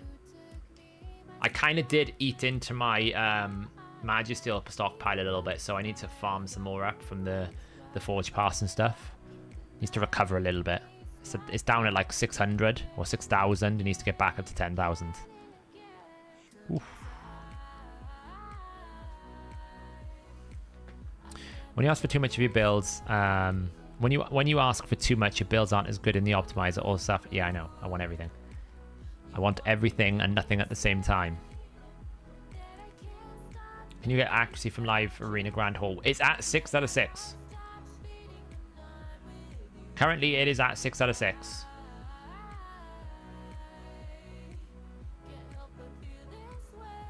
Or 6 out of 10, I should say.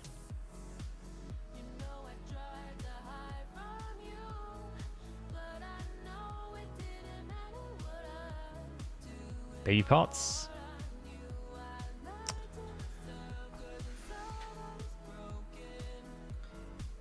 It's fast, but I need baby pots. Come on.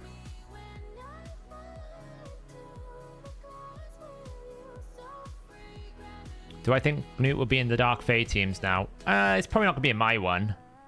Well, maybe. I don't think he beats my Whisper for pure damage, though. Maybe he replaces with... I don't know. Maybe. Could be, yeah. I mean, you could probably replace a Law, maybe, but then you have to, like, turn off his A3. I don't know. Like, he wasn't faster than Whisper in my Finite team, for example. So...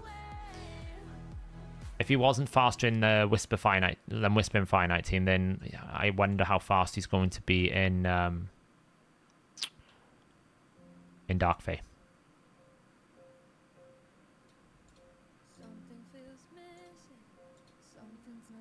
Attack!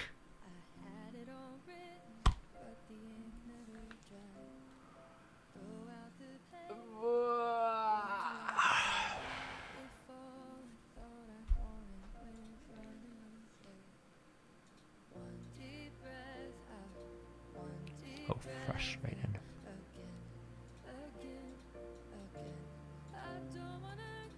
I mean, nothing can really beat his ring. His ring is pretty godly.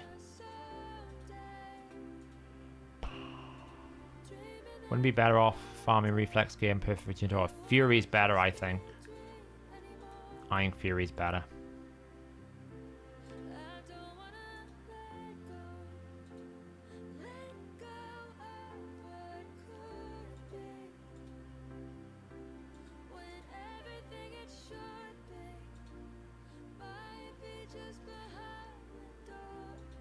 So now I gotta go hunting for a crit damage, but I haven't got enough oil for it.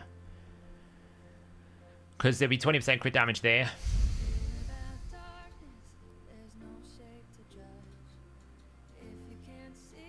I don't know.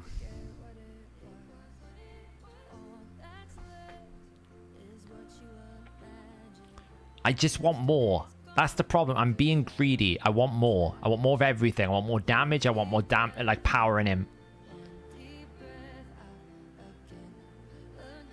So that's why, yeah, I'm being greedy because I want more.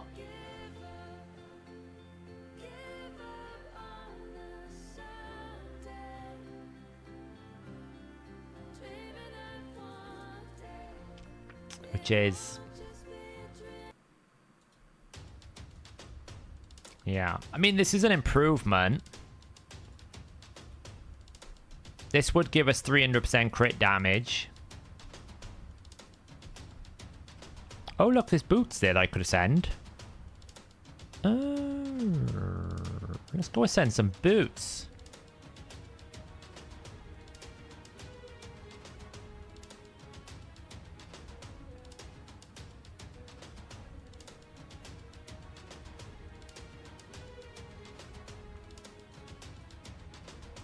Apparently, there are some attack percentage boots with crit damage in Fury that I'm not aware about.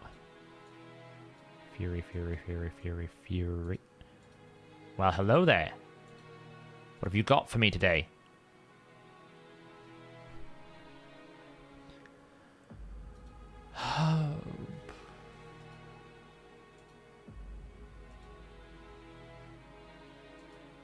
I've got these actually, but it's not wanting to pick them. Probably because of just the combination. I would have thought it would have picked those boots, but it doesn't seem to want to pick them for some reason. I wonder if I just, like, just give it everything. Give it everything. We will just, like, align it a little bit, because we know we definitely don't want these. We know we definitely don't want that. No, we definitely don't want that.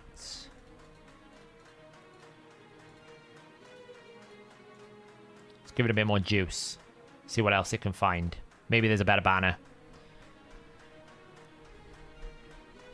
Hey, Saf, are you going to stream a gear cleanse? Maybe. It depends how I feel. I'm out in the day tomorrow, so it depends what time I get back tomorrow.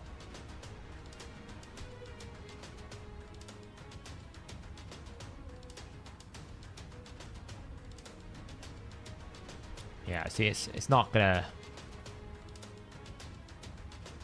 You know, it's not gonna swap it around. It's basically 301% crit damage here.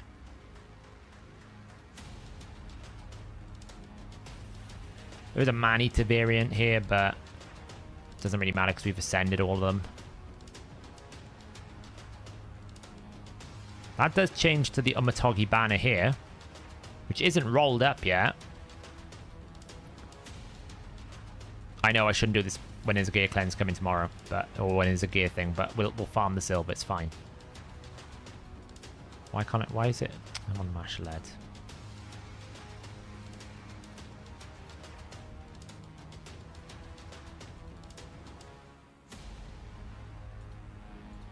Where's it gonna go? It's cost me 2 million silver. Ooh. Now we need to go send it. Now we need to go send it. Things just got a little bit interesting. I mean, it's got a defense percentage roll, which is totally dumb. Like, but hey. As I said, king of triple rolling, right? All this gearing and free removals tomorrow.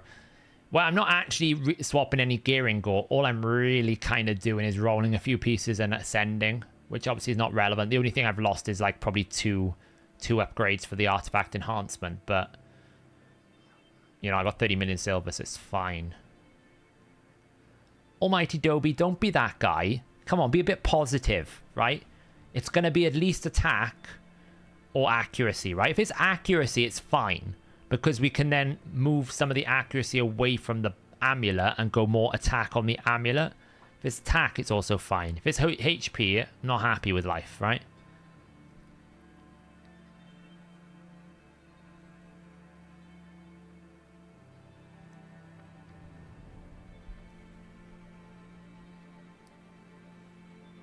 We actually got to get the small baby potions first.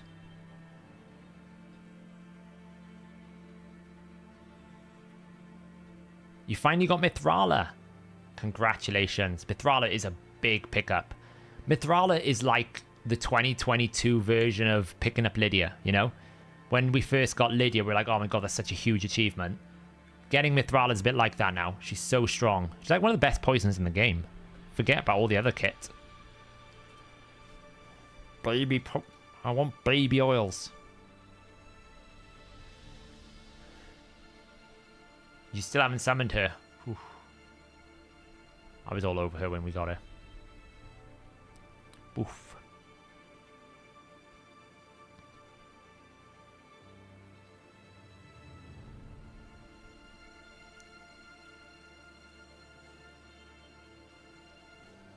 Nuke. Baby oil. Yeah. Is that enough? Oh, just enough. Absolutely just enough. 61 out of 60. Okay, come on now. I want all good vibes to be looking positively on this absolute wondrous banner that we've got here. Okay, positive vibes. Positive vibes.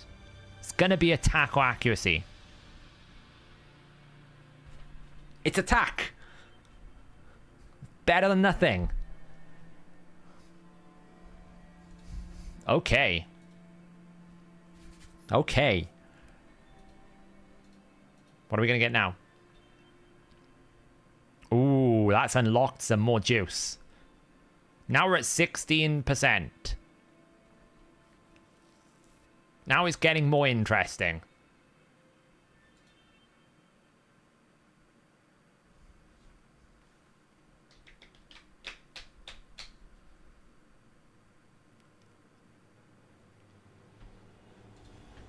So now what we do is we go to the Seeker.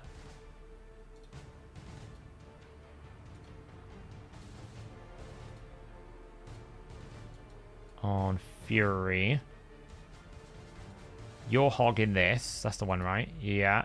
Let's have a look how this sends. Attack.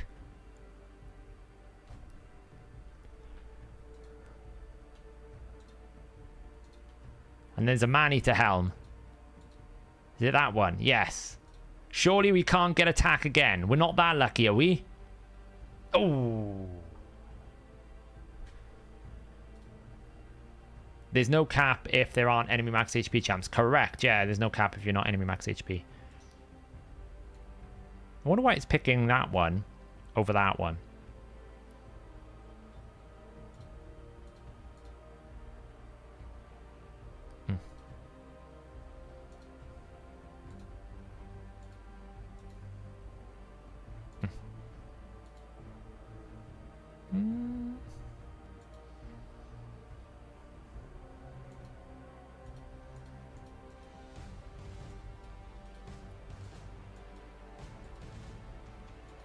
These are all pretty lame. What I need is crit rate and crit damage gloves in Fury, because really right now this is like so strong. Didn't roll it rolled resistance, which is not the best in the world.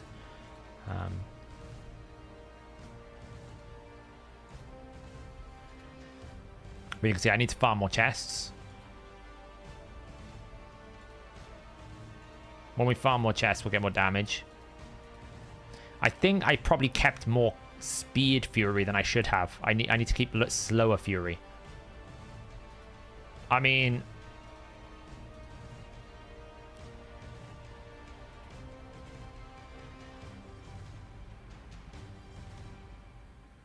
%17% bonus. Saf, what is the optimal cleanser speed so you don't have to tune out the second round in? So they don't tune out on second round. I haven't really sped tuned that team demo. So my reho is basically built around about 265. That seems to be good speed.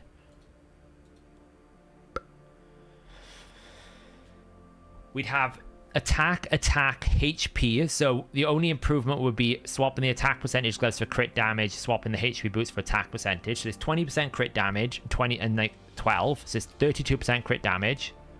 The bottom row now is almost perfect. And then just swapping these two. It would be 160 speeds. But like I'll just put a 6-star glyph over here or something, right? Because we only need to get to like 167 speed. So like we can find some speed in places.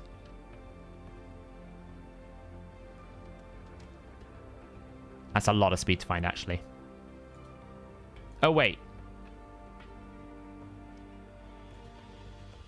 We'd be 10 faster than that, wouldn't we? We'd be 10 faster than this. It's fine. Because we would be empowering. Oh, do you know what? I don't care. I don't care. Who cares about faction guardians anyway? Let's take this away.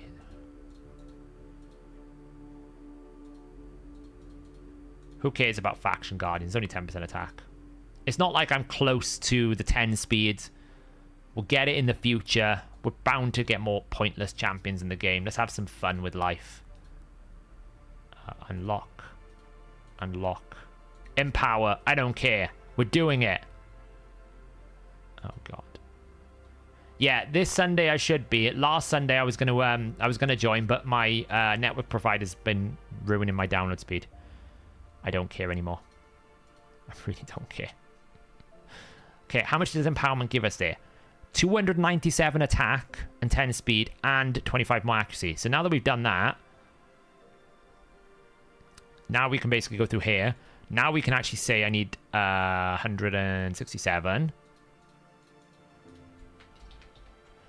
And like maybe just put this up to like 230.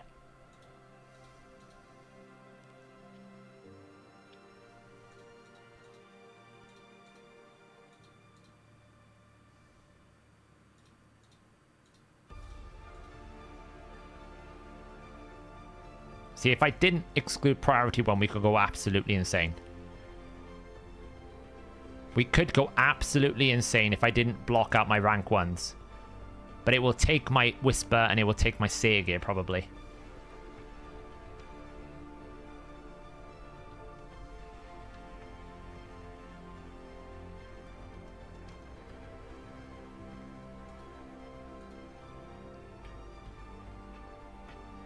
Oh, it actually wouldn't. You know, it wouldn't actually do that. It would take the Seeker glove, so I'd have to rebuild the Seeker.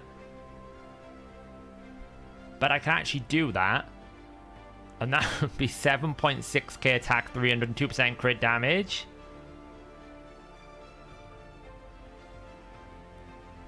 Just saying. Maybe that's what we do.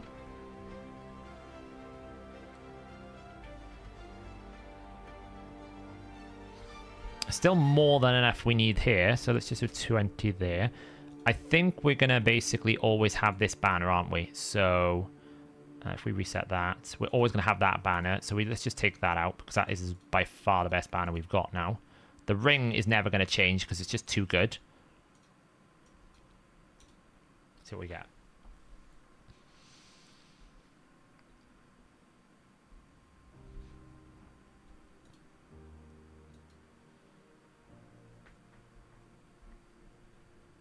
That's still bringing me 270. Can I drop this down to 210?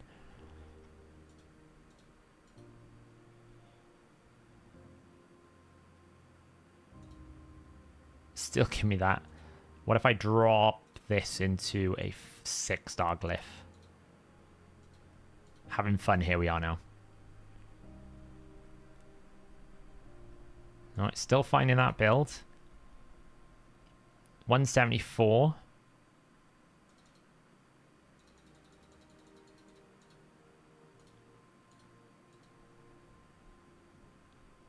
It won't take Whisper. Well, it may have taken the Whisper crit damage gloves. Yeah, it can't really find a better build than this one with the glyphing going on by the looks of it. Even though I've told it I only want 200 accuracy, it still is just going to have too much. Like, it's hell-bent on giving me this no matter what happens. Which 174 is a bit fast, but obviously that's because I've got glyphs. Okay, I think that's good. I think we just take this back to a 5. Let's just try a 14 on here with 200.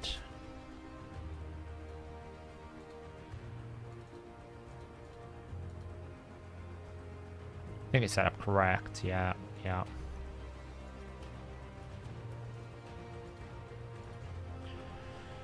This is the fun part about optimizing. This is what I really enjoy. How can we actually eke out more? We're going to get 22% more damage. Keep in mind, right? Keep in mind, he did 75 million. So 22% more damage on 75 million is... That's like 91 million.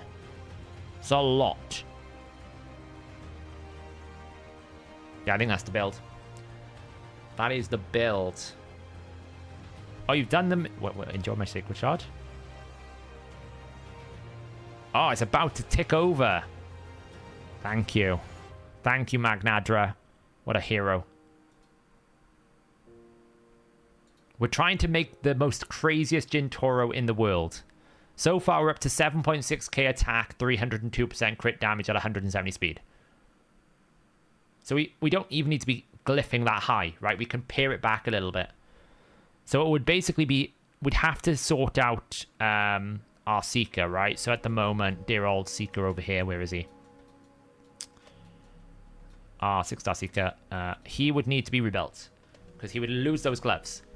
So we would need to rebuild the Seeker somehow to fix that because he's going to lose 100% crit damage and 25% crit rate. There's a lot to take away from our Seeker.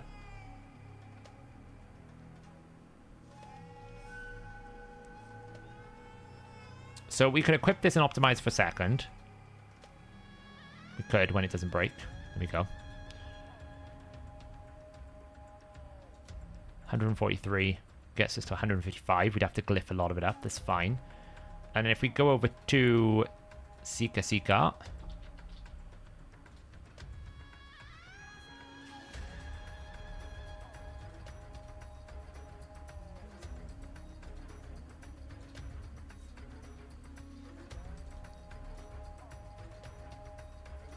Clan Boss, Ultra Nightmare, 20% destruction, decrease defense, weaken, increase attack. He needs to be 216. 215 basically. 216 to be a bit safe. Doesn't need accuracy, doesn't need resistance, attack. Basically got the best, doesn't he?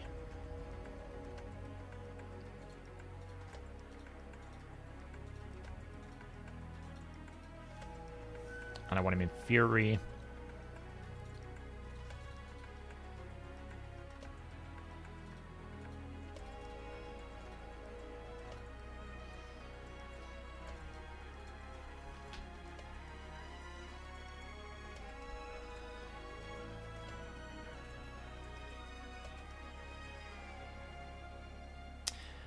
It's this bug where this is why I don't equip an optimizer, because it's going to have this bug now because it thinks Gintoro hasn't got gear when it does. Let me just take a picture of this so I know what it is. We live refresh. Actually, I'll just do it.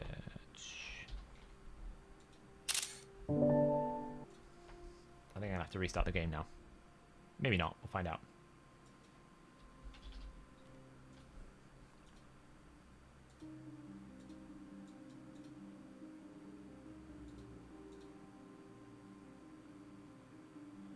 So I need to take those gloves off. So let's just put so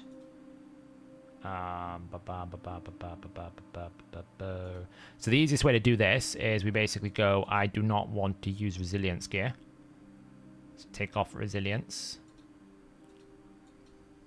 Now I should find it without those gloves.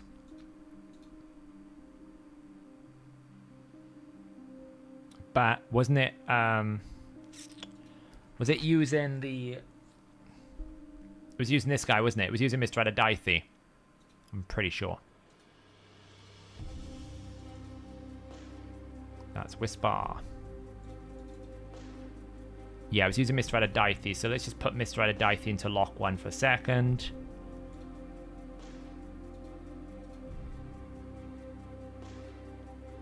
And it was using that one, so put that into lock 1 for a second. And... was it using...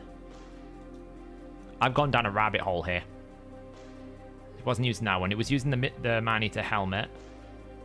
So, that should be fine. So if I clear that, should be good now. So we lose a little bit of damage, but it's going to basically recommend this, this, this, and those boots. So we lose a little bit of damage. But again, what we can do now is go into this, because he's going to be using Fury boots. We can, with speed rather than attack percentage, we can basically look at all of our Fury boots that have got speed and see if we're actually going to be able to get a bonus roll on speed. Not that one. Ideally, we want crit rate on it, otherwise it's not very good. Like this one, maybe. Didn't get that one. Like, that's not bad. We would lose a couple of points of crit rate, which we could afford to. I've burnt... See how quickly you burn through all your oil, by the way? This is a whole tournament of lesser oil, and I've burned through it in seconds. We didn't get anything there. Okay, well, kind of sucks.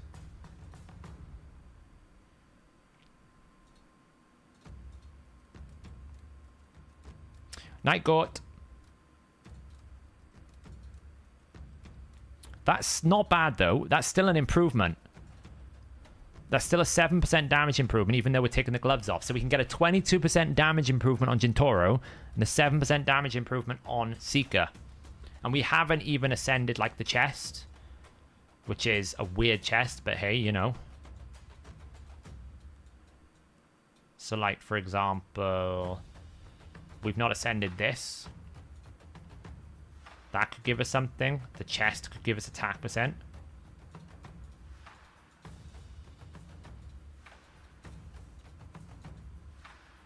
In the keyring set here, Loriaka.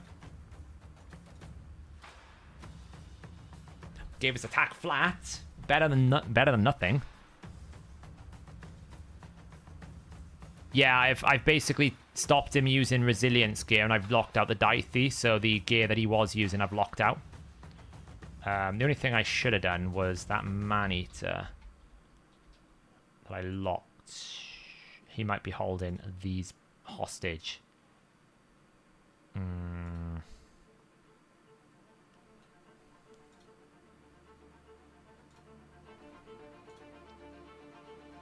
Just swap these around a second.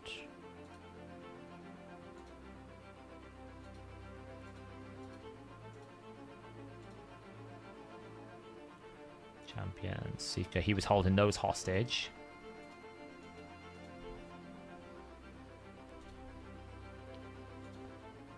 So that's back to 9% because it's going to recommend that I take...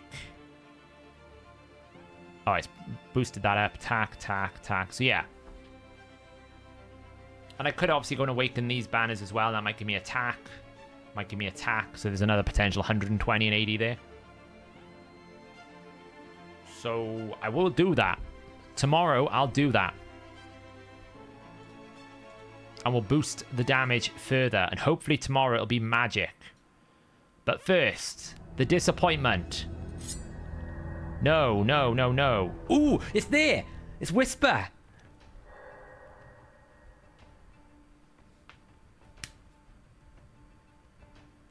This is why I was killing time.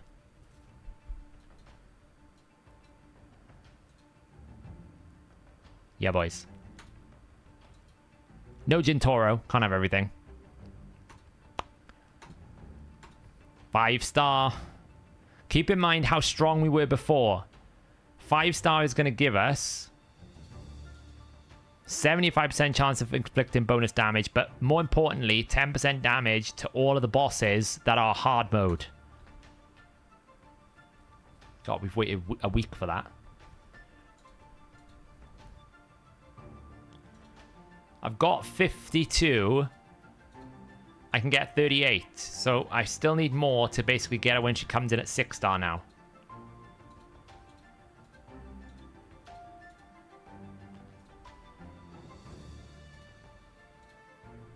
So of course, we've got to take her for a whirl now. Yeah, I still need a few more. Let's take her for a whirl.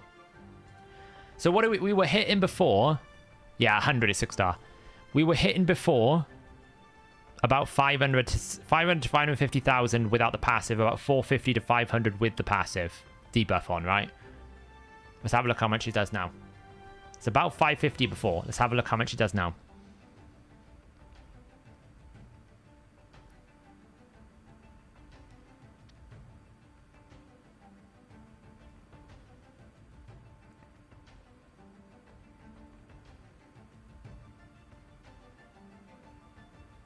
I don't even know if she's going to get a chance to do a second one.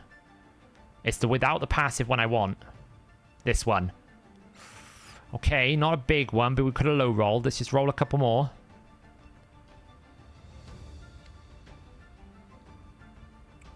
We're so close to the full power now. One more awakening, and then we'll have like the Giga charged.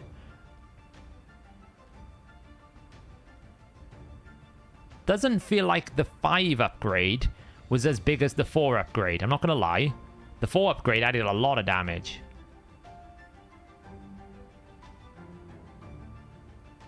It doesn't feel like the 5 upgrade has added an awful lot of damage here. It's a shame. I was expecting like 600,000. But I suppose with the 4 upgrade, you get the 20% crit damage on top, which is quite a big increase. That is a 549,000 hit. Maybe she's just been low rolling. Gosh, she almost, like... We're almost close to not needing a second round. We are almost close to not needing a second round on this. I don't know if I'd go Crushing Rend.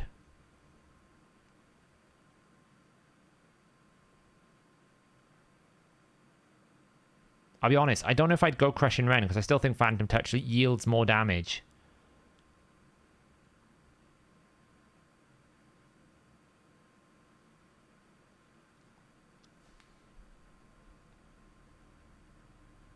I just feel like Phantom Touch would yield more damage on a higher number. Can you do this out right? Not my team, no, but there are other teams.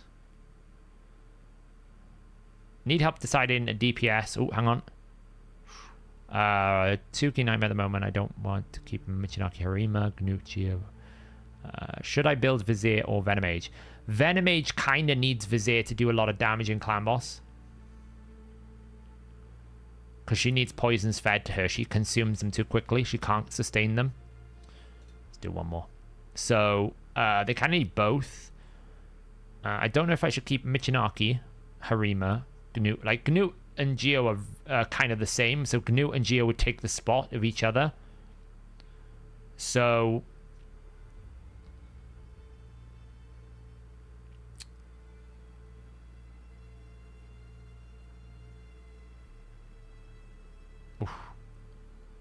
Oof.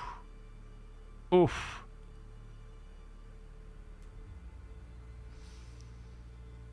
I certainly wouldn't use Michinaki. I think Harim is better. Like you I'm guessing you've got a decreased defense in there already. Gnut will outdamage Geomancer, but they kind of do the same thing because they both weaken, right? Vizier will extend your debuffs. Venomage will do more damage than Vizier. So if you do her A3 hit, that's almost... No, it's not that. It's the math, Dutchy.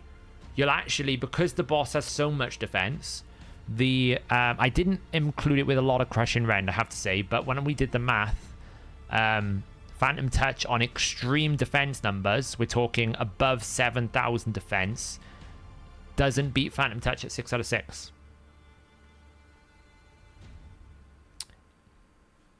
See you later, see you later, Matthew. I'm actually going to be ending the stream in a sec now. I didn't plan on streaming so late, but got carried away as always.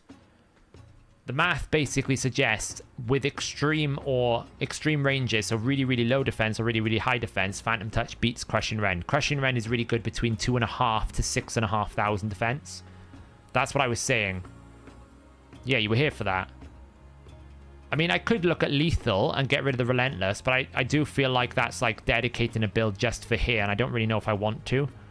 Because I think she loses it. She nearly hit 600,000. So she was low rolling a bit. So she almost hit 600,000 there.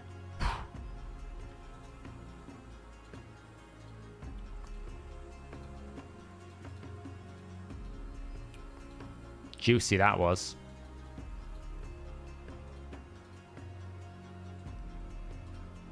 Attack. Grr. It's annoying. On the bright side, I just did the quest to ascend a piece, so there's that. Let's just do what I want to test here.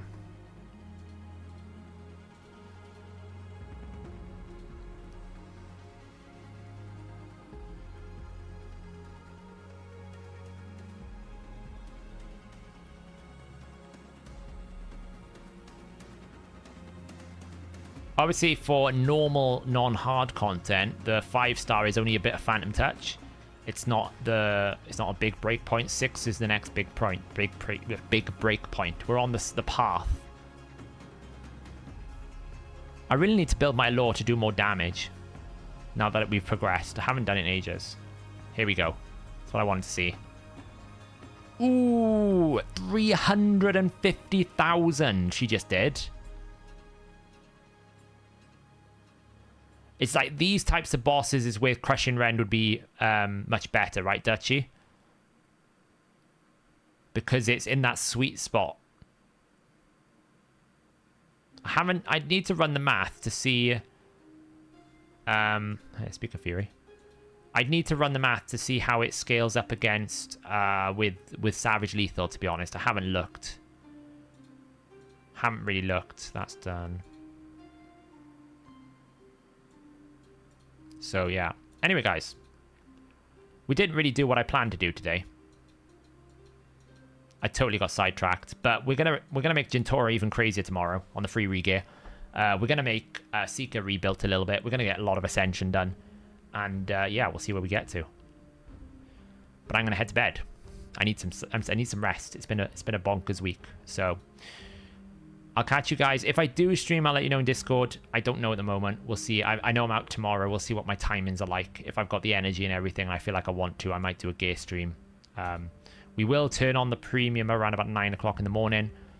So it coincides. We'll turn it on. And yeah, we'll see how it goes. Hopefully we don't blow up the servers. You never know. But yeah, I'll catch you guys next stream.